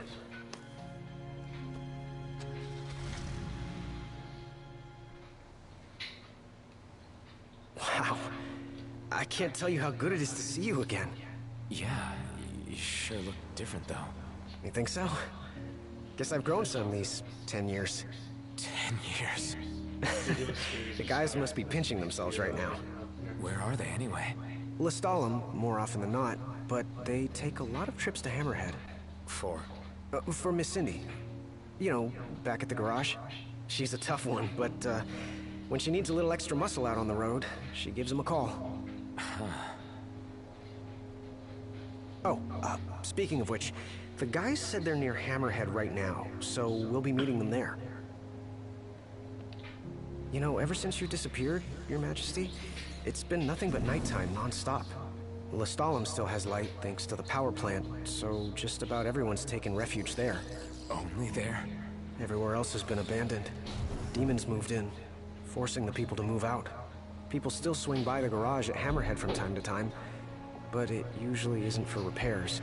These days it's less of a service station and more of a slayer station, a base for demon hunting. The garage is still open though, one of the few places that is. So, Sid, he's still alive and kicking? He's kicking all right, just not as hard as before. He hasn't really been himself lately. At least, not since he moved out to Lestalem. Someone suggested he move the garage there too, but old man Sid wasn't having it. He called it a big fat chocobo turd of an idea. Said it just wouldn't be the same anywhere else. That sounds like Sid, all right. Miss Cindy said she didn't mind either way, so the garage will probably stay put for a while. And without any tinkering to do, Ignis's gourmet seafood is about all Sid has left to look forward to. With all the demons prowling around, more folk were getting hurt. Or worse. So Iris talked the Marshal into taking out the demons themselves. Iris the Demon Slayer, they call her. Gladio and the others, they lend him a hand whenever they can. Prompto spends most of his time hunting around Hammerhead. He tries to impress Miss Cindy, but she's already married to her work. And Ignis? He hunts too. We tried to stop him, but he wouldn't listen. He said if anything, he's more used to the darkness than we are. Never got his vision back. I'm afraid not. But that being said, he gets by pretty well on his own. Gladio and Prompto usually hunt on their own as well. It isn't often you see the three of them together nowadays. They still work as a team every once in a while, but each has his own set of tasks to keep him busy. Is that so?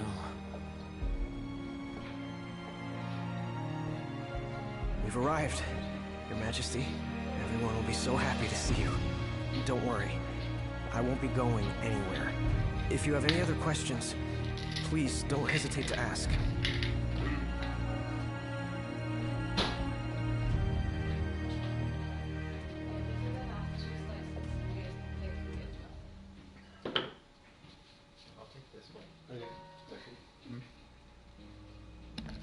Man.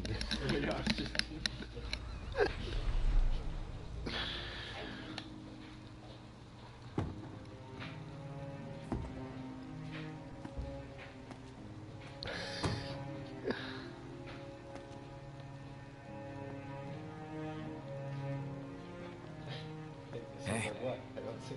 Hey. That's all you have to say for yourself after all this time? Noct! It's you! It's really you! I hadn't realized. Well, well. You kept us waiting.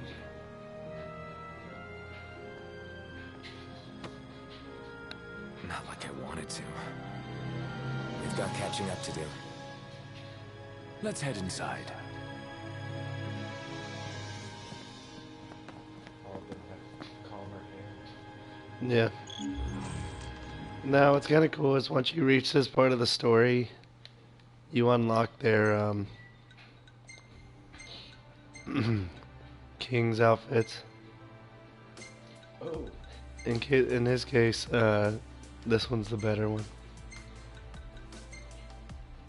Do they? The outfits affects your stats. So they're not just for looking. Yeah, no, they're not just for looks. But like if I were to start New Game Plus and they had these outfits on, then it would start the game with these guys in these outfits. Okay.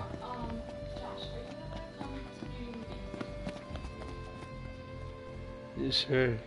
Yeah. Are you sure? If you don't want to, it's okay. We're thinking about going at 11 a.m. at Cine Bistro on Saturday. Okay. Bobby will be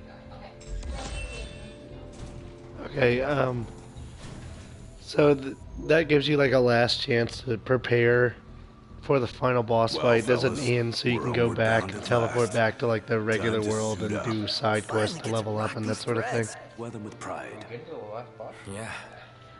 There's a little bit to do. We'll finish much before 4. It'll be by 3:30. I don't think it's going to take 45 minutes even, but there's some extra scenes and stuff at the end that do a little bit more explaining, so... Coleman. Yep. Some more product placement. But yeah, I have all the recipes. You only start with, you start with toast because there's no ingredients, and you start with the rice balls.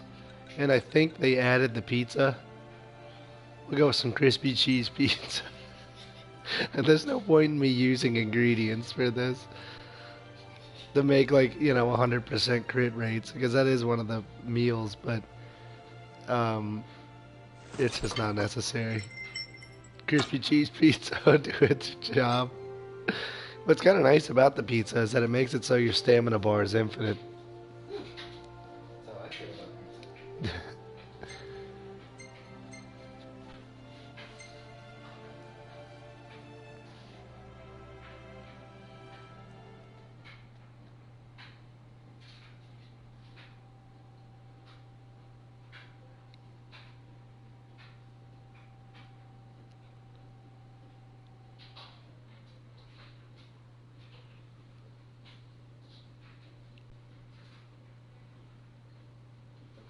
That's how I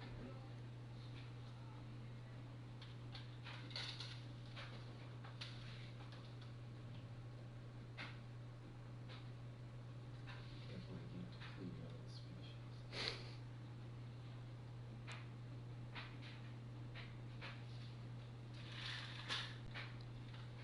Should do something outside.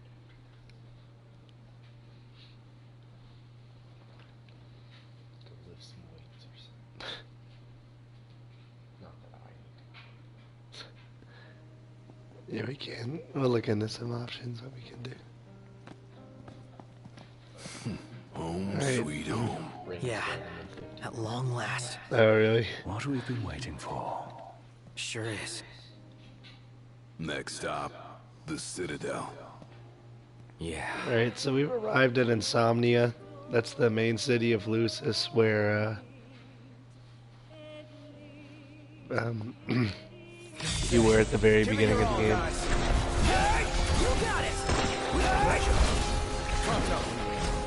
It includes some demons here that the guidebook describes as farmable, but you have to sleep after every time you kill them, and they're not worth that much experience.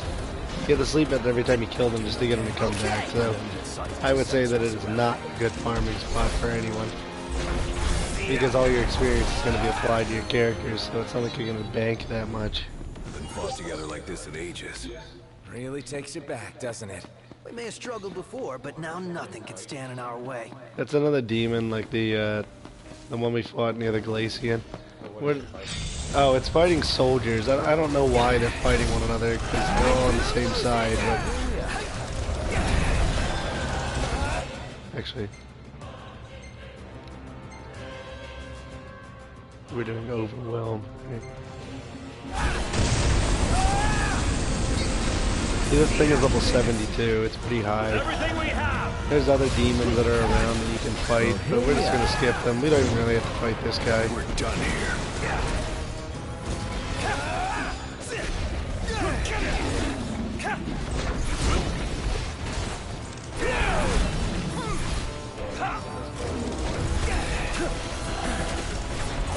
The only thing that would be difficult at my level, some of the Menace dungeons, 2 of them in particular, might be kind of challenging,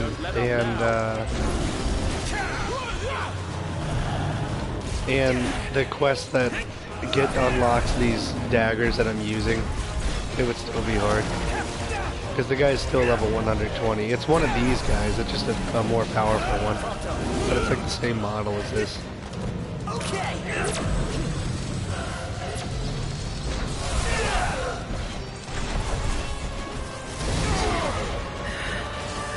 They go down and then you can pick them up. If they reach 0, so it's like you have a gray and a white health bar. The gray is like the maximum amount of health that you have, and it will go down as you take too much damage. The white bar is how much health you have like right now, and the gray is your max. Whereas the black bar is like, if you had full health, that's what it would be, you know? But it depletes over time. And moves like that are typically one-hit kills. That's why Ignis just went down with 1 hit. None of this really matters. I mean, I'm still spamming Snapshot trying to get the 10th level. But yeah, we really actually don't have to fight this guy. He's harder than the final boss, I would say, in terms of how much health he even has.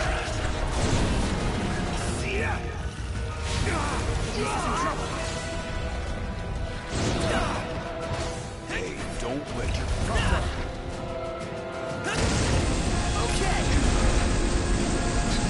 Ignis keeps getting smoked by that move. Much obliged. It actually has a debuff right now. It's taking extra damage because I've broken so many of its appendages. You can see the little red shield there. Okay.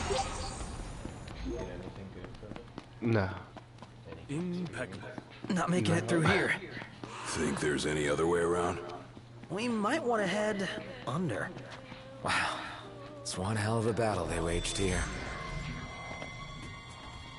We're just gonna skip the area neither. We don't need her. Let's take it down to the other end. You can have him take some pictures real quick to get some technique experience. Yo Jimbo there in the background is one of the like Ronin samurai looking guys. Just another set of demons. Going for it.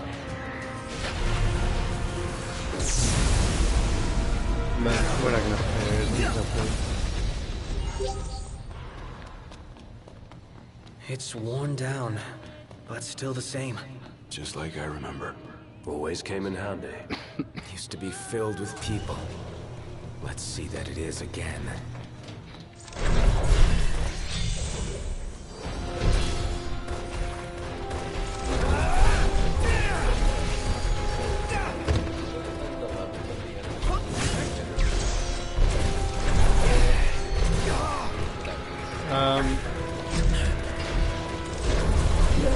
At this point in the story, it's probably best, I think, to be at least like 45. Level isn't always an indicator of how difficult an enemy is, though. Sometimes they're under or over where they should be. But I mean, honestly, if you have enough recovery items, even at really, really low level, you can fight hard bad guys. You're just going to be expected to be spamming potions throughout the entire fight. Or elixirs.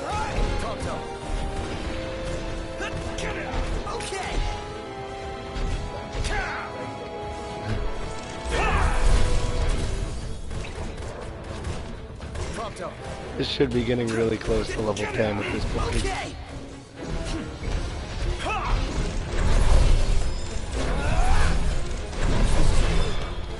One thing at a time.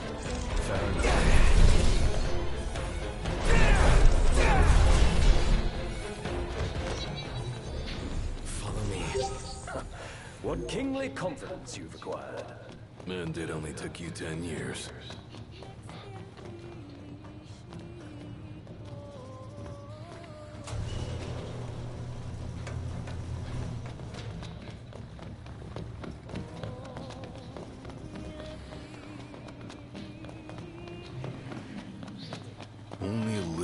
part of the music. Here.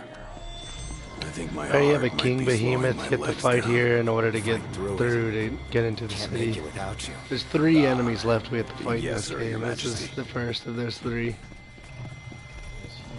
Yes, it is very large.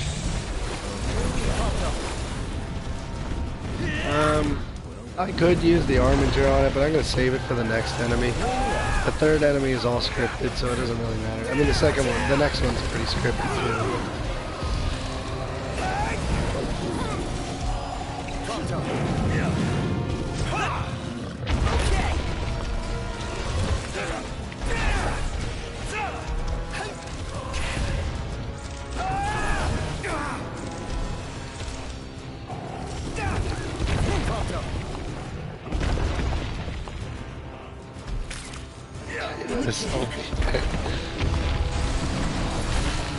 Alright, there we go. One of his arms is broken, so that he takes extra damage.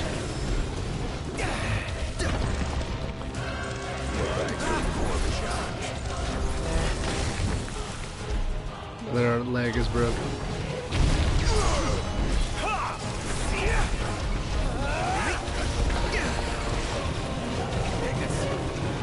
With everything we have.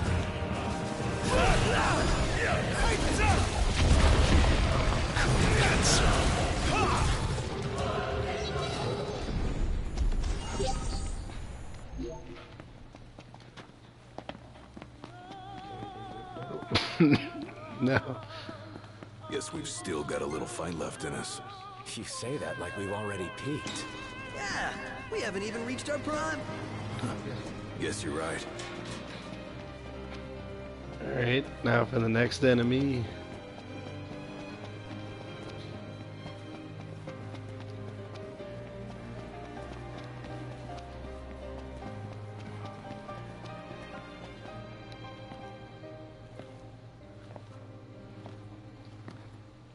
Ifrit, the Infernian. He doesn't share the Glacian's fondness for mankind. But you can expect a warm welcome. I shall await you above. Remember the scene from the beginning of the game? He's the 6th god. Stay cool. He's gonna bring the heat. You have to go into standard here. Do all the same things you had to do the first time. Hang in there, buddy. Stay down. We'll keep him busy. Noct, over here! Quickly, before he strikes again! Here it comes!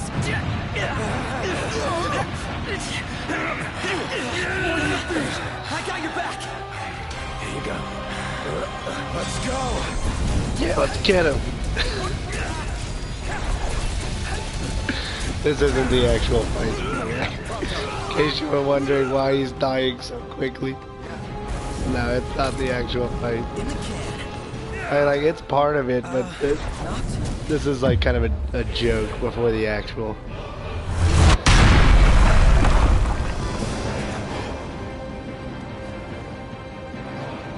Yep, which means I'm doing a summon. Remember the 5th god we got? This is the only time you get to summon him in the game. The other ones you can summon in regular battles, but this one you can't.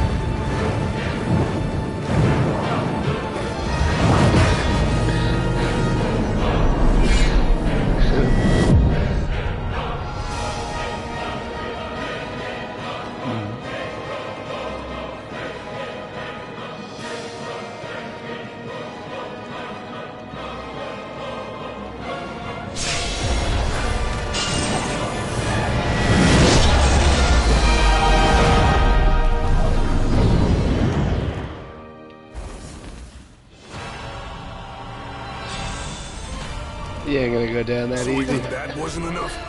It's time for the Alright, so what you have to do is wait for him to not be on fire. We need to put this thing out. Despite the strategy for this fight isn't exactly obvious the first time you do it.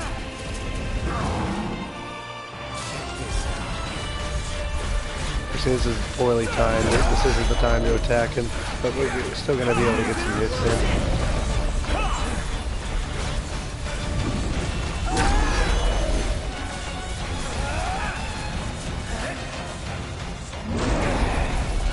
Eventually he'll teleport himself down to the lower levels there, and then you can really get some hits in on him. I'm going to save the technique part anyway.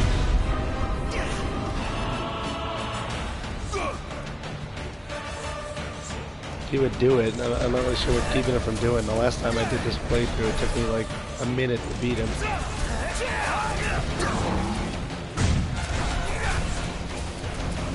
And when he's on fire like that, there's not really a point in attacking him. It's not going to do anything.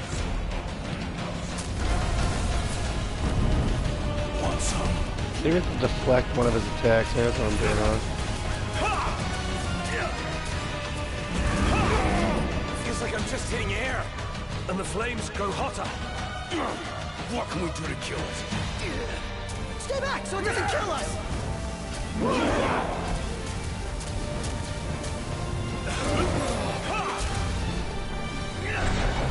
Ah, damn. That was the attack I was supposed to block. It's alright. Going for it! Going for it! Yeah, he grabs him and lights him on fire. They take some fire damage. It's not a huge deal though. Alright, give me a minute. Oh, he's doing the attack now, so.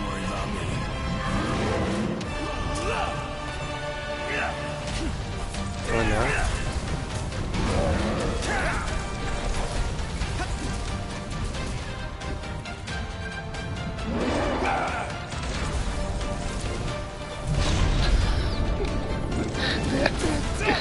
Another poorly timed block. This fight is very scripted, but there's still some things that you have to do precisely.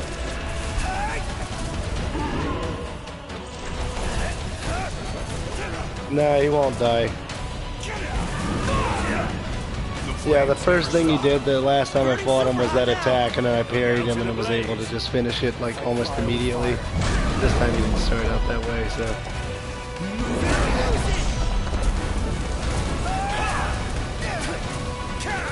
Nah, it's not the right attack.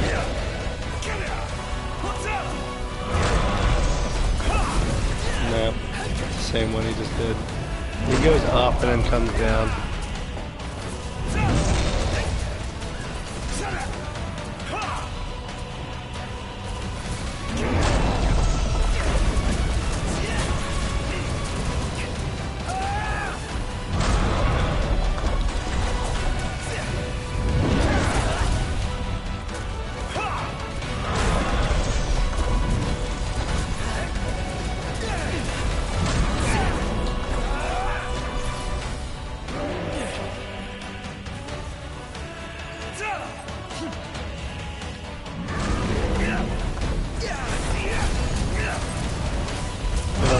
Cooperating or get all, he's being a pain in the ass.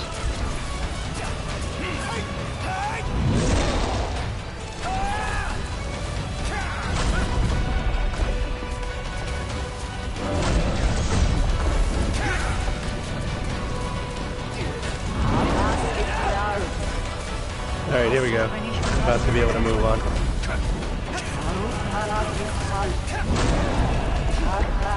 Like I said, this is a very scripted fight, so.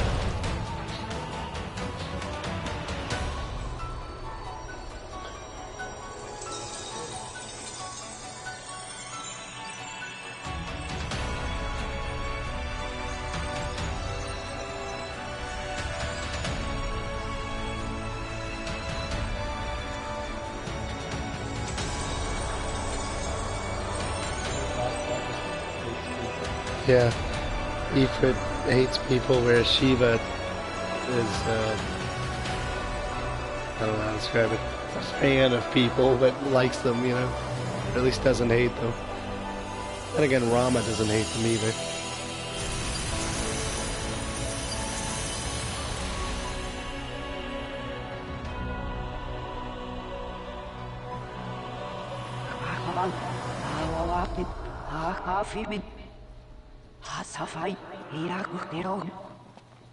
What did she Mhm. say? Because he was defeated. The light. So. That's our next stop. On we go. Alright, on to the last boss fight. Which is probably the most scripted fight in the entire game. Well, that's not true. Leviathan is pretty scripted too. Just up ahead. It's all lit up. Guess he's expecting company. What? He wants this as bad as we do. Think the elevator's working? Huh. Sure looks like it. He is really taking us by the hand. He'll save our legs the walk up.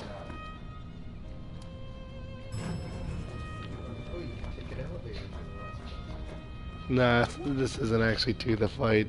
It's close to it. You haven't gotten back to the fire demon? He's dead. Oh, you just got there. Okay. He's not a demon, he's a god. The throne room. Waits outside. Yeah. And so does Arden. Acting like he owns the place. It's time to take it all back. It ends here. Tonight.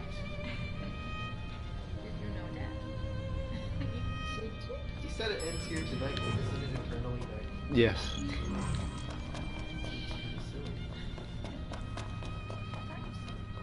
I know, thank you. I haven't got. Remember how nervous we were in front of King So, Regis the if day you, we when I was left? pointing out that paint on the car the other day, or yesterday, I guess, and they said, I made a mention to like what that was. Here's the picture that it is. All the gods. Let's see, like the demons are cowering there. There's Rama and Shiva and Titan, and then Ifrit and Leviathan there. Yeah. And Bahamut, I don't know, maybe he's a guy on the left there. It's kind of hard to tell because, or it could be the blades coming from the sky or whatever that is there. Because, I don't know. You don't really have that much interaction with Bahamut of all of them. Not much farther. Well, shall we? Knocked? Yeah, but... hold on a sec. Prompto. So, Can I see you your choose a photos? photo here, and yeah. what it does is once you complete the game, it puts a frame around it, tells you how many hours you played the game, and when you beat it, what level you were. Oh. The problem is, for one save file, you can only have one, so if you do New Game Plus, it would overwrite your other one. I just keep my original, so it really doesn't matter what picture we use here. So we used the little goblin picture. That was a real... Then it's settled. If I was going to sum up my journey of No what bad picture, sense? that would be it.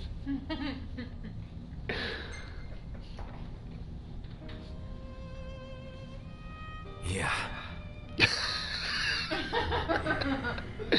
It's so meaningful to him. What is that? Oh.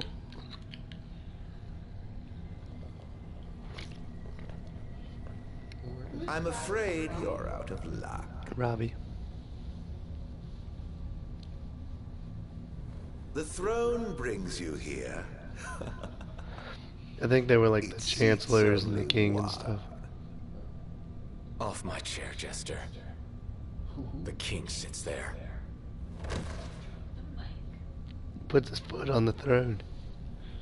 Oh, Noct. How I have waited for this. Longer than you could ever know. Tonight, the dreams of the Blood Royal come to an end. Spite's all that's kept him going. Talk about a grudge. Arden sits the throne. Not for long. This is my ascension. Got him. Don't worry, they're just knocked out. have no place in this. The Battle of Kings. Come, Noctis.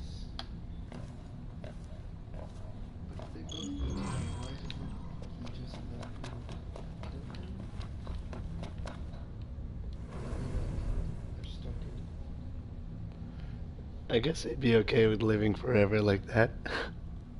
It ends now. Mm. No, this would actually be Arden's last chance to escape his curse. Because, Noctis doesn't have any kids. The once helpless. But I don't know. I guess he wants to make him fight for it. Is he now ready to claim his crown? Don't let us down.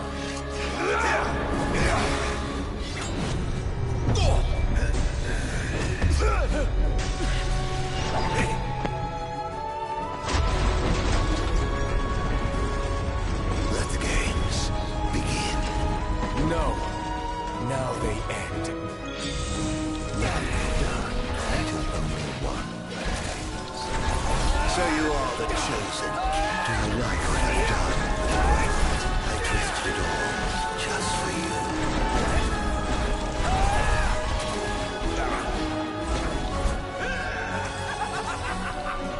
Ended up with far less viewers today than we did yesterday.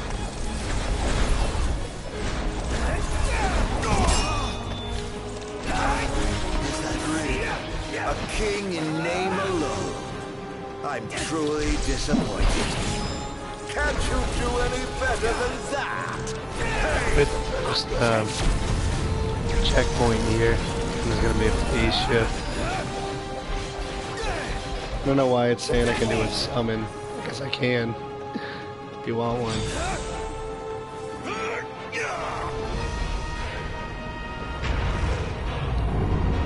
Of a few instances where your summon is actually going to end up being Titan. This, depending on where you are in the map when you use the summon, it determines what god, and usually it's Leviathan or Rama. Titan has a few locations. Rama doesn't have any. I don't think you can ever summon Ifrit either.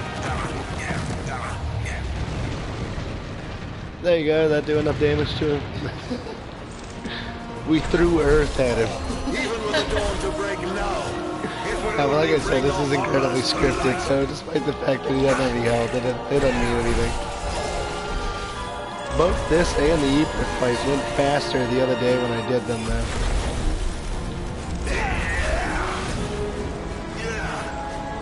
Froze himself. See how his health just went back up. I guess spells do friendly fire. That's why he's covered in frost right now. Don't worry. It's far from over. Well, let's have it then. You and your crystal. Against all I have become. So he's gone through the process of getting all the king's weapons too, because he was the king. He just didn't get Bahamut's blessing, so the crystal is light.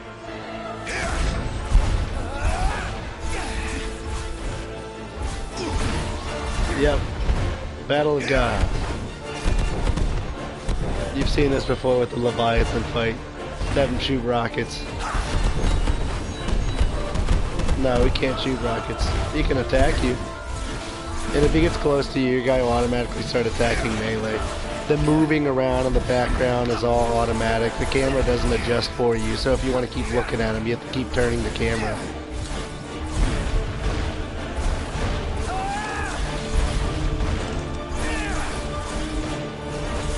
He just stands there and takes it for the most part. Holding circle. Yeah, attacks. It isn't over yet though, there's another phase to this fight. But like, you have very little control over how these fights actually go. It's just the same thing every time.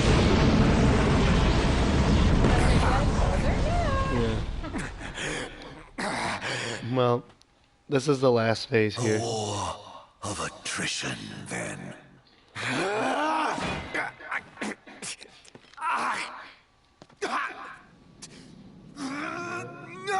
The old kings of Lucis are there to give them your blessing, to give you their blessing.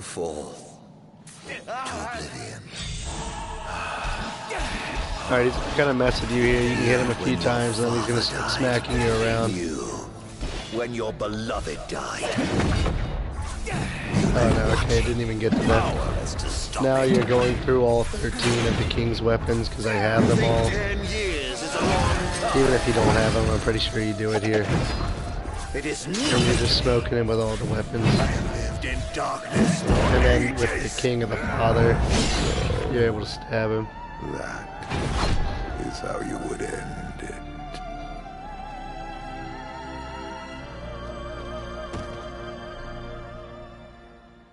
Goodness. But he is immortal, so he's not dead yet.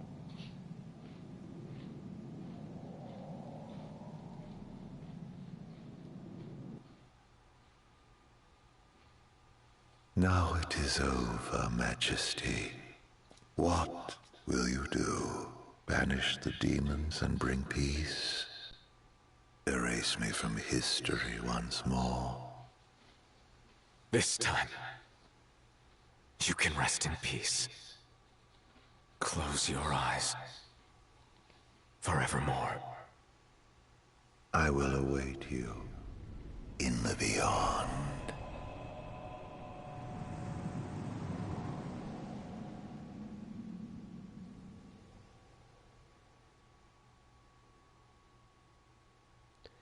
I'm not entirely sure what makes Noctis unique, why he's the one that has to defeat him.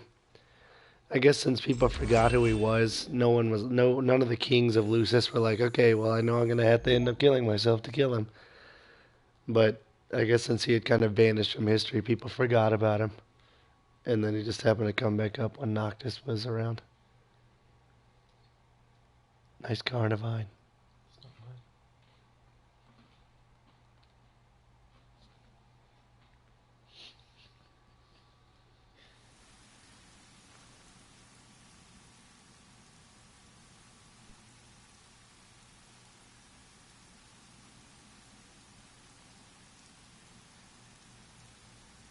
So this is farewell. Yeah. Here we are. It's all you.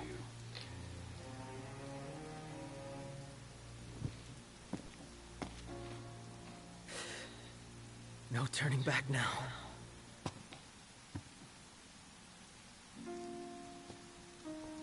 Prompto. Gladio. Ignis. I leave it to you. Walk tall, my friends.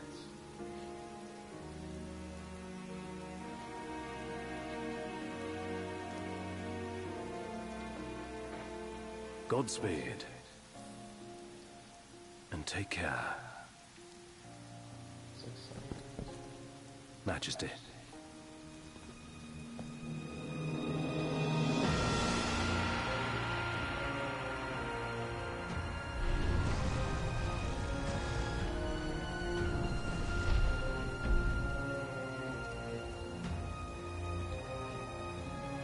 He has to go up and do the thing, and they're going to keep the demons out of the Citadel.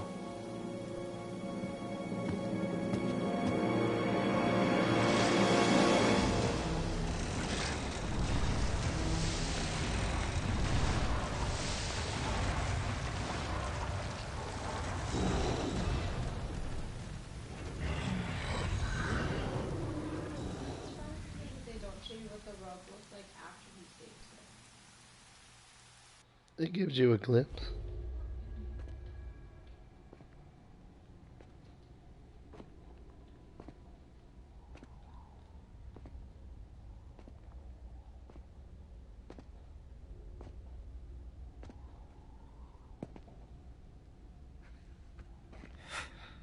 I'm home.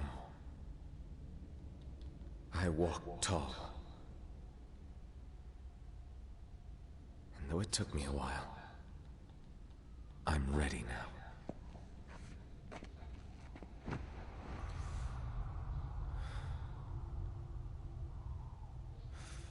I love you all.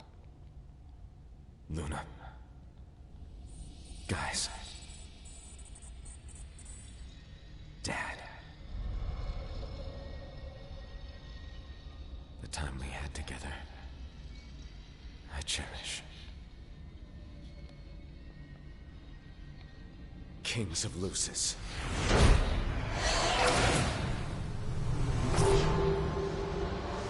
Come to me!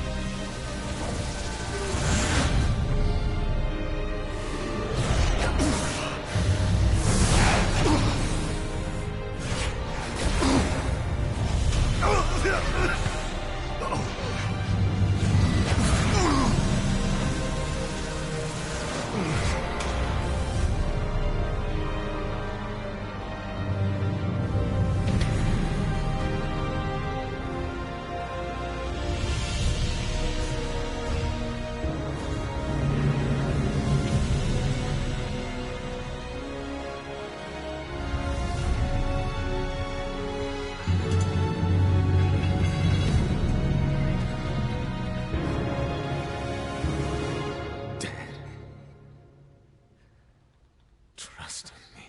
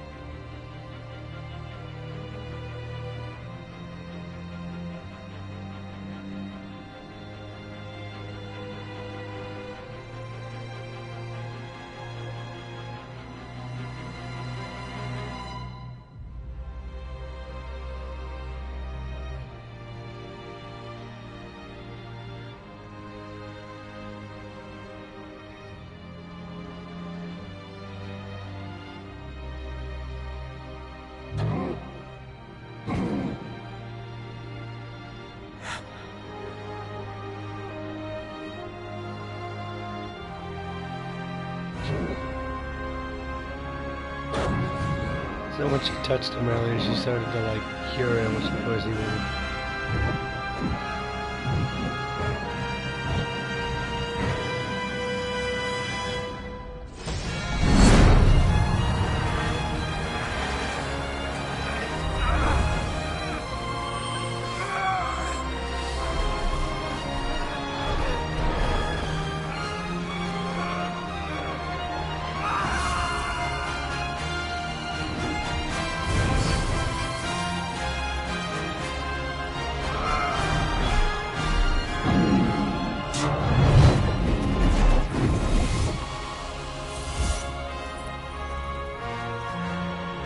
Have you noticed how the weapons were like sticking out of his back because the ghost spirit guys just sort of, you know, like stuck it in him, and that way he was the sort of vessel into this realm where they could come out and then attack him. Like,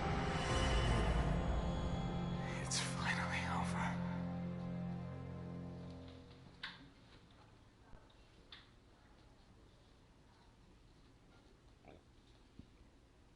there's a blocked scene coming up, so I'm not sure how the broadcast goes. Yeah, but I'm not sure if it actually allows the audio to keep going through or if it just brings my stream down. I've never had it actually work properly in the PS4. Could you turn the sound on the computer over there? No, here, in the bottom, like, use the mouse. It's in the bottom left of the screen. Mouse over the screen. Mouse over the screen. Left. Just click. Yeah, okay. You can mute it again. Gladio, do me a favor. What? Push this thing by yourself. All by myself? So what's happening right now is it's just playing the sound bites of the very beginning of the game when you're in the car and everyone's pushing the car and the song starts playing and it shows the first part of the credits and it goes through some of your pictures that were taken by Prompto throughout the story. Honestly, I don't understand why it is a blocked scene, given that this song is already in the game and you can stream it earlier in the game. You can also show your pictures manually and the credits are available to anyone. So it doesn't really make sense to me why this is a blocked scene, but there are a few extra scenes after the credits that will be able to be viewed in the stream. So if you wait 2 or 3 minutes, we'll have video back up.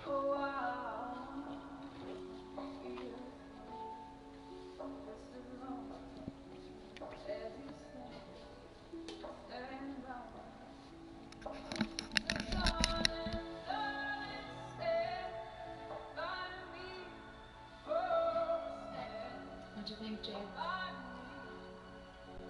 Pretty good.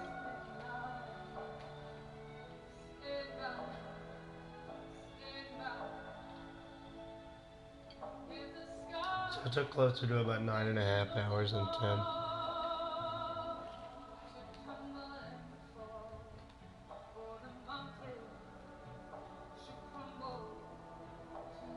I just don't understand. If he wanted to die, why he fought you at all?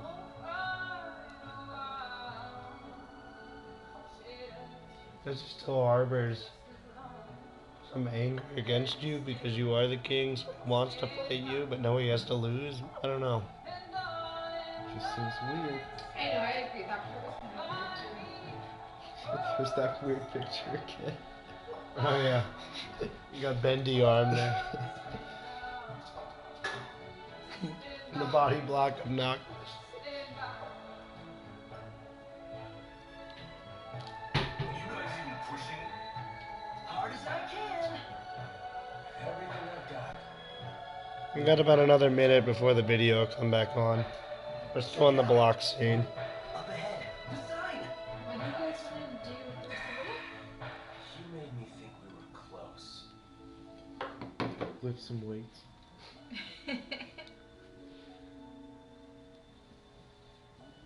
Hey, is that all you got? Pretty much.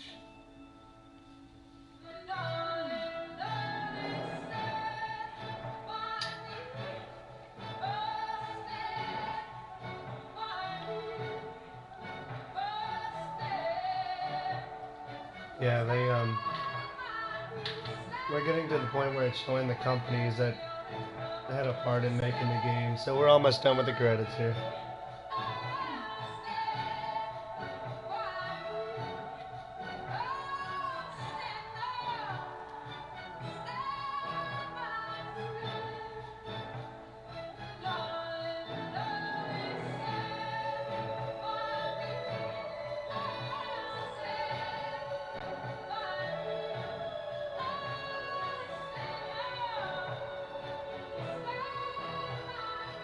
Coleman American Express.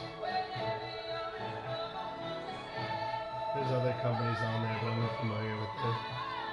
How much money do you think they paid to be in it? Oh, probably less than what you would imagine.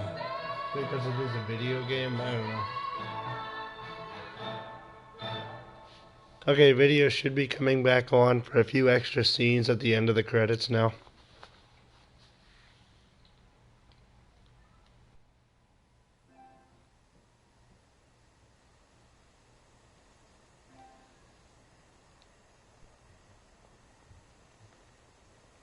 The four of us around a campfire. How long's it been? An eternity.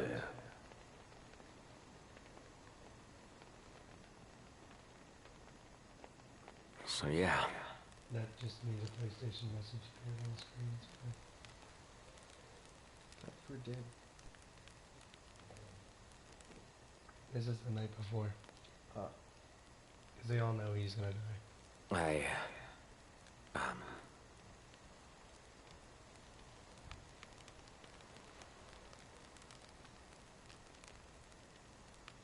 Out with it.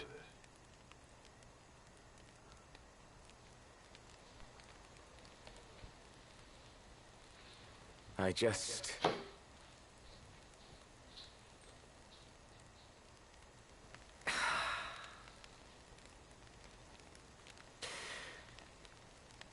Damn it.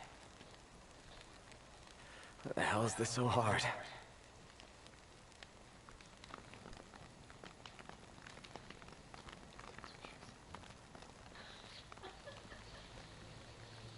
So I've made my peace. Still, knowing this is it, and seeing you here now,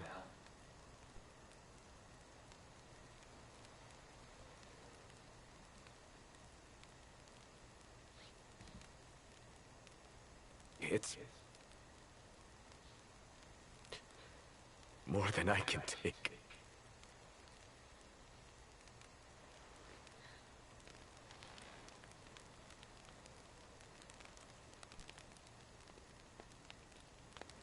Yeah. You're damn right it is. Huh. You spit it out. Man. It's good to hear.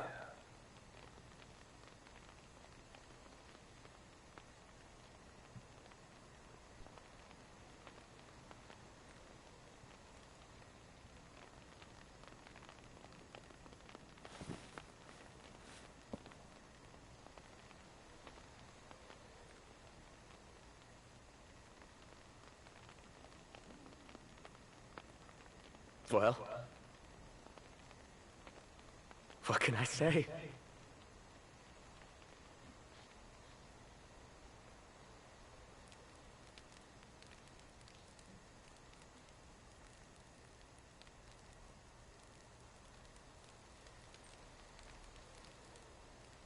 You guys are the best.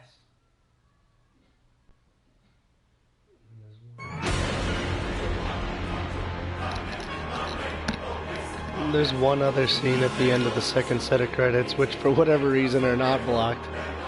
So let's do a recap of what happened throughout the story. The king died. Everyone in Niflheim died.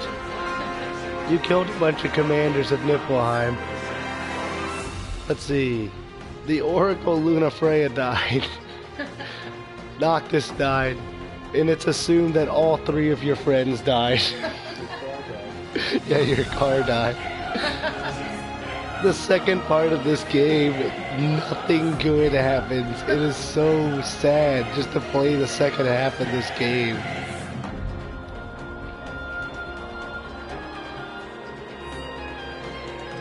It's like any hope you might have had when you were exploring the open world and learning about everybody, it's all just ruined. Nah, Cindy's alive. She's at Hammerhead.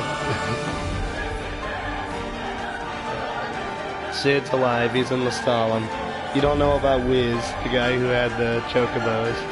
You don't know about Dave. I mean, you're to assume he's still alive because the hunters are operating out of Hammerhead. But then there's the biologist girl. We didn't do any of her side quests. The photography guy. You know, you don't really know their status. You'd assume maybe they're in the Stalin, but who knows?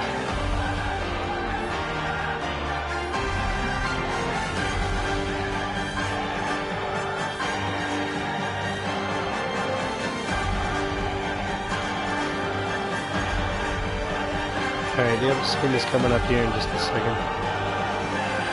It's pretty short.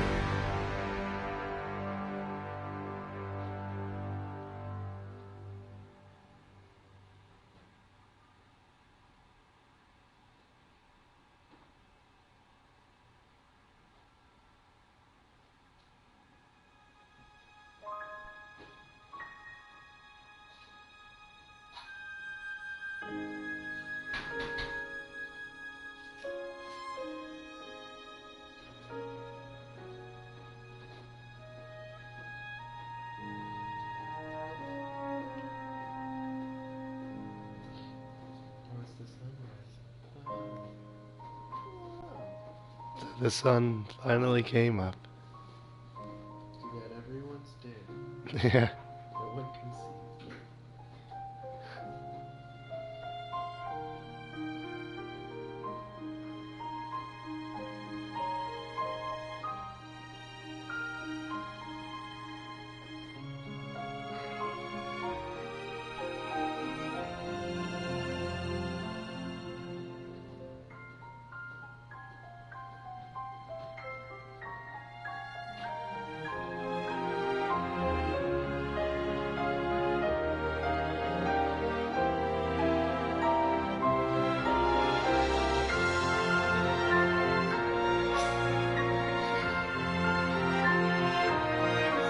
Yeah, really. People who are alive haven't seen the sun in 10 years. It probably would hurt their eyes a lot.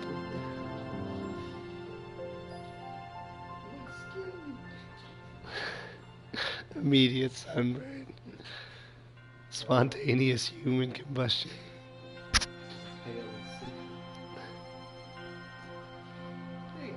Dearest Yeah, Lord, Umbra.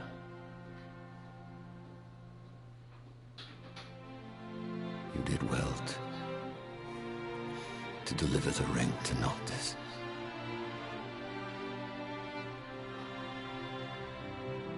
Wayward, though my son may indeed be, he has made me proud.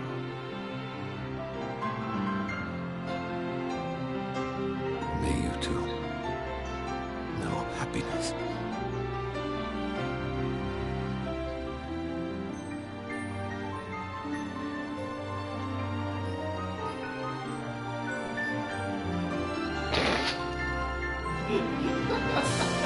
That sums up our adventure.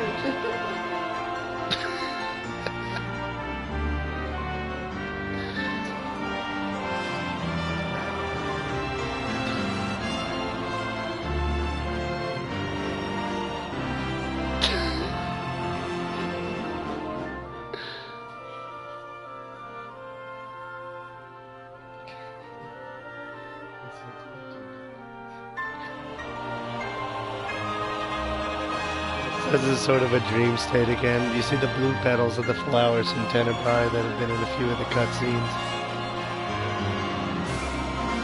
You may have noticed, as I said earlier, when you first start the game, the background on the main screen is this. You can see what it is now. And then it changes once you finish the game and start New Game Plus. It's about to show it here. And then the sun is up in the background as opposed to it being nighttime. See here? Because originally that is what the background of the main screen looks like.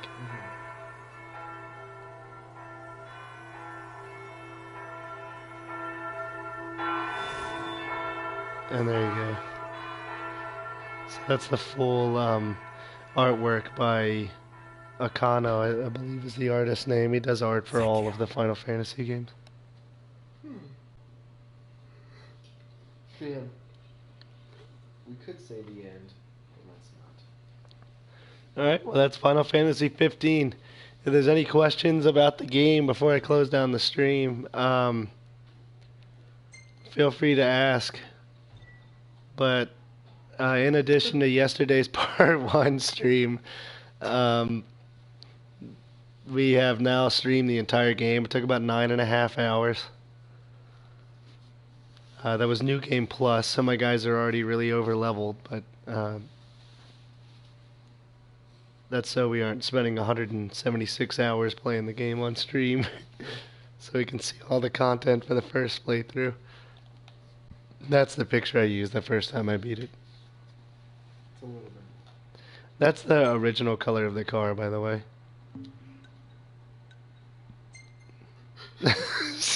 So many memories trapped in one photo.